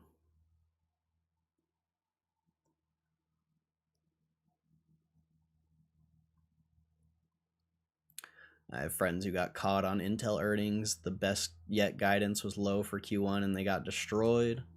Intel's up a fuck ton. Intel's up a fuck ton. So, you know, when a stock's almost tripled in a few month period, I wouldn't expect it to keep going up. But if you're gambling on earnings at all, you should expect to lose. There should be no expectations of winning. You should be 100% expecting to lose if you're gambling on earnings. There's no I don't think there's no argument. I don't think there's an argument there.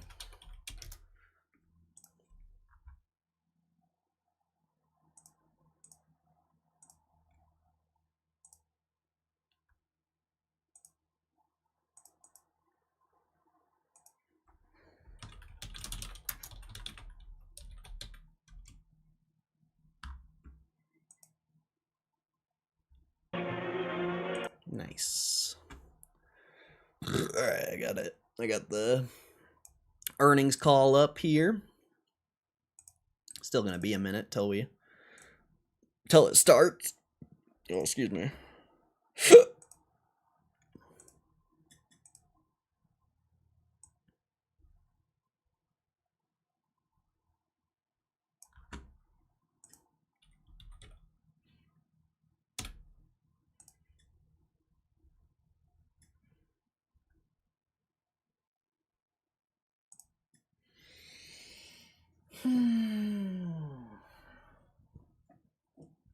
Not saying anything about GameStop, just all stocks in general. We'll go look at every company.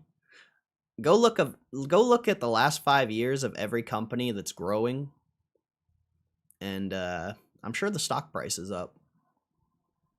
So, to say all stocks in general, I don't know that you know what you're talking about. Every good business that I know, for the most part, the stock's up. So, I'm not sure you know what you're talking about. Is there exceptions? Yeah, but doesn't mean those stocks won't have their moment.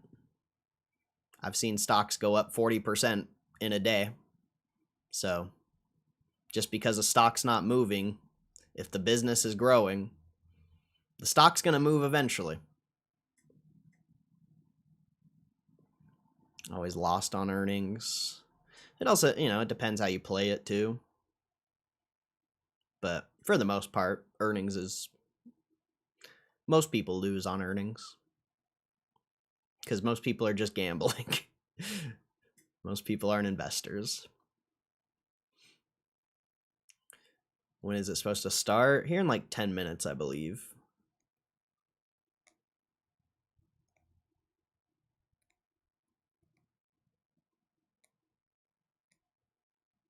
Let me think of an example. Well, 5-10 years. Not a stock that's down the past 3 months. Show me a good business and the stock's down the past 5-10 years.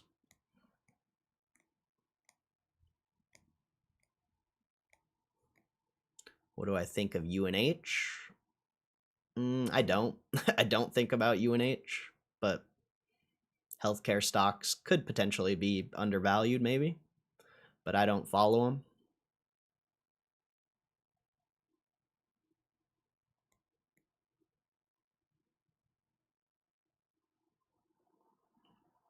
Like I said, I'm all in GameStop, bro. I don't really track other stocks. I don't really care much about anything else. I do these earnings calls because people are interested in them. And that's about the only exposure I get to other businesses, unless I randomly find something that I want to research for a second. I don't pay attention. I'm not worried about concentration. I don't know what you mean by that. I'm not worried about anything.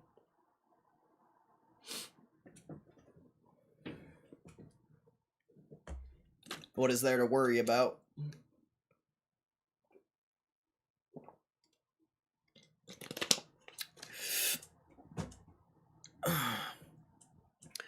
You're all in one stock. That's called concentration risk.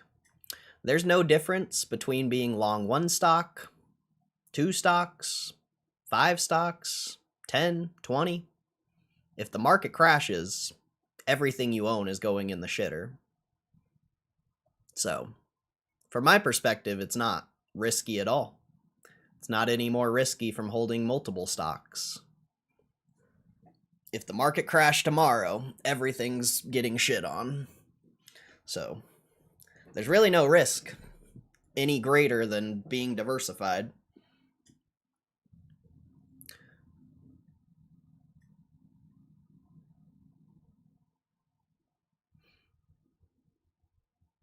And if you're looking out 5, 10, 20 years, I think GameStop's the most interesting business for growth in that time frame. So, we'll see. But no, I'm not worried about anything. GameStop's either going to make me a multimillionaire or it's not. That's what it comes down to.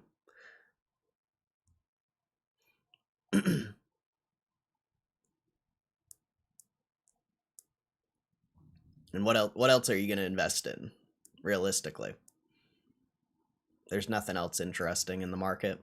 Everything's overvalued as fuck. Even though, overvalued, undervalued, that's a pretty high matter of opinion, but from my perspective, majority of things are overvalued, and the upside doesn't seem like it's there. And stocks that everyone's excited about are generally pretty garbage businesses. People are only excited about them because the stock price is up. So the stocks that people think they're going to make heavy bags on in the future probably will be bankrupt, most likely. So from my perspective, there's nothing interesting to bet on besides GameStop. Does it mean it's going to work? I don't know. I don't think about that. I just have a bet on the table and it's going to work out or it's not. But any other factors are irrelevant.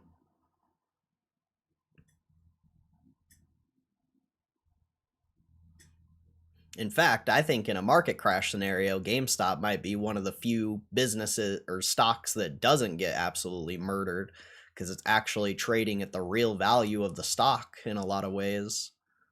The real 1x tangible book value is like $12, $13, but at $20, GameStop's worth $20, no matter how you look at it. So in a market crash scenario, it might not go down as much as you would think. And if every other stock is going to get absolutely clapped, I'd rather be in the one that actually has real value.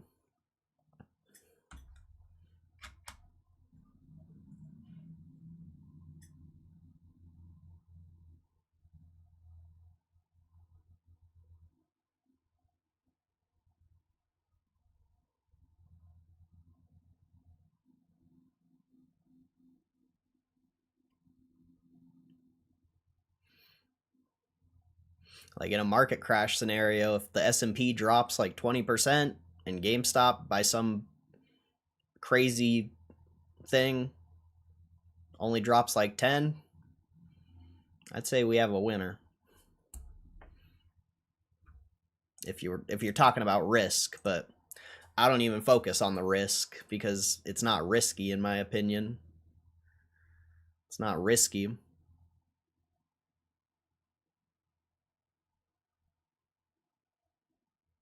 It's all about upside.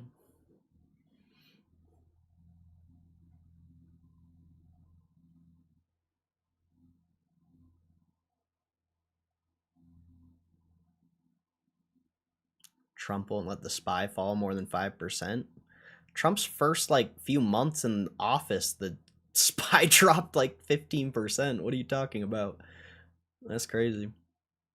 Trump has nothing to do with the stock market. He did call the bottom though. That was pretty clutch.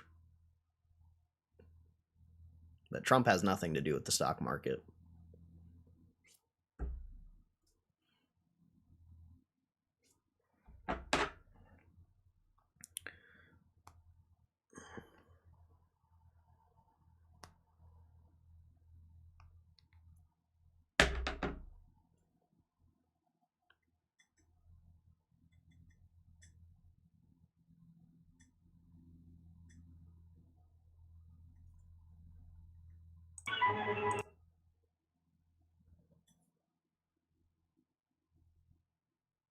He does when he says buy or talks about tariffs.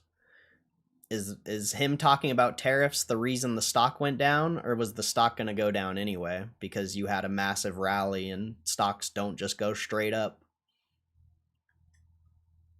It's all about how you view it. You can think Trump pumps and dumps the market, but I don't view it that way. I think the stock market moves are predetermined, so I would never attach a political figure to why the stock market's going up or down. Just doesn't seem relevant.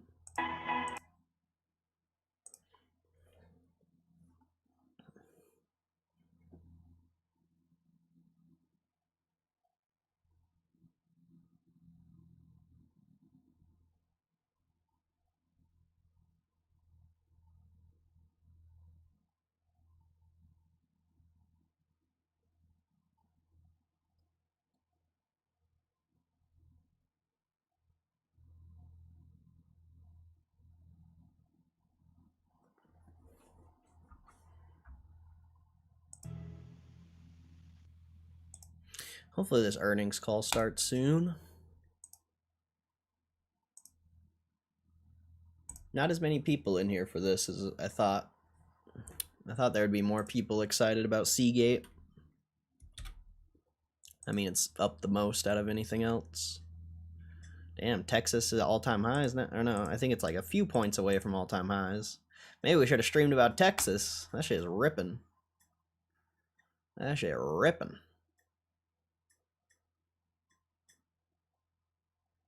The earning calls start yet? Still waiting. Still waiting.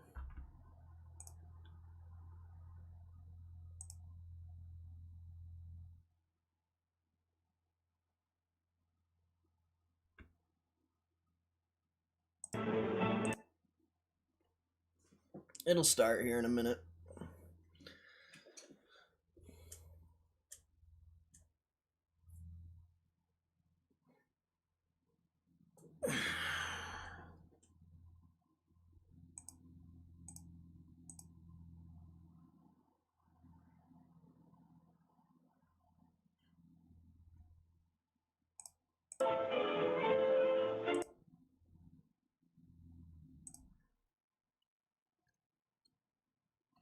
I mean, it should start in a minute. Should be on now. Nope, not yet. It should start any minute now. Or any second, really.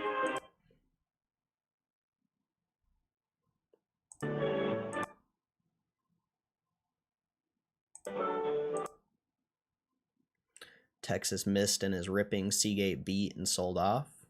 Texas stock has been ranging for the past 2026 quite a while. Call. Seagate's only gone up. See, it's all about perspective. You can attach whatever news piece, Trump, whatever the fuck you want, but debatable. Ask a question, you may press star, then 1 on a touch-tone phone. To withdraw your question, please press star, then 2. Please note, this event is being recorded. I would now like to turn the conference over to Shani Hudson, Senior Vice President, Investor Relations. Please go ahead. Thank you, and hello, everyone. Welcome to today's call. Joining me are Dave Mosley, Seagate's Chair and Chief Executive Officer, and Gianluca Romano, our Chief Financial Officer. We've posted our earnings press release and detailed supplemental information for our December quarter results on the Investors section of our website. During today's call, we'll refer to GAAP and non-GAAP measures. Non-GAAP figures are reconciled to GAAP figures in the earnings press release posted on our website and included on our Form 8-K. We've not reconciled certain non-GAAP outlook measures because material items that may impact these measures are out of our control and/or cannot be reasonably predicted. Therefore, reconciliation to corresponding GAAP measures is not available without unreasonable effort. Before we begin, I'd like to remind you that today's call contains forward-looking statements that reflect management's current views and assumptions based on information available to us as of today. They should not be relied upon as of any subsequent date. Actual results may differ materially from those contained in or implied by these forward-looking statements, as are subject to risks and uncertainties associated with our business.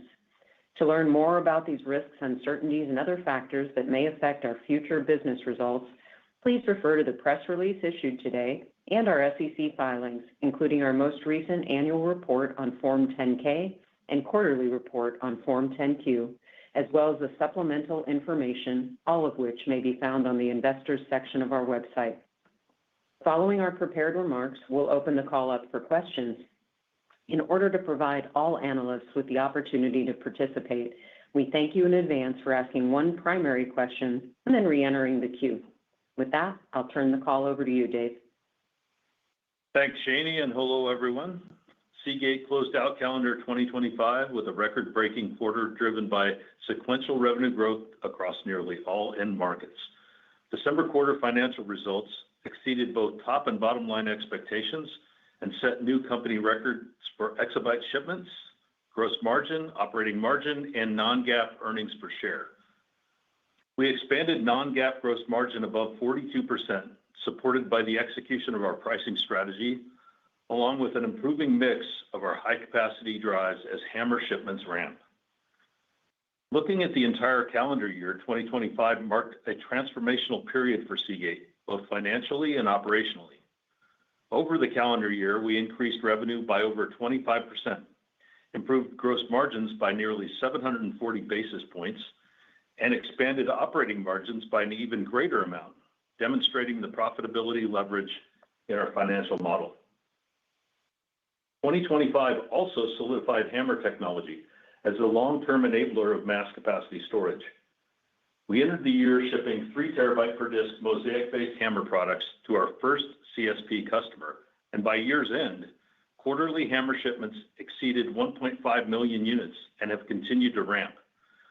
Mosaic 3 HAMR drives are now qualified with all of the major U.S. CSP customers, and qualifications for our second generation Mosaic 4 terabyte per disk products are tracking well to plan. These developments align with our long-term areal density roadmap that extends to 10 terabytes per disk, which we expect to deliver early in the next decade. I want to thank our Seagate teams around the world for exceeding our performance expectations and delivering outstanding value to our global customers. We continue to operate in an exceptionally strong demand environment, particularly within the data center end markets. In the December quarter, we saw sustained demand growth for our high-capacity nearline drives across global cloud data centers, as well as continued improvement from the enterprise edge. Based on our build-to-order pipeline, we anticipate these positive demand trends will continue for some time. Our nearline capacity is fully allocated through calendar year 2026, and we expect to begin accepting orders for the first half of calendar year 2027 in the coming months. Further out, demand visibility is strengthening based on the long-term agreements in place with major cloud customers through calendar 27. Additionally, multiple cloud customers are discussing their demand growth projections for calendar 28, underscoring that supply assurance remains their highest priority. We will continue to meet strengthening demand through our strategy to maintain supply discipline and satisfy exabyte growth through areal density and advancements and without increasing unit production volume. In the December quarter, our average nearline drive capacities rose by 22% year over year, approaching 23 terabytes per drive, with those sold to cloud customers averaging significantly higher. This trend underscores the strong adoption of our higher capacity drives to support demand growth. At the same time, revenue per terabyte sold has remained relatively stable, reflecting the effectiveness of our pricing strategy. Seagate is well positioned to continue benefiting from the combination of powerful secular tailwinds and supply discipline. Video applications continue to drive significant demand for hard drives, with platforms like YouTube witnessing 20 million video uploads daily, up from just 2 million 3 years ago. This staggering pace of growth extends to other cloud video platforms and doesn't yet include the full surge in content generation expected from emerging AI-driven video applications. These applications are not only fueling social media uploads, but are also transforming how organizations turn their data into tangible value, enabling personalized marketing, interactive education, advanced simulations capable of training manufacturing, engineering, healthcare, and other professionals. The strategic value of data is further underscored as new applications and use cases emerge across cloud and edge workloads. Among the most promising of these is agentic AI, which relies on persistent access to large volumes of historic data to enable effective planning, reasoning, and independent decision-making. Adoption is already gaining momentum, with one recent survey conducted by a leading cloud service provider reporting more than half of participating customers were actively using AI agents. Early adopters are already realizing measurable returns, with benefits ranging from lower costs to increased revenue opportunities. With the deployment of AI agents at the edge, where untapped data often resides, we believe the stage is set for a sustained and meaningful increase in data generated and stored that will support inferencing, continuous training, and also maintain model integrity. Modern data centers have evolved to address the complexity and scale that massive workloads bring through sophisticated data tiering architectures, ensuring that the right data is available at the right time and place. Hard drives are essential to these architectures, anchoring the mass capacity data tier that stores the vast majority of exabytes, from storing the checkpoint data sets used to train and maintain model integrity to supporting vector databases that provide the context necessary for accurate inference results and agentic AI performance. By leveraging hard drives, data center operators, whether in the cloud or on-prem, can achieve the optimal balance of performance, capacity, and cost efficiency at scale. Against this transformational backdrop, Seagate's HAMR technology roadmap positions us to meet growing demand and deliver ongoing TCO improvement for our customers. HAMR is a proven technology with large volumes of drives running in cloud production environments for more than 3 quarters now and performing well across a broad spectrum of use cases. We are systematically ramping our Mosaic 3 HAMR products to qualified customers while maintaining focus on optimizing the profitability of our available supply. As noted earlier, Mosaic 3 is now qualified with all major US CSP customers and remains on track to have all global CSPs qualified within the first half of calendar 2026. Additionally, qualifications of our second generation Mosaic 4 products are progressing well. We expect to begin the ramp of Mosaic 4 later this quarter and have multiple CSPs qualified in the coming months, in line with our plans. We continue to set the pace for the industry, recently demonstrating 7 terabytes per disk capability in our labs. As one of our largest CSP customers recently aptly described, hard drives are engineering marvels, a sentiment that we obviously share. Our deep expertise across mechanical engineering, material science, nanoscale fabrication, and now advanced photonics not only enables Seagate to deliver on the HAMR roadmap, but also creates a durable competitive moat for hard drive technology well into the future. Wrapping up, 2025 was a milestone year for Seagate in every respect: financial performance, operational execution, and technology leadership. We are carrying this momentum into calendar 2026, supported by a powerful demand backdrop as new AI applications start to complement traditional workloads. We will remain highly disciplined and focus on expanding profitability through our higher capacity product mix, underpinned by the strong economics of HAMR. Our areal density roadmap positions Seagate to sustain the core TCO and efficiency advantages of hard drives as data creation and storage requirements accelerate in the AI era. We believe this foundation creates a compelling long-term value proposition for the company, our customers, and our shareholders. I'll now turn the call over to Gianluca to cover our results in greater detail. Thank you, Dave. Seagate delivered another quarter of strong year-over-year revenue growth and set new record profitability metrics in the December quarter, underscoring the durability of data center demand trends. Additionally, we strengthened our financial position by retiring $500 million in gross debt and generating over $600 million in free cash flow, marking the highest level in 8 years. December quarter revenue came in at $2.83 billion, up 7% sequentially and up 22% year over year. We achieved non-GAAP gross margin of 42.2%, up 210 basis points sequentially, and we expanded non-GAAP operating margin by 290 basis points sequentially to 31.9%. Our resulting non-GAAP EPS was $3.11, up 19% quarter over quarter. These strong financial results demonstrate our ability to execute our strategic objectives, including leveraging our technology roadmap to support demand growth.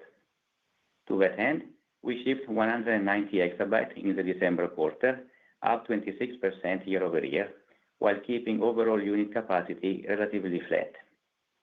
The data center market accounted for 87% of our shipment volume, supported by ongoing demand momentum from global cloud customers and sequential growth across the enterprise OEM markets. We shipped 165 exabytes in the data center markets, up 4% sequentially and 31% year on year. Data center revenue grew at roughly the same pace, totaling $2.2 billion for the quarter, up 5% sequentially and 28% year on year. Against this strong demand backdrop, both cloud and enterprise customers are transitioning to higher capacity drives. Average cloud nearline capacity increased to nearly 26 terabytes in the December quarter and will continue to grow with the ramp of HAMR-based Mosaic products. As Dave highlighted, Mosaic drives are running very well in production environment and meeting all performance, reliability, and integration expectations. In the enterprise OEM markets, we are benefiting from slight improvement in traditional server units, along with increasing demand for storage servers, driven in large part by the adoption of AI applications and need to store data at the enterprise edge. The edge IoT market made up the remaining 21% of revenue at $601 million, supported by anticipated seasonal improvement for consumer products and the VIA client market. We project the broader VIA market to grow over time, with the largest growth contribution coming from VIA nearline products that are captured as part of our data center end market. Moving on to the rest of the income statement, non-GAAP gross profit increased to $1.2 billion, up 13% quarter over quarter and 44% compared with the prior year period, significantly outpacing revenue growth. Non-GAAP gross margin expanded to 42.2% in the December quarter, up from 40.1% in the prior period. This improvement reflects the ongoing execution of our pricing strategy and the growing adoption of our latest generation high-capacity products, which collectively drove a modest sequential increase in revenue per terabyte, a trend we expect to continue into the March quarter. Non-GAAP operating expenses were $290 million, relatively flat quarter over quarter and in line with our expectations. Operating expense as a percent of revenue declined to 10.3%, rapidly trending towards our long-term target of 10%. The combination of strong top-line growth and significant financial leverage drove an 18% sequential improvement in non-GAAP operating profit to $901 million, almost 32% of revenue. Other income and expenses were $70 million, reflecting slightly lower interest expenses on the reduced outstanding debt balance. We currently project other income and expenses to remain relatively flat in the March quarter. We grew non-GAAP net income to $702 million, with corresponding non-GAAP EPS of $3.11 per share, based on tax expenses of $129 million and a diluted share count of approximately 226 million shares, including the net impact of our 2028 convertible notes. Turning now to cash flow and the balance sheet, we invested $116 million in capital expenditures for the December quarter, or roughly 4% of revenue. We are maintaining capital discipline while we continue to transition and ramp HAMR technology. To support these objectives, we anticipate capital expenditures for fiscal year 2026 to be inside our target range of 4% to 6% of revenue. Free cash flow generation was strong at $607 million, up 42% from the prior quarter. Looking ahead, we expect free cash flow generation to further expand in the March quarter, supported by sustained demand trends, operational efficiency, and capital discipline. These factors position us well for durable, long-term cash flow generation. Cash and cash equivalents totaled just over $1 billion at the end of December quarter, with ample liquidity of $2.3 billion, including our undrawn revolving credit facility. During the December quarter, we returned $154 million to shareholders through dividends.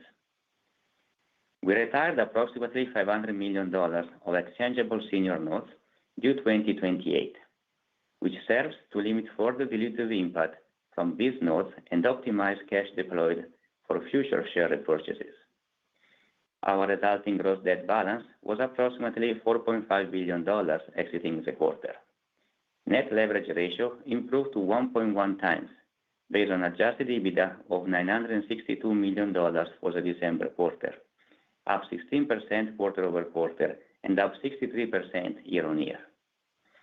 We expect the net leverage ratio will trend lower as profitability and cash generation increase, while we continue to evaluate opportunities to further reduce debt.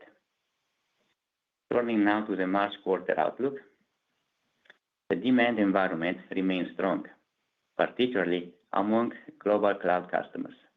As a result, we expect data center demand will more than offset typical March quarter seasonality in the edge IoT markets.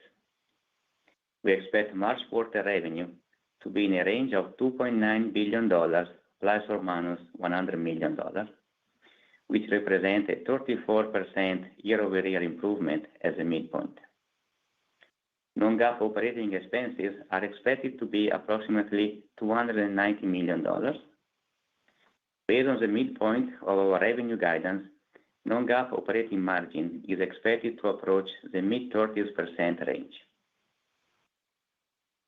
Non-GAAP EPS is expected to be $3.40 plus or minus 20 cents, based on a tax rate of about 16% and non-GAAP diluted share count of 230 million shares, including estimated dilution from our 2028 convertible notes of approximately 7.6 million shares.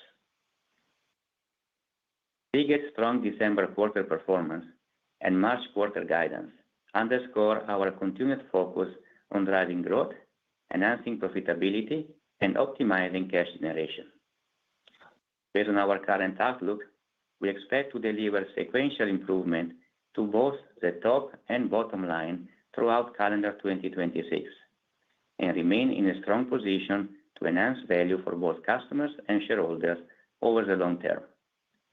Operator, let's open the call up for questions. Thank you. We will now begin the question and answer session. To ask a question, you may press star, then one on your telephone keypad. If you are using a speakerphone, please pick up your handset before pressing the keys. To withdraw your question, please press star, then two. In the interest of time, we ask that you limit yourself to one question. If you have further questions, you may re-enter the question queue. Once again, that was star, then one to ask a question. At this time, we will pause momentarily to assemble our roster.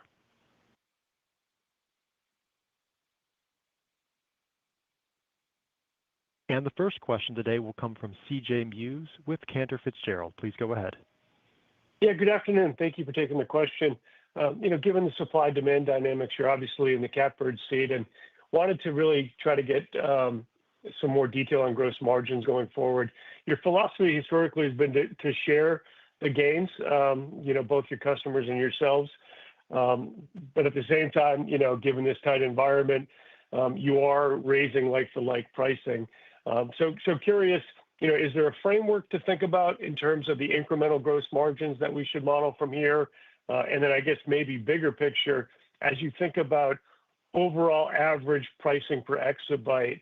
We've gone from kind of down double digits to high single digits, and I think we just exited the quarter down 4% year on year. Do you see a world where pricing could flat or even move positive year over year? Thanks so much. Yeah, thanks, CJ. I'll let Gianluca chime in here as well, but the pricing will be dictated by the demand. Right now, the demand is really strong. So I think as we roll through into 27 and 28, we look at how much capacity we're having. We're bringing online by virtue of the fact that we're making all these aggressive product transitions. We'll bring more exabytes to bear, and then people go out there and renegotiate for those. I think flat to slightly up is certainly possible, and that's the way we're really managing it as we talk to our customers. The value proposition of the new drives as they go up 5-10 terabytes at a time is pretty strong. Hey, CJ. So on the gross margin, we are executing very well. We're executing a little bit better than what we discussed at our Investor Day, where we presented a model with a 50% incremental margin above a $2.6 billion of revenue. We have done better every quarter. Of course, is our objective to continue to optimize what we produce, what we sell, and finally the profitability that we can get from the product. So the model covers a longer period of time, now 2-3 years, not 2 or 3 quarters, but I'm positive we are continuing to progress in the right direction. Thank you. Thanks, CJ. The next question will come from Wamsi Mohan with Bank of America. Please go ahead.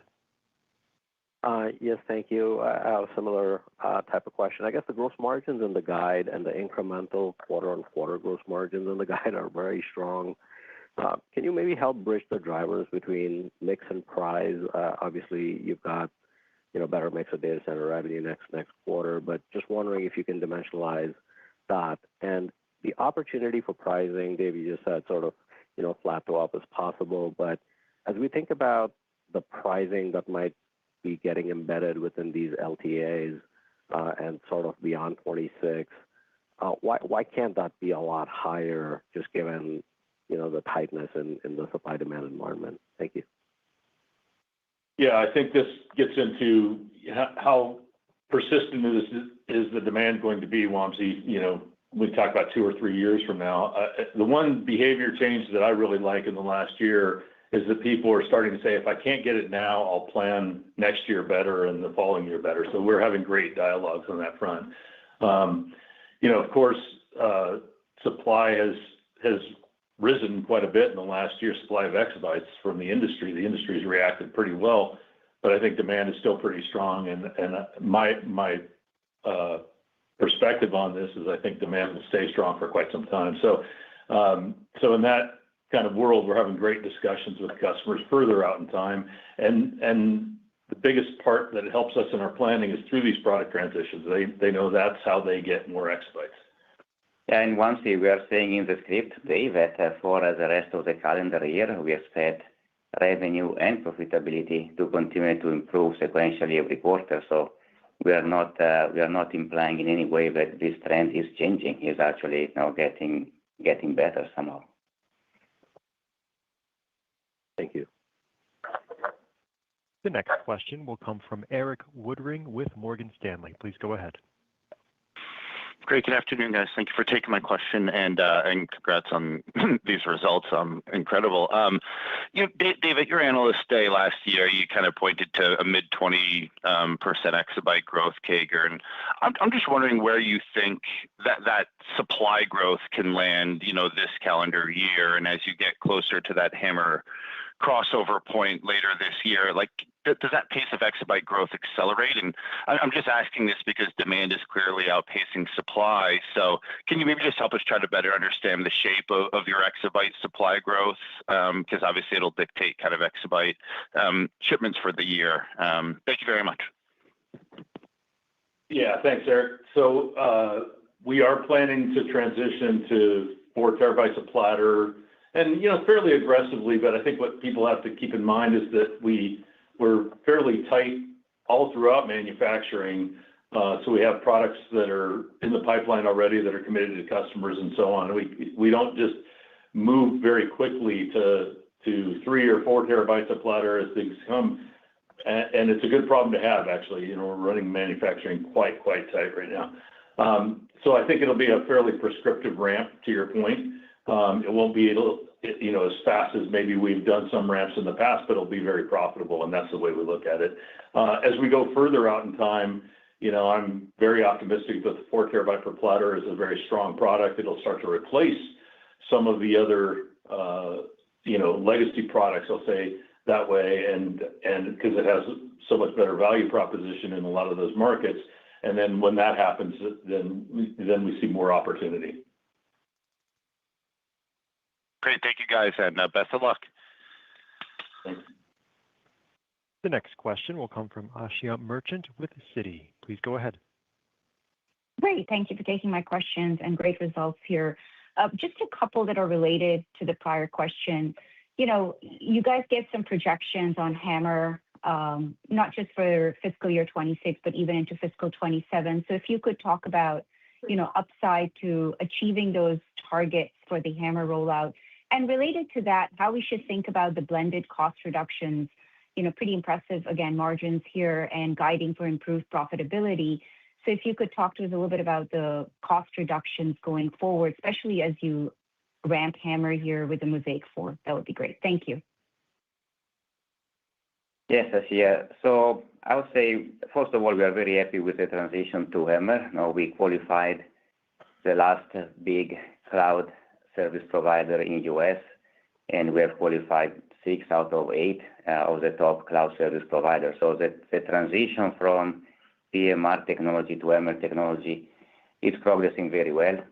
And we are now qualifying the new product, the 4 terabyte per disk, so a 40 terabyte per drive. Of course, this will help with the increase in exabyte in terms of mix. We gave a good indication, I think, at our investor day, and we want to be aligned to that. And the cost will be favorably impacted, especially when we start ramping high volume of the 40 terabyte drive. Of course, that will drive a fairly important reduction in cost per terabyte compared to the current HAMR, and of course, will be a good contributor to further increase our gross margin. The next question will come from Karl Ackerman with BNP Paribas. Please go ahead. Yes, thank you, John, Luke, and Dave. I was hoping you could clarify what portion of your LTAs or overall nearline HDD capacity has fixed or multi-quarter pricing agreements.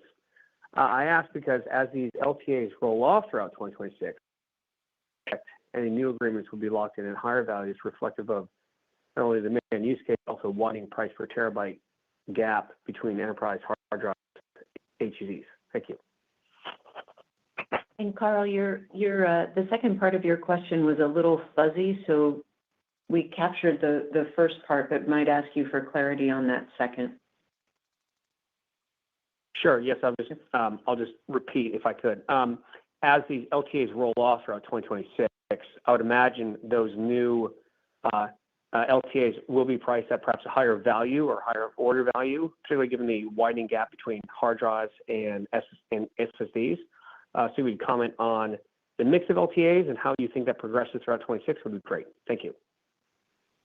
Yeah, thanks, Carl. So as we roll off, say, for example, somebody might have been qualified on a 2.4 terabyte per platter product or something, and then they might be qualifying a 3.2 or even a 4 terabyte per platter as we roll forward. So, we change based on the demand that we see, we change and our available supply, we change the pricing dynamic there. And I think that's one of the biggest things you're pointing out. I'll say that 26 is fairly booked. We talked about that in the call, that to the extent that we can out-execute our plan, it'll be marginal, like you saw last quarter. We get the qualifications done a little faster. We ship a few more drives. That's how we can do better than planned. But other than that, it's fairly predictable in 26, and we're looking to start 27 the same way. Thank you. The next question will come from Jim Schneider with Goldman Sachs. Please go ahead. Good afternoon. Thanks for taking my question. I was wondering if you could maybe address, given everything you just said about demand and about the mix effect from HAMR this year, maybe can you give us any kind of directional guidance about where you might expect exabyte shipments to end up on a calendar 26 versus calendar 25 basis, relative to the sort of long-term targets you've laid out previously? It seems like you could do materially better than that, but I'm just wanted to confirm what your expectations were if you could give us a numerical range. Thank you. Hey, Jim, no, we are not guiding calendar 26, but we said in our financial model, we said that we expect nearline exabytes to grow in the mid 20%.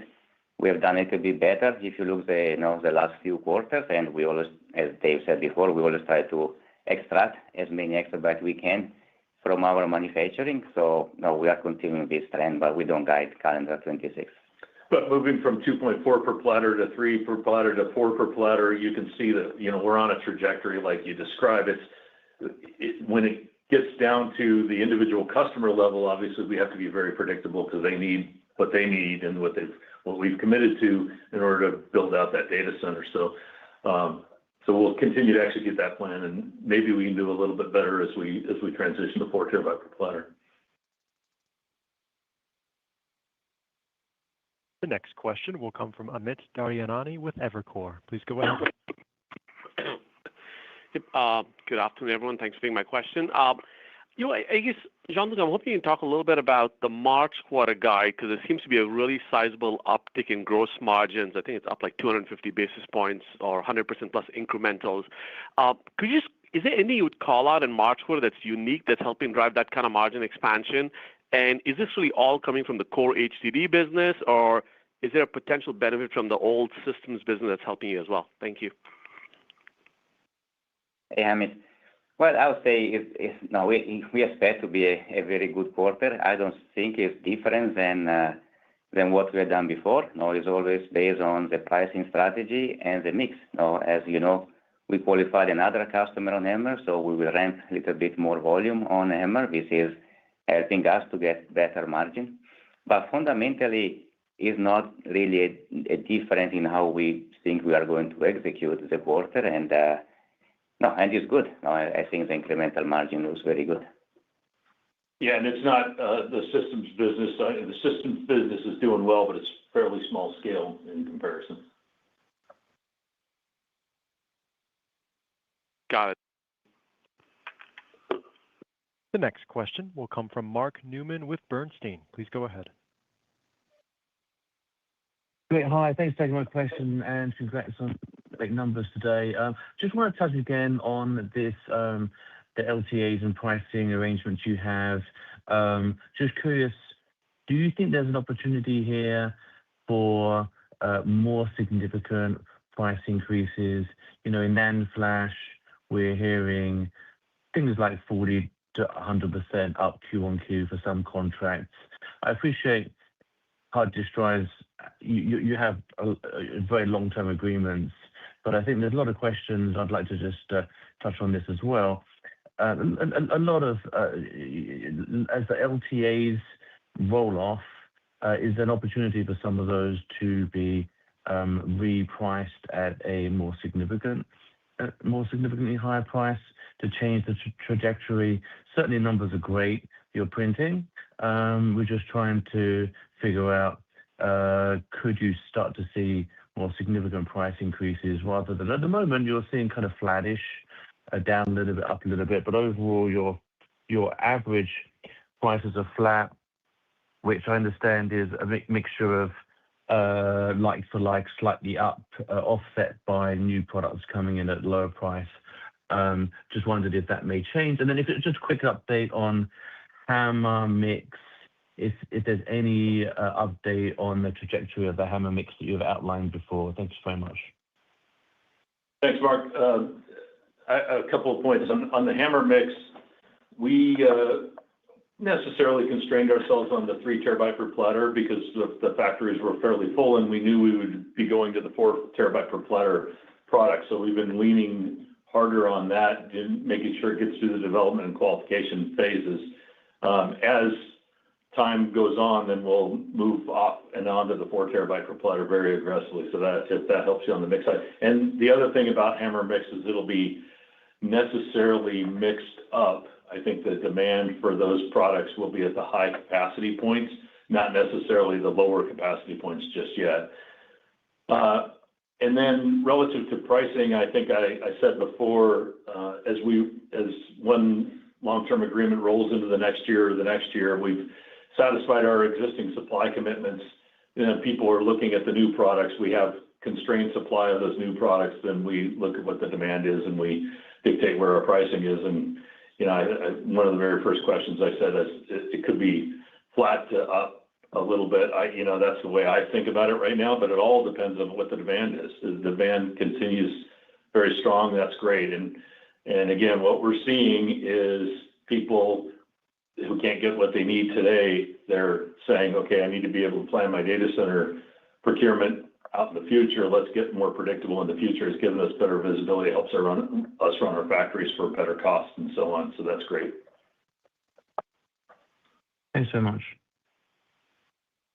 The next question will come from Krish Sankar with TD Cowen. Please go ahead. Yeah, thank you for my question. I had a question. I just want to put it in two parts. One is, how much was your HAMR as a percentage of your exabyte shipment last year? How much do you expect it to be this year? The genesis of the question is I'm just trying to figure out, obviously a lot of questions on the very strong gross margins. If there's a way to put it in three buckets, like how much of the gross margin upside is driven by pricing, how much is driven by product mix, how much is driven by cost reduction by offshoring manufacturing? Thank you. Yeah, there's really no offshoring manufacturing or anything like that involved. Our manufacturing operations around the world are doing quite well and quite full. So that's helping from a cost perspective. But really no change in any manufacturing strategy to speak of. Relative, I would say a lot of what the benefits we're seeing is mix and mix, not just because we're actually transitioning into better products over time, but also because the demand for those products is quite high. You think about it, if you're building a data center with a 3 terabyte per platter versus a 4 terabyte per platter, you're going to be running that data center for a long time. You want the higher capacity point. And to the extent that we can do that as predictably as possible, that mix is what's driving the stability out in the market for us and helping us plan. Yeah, Krish, we don't give specific details on the impact of pricing, mix, and cost, but they are somehow interrelated. Now, the change in mix is helping with the cost reduction, and the supply-demand situation is, of course, supporting our pricing strategy. So now they are all very good contributors to the increase in gross margin. And as we said before, now this is going to continue through the calendar year. How much was HAMR as a percentage of the mix? Well, Dave gave an indication of the unit that we shipped in the last quarter, so I think you can fairly easily calculate that. Thank you very much. Thank you. Thank you. The next question will come from Steven Fox with Fox Advisors LLC. Please go ahead. Thanks. Good afternoon. I guess I was just wondering on your mix question, looking at your average capacity per drive being up 22%. Like how much of that, like obviously the supply demand environment has tightened over the last year. And in reaction to that, are you taking steps to accelerate, that mix up as the customers pushed you that way? Like, I'm just curious how much you can control going forward now that we're here on even tighter supply to sort of help your customers in terms of absolute petabytes you're delivering. Thanks, Steve. So yeah, the lead time out of the wafer fab is quite long. So, we have to be predictable for our customers, say 6 months, 9 months later, so on and so forth. That's one of the reasons why we talk kind of a year at a time inside of these LTAs. So we start wafers based on what we know we're going to be able to deliver so that we're as predictable as we can be for our customers. As we're if we're deploying manufacturing, engineering resources, we're trying to get through these product transitions because that's what gets us the most exabytes after that. And so, mixing up is kind of our goal. So that, if that helps clarify what our strategy is. It does, Dave. I just wondering, when you had your analyst meeting, you said that's sort of a pretty well-defined timeline for node transitions. Maybe just can you give yourself a report card on how you're doing on some of those timelines if we look out now versus the next year or longer term? Yeah, I think that's good. We're on the plan or slightly ahead. And again, most of that's under our control. We execute well. We've been executing well. Some of it's under our customers' control as well. And the behavioral changes we've seen in the customer, I made reference to earlier, they're really pulling hard because they need more exabytes. And so that helps get the quals done quickly. It helps roadmap alignment and then specific supply alignment, which helps our factory. So great, that's helpful. Thank you. The next question will come from Aaron Rakers with Wells Fargo. Please go ahead. Yeah, thanks for taking the question, and also congrats on the results. I want to go back to gross margin. I know you talked a lot about the pricing dynamics and the visibility you have, but the thing that stands out to me is you've been executing on like a cost per terabyte, of like a mid-teens year-on-year decline these last several quarters. As we roll out the 4 terabyte per platter, Mosaic drives, how do I think about that cost down curve? Is it mid-single digit? Can you sustain a double digit? And wouldn't we expect the 4 terabyte per platter HAMR drives to actually maybe accelerate the cost down, given the ability to bring that into, lower end, other outside of nearline platforms? I'm just curious how you think about that cost down curve.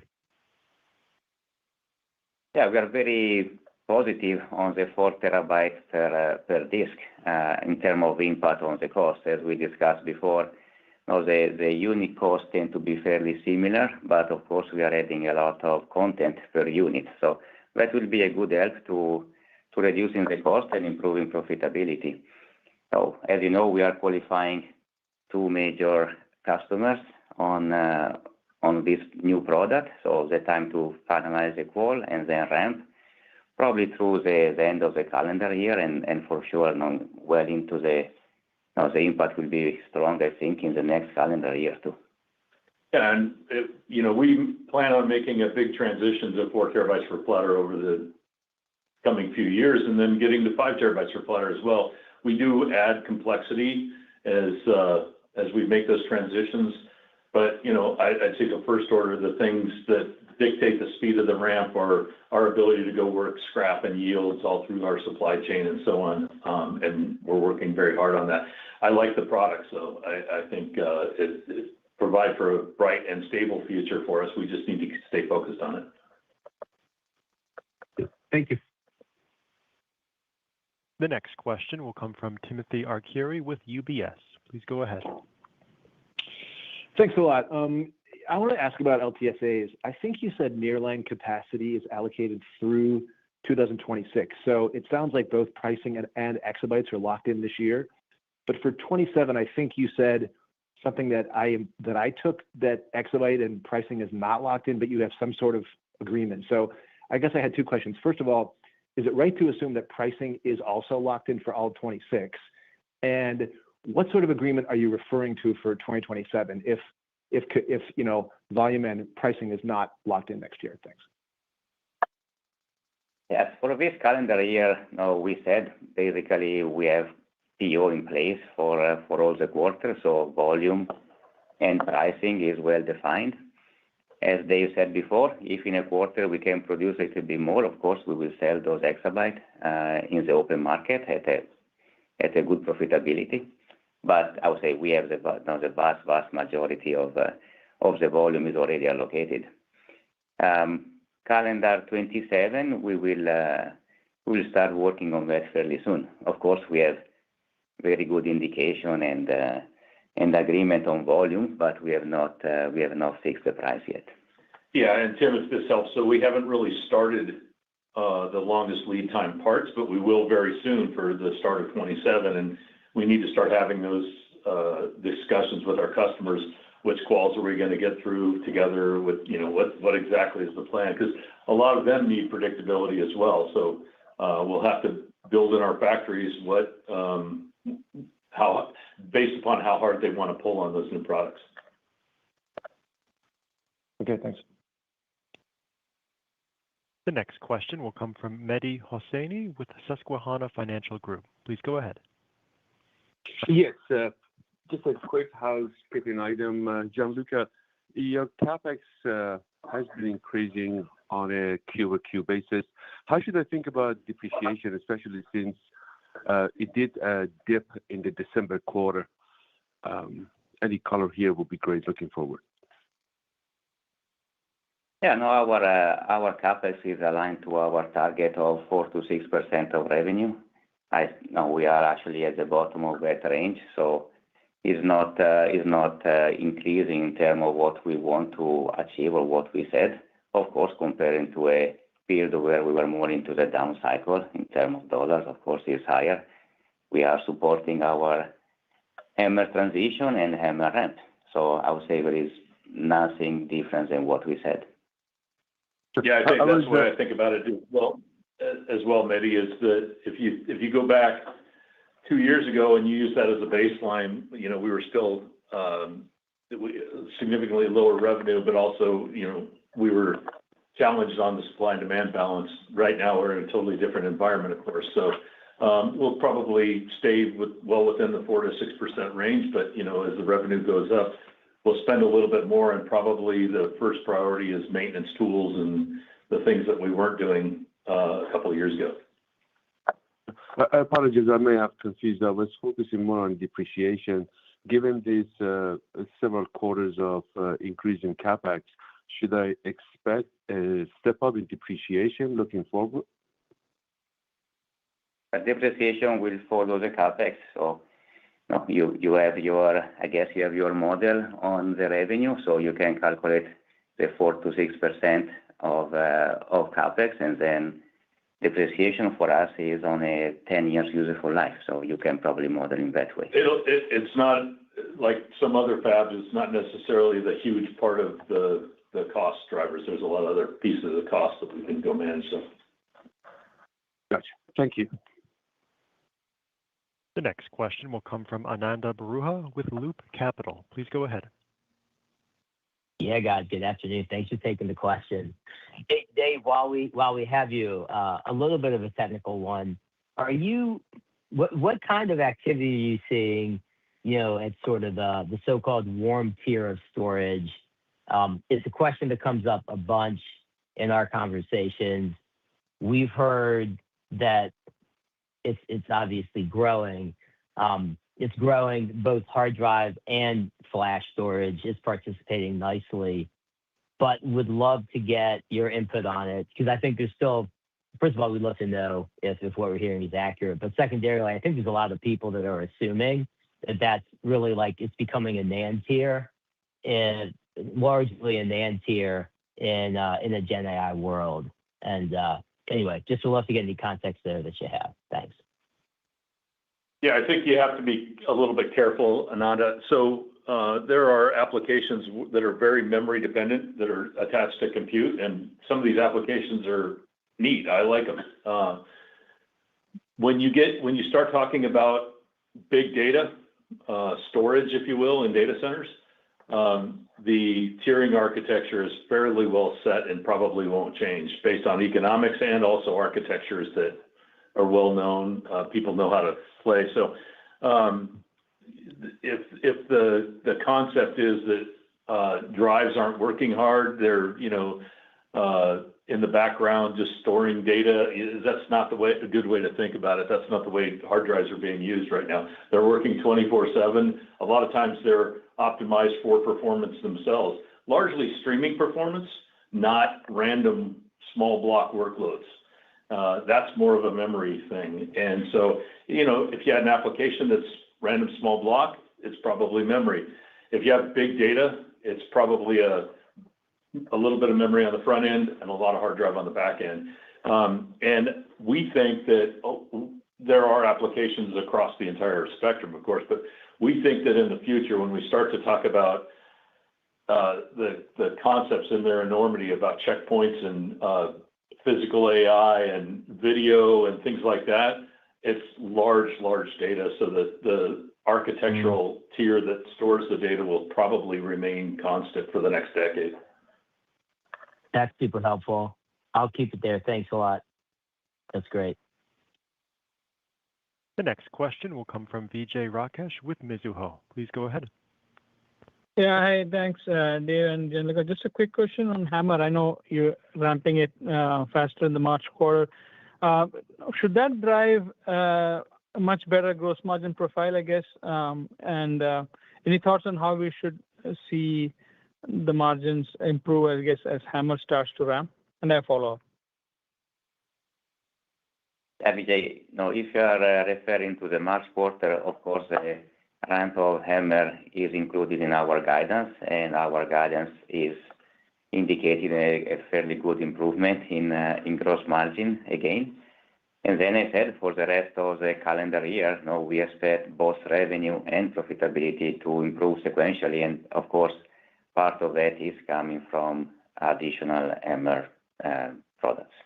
We think demand will be strong for the 4 terabyte per platter, of course, and so that's one of the reasons why we're making that a priority in the transition that we go through this calendar year and into next.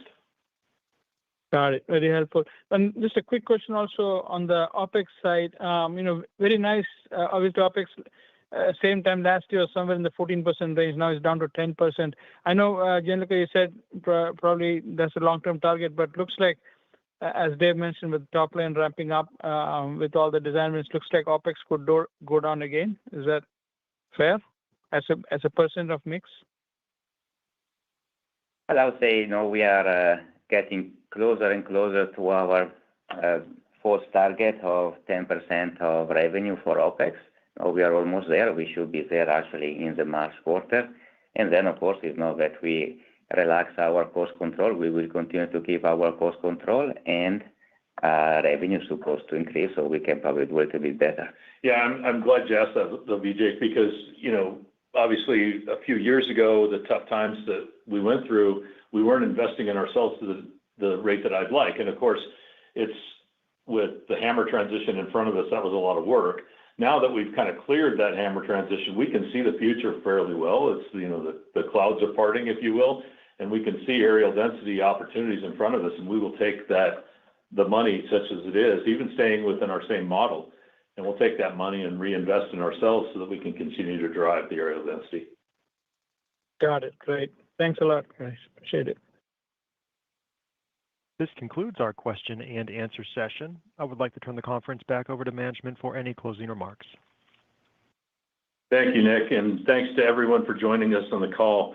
The Seagate team is executing very well, delivering on our financial targets and advancing areal density roadmaps, and successfully qualifying customers on our HAMR-based Mosaic products to address the sustained and growing demand for data storage.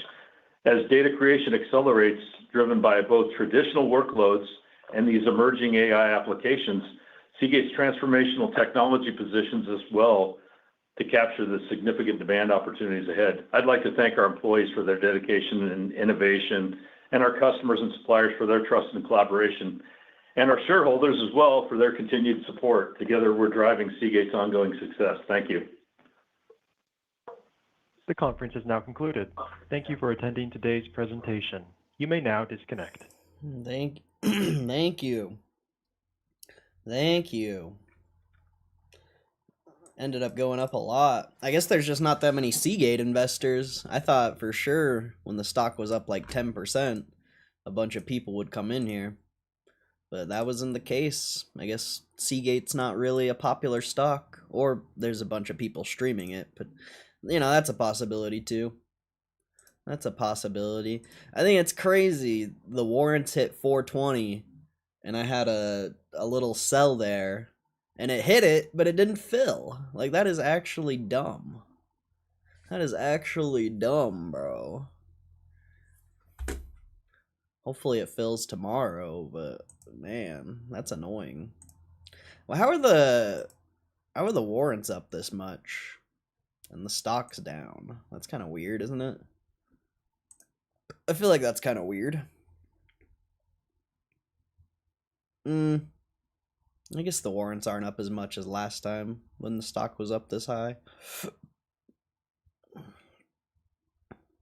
Yeah, I don't know. They probably just lost some value because of time. Kind of weird still, though. It's pretty annoying that it didn't fill me. I mean, I don't really care. It'll probably fill me tomorrow, but literally, like, right on the dot, and it didn't fill me. That's crazy.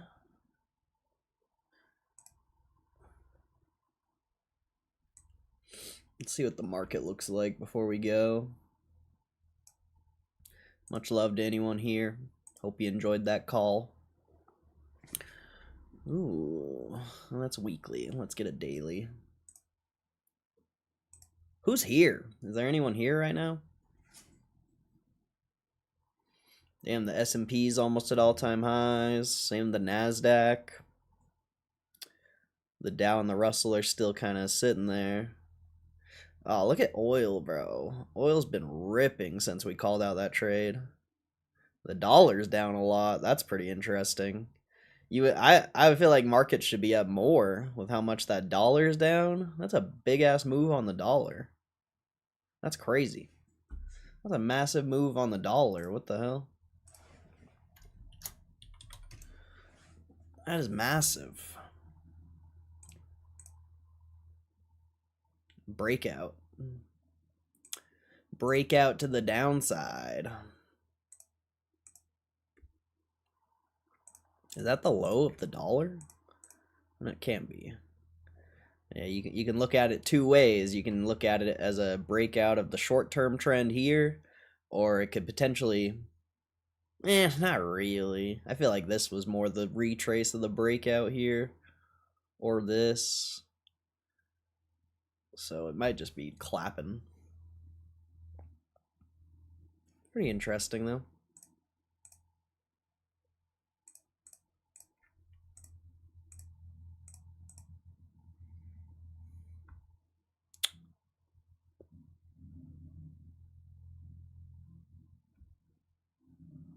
Yeah, you could do something like this. A little something like that. I mean, it's basically the same line.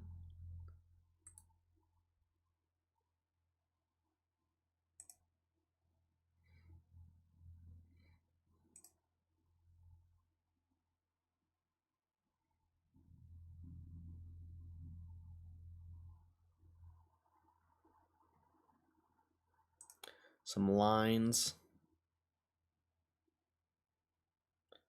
Something like that. I feel like, whoops. What did I just do? How do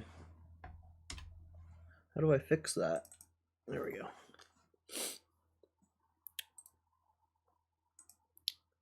I feel like the dollar is going to continue to hold this trend, but I don't know. It's tough to say. Pretty interesting little breakout here, though.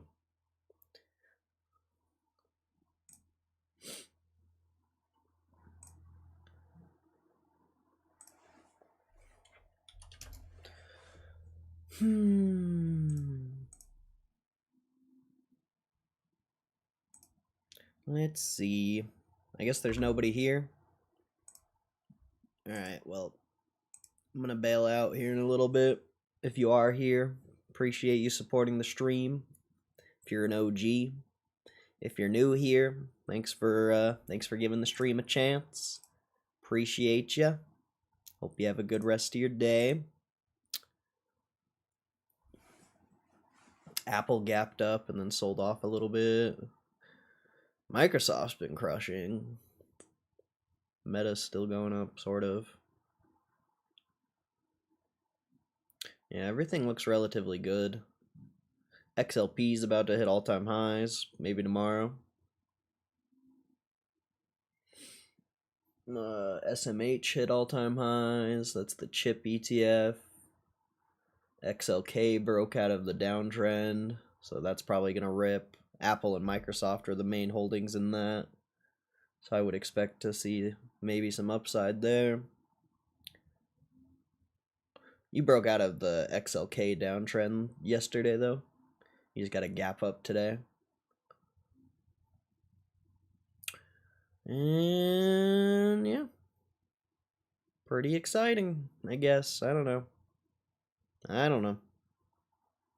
Damn, gold's at 5,200. Holy. Well. I don't know. Tomorrow might be a massive up day. Very interesting stuff here. I don't know. We'll see. Or it might be a massive up week. We'll see, but I'm out of here. I don't think there's anyone here, but we'll see you guys tomorrow. Have a good rest of your night / day.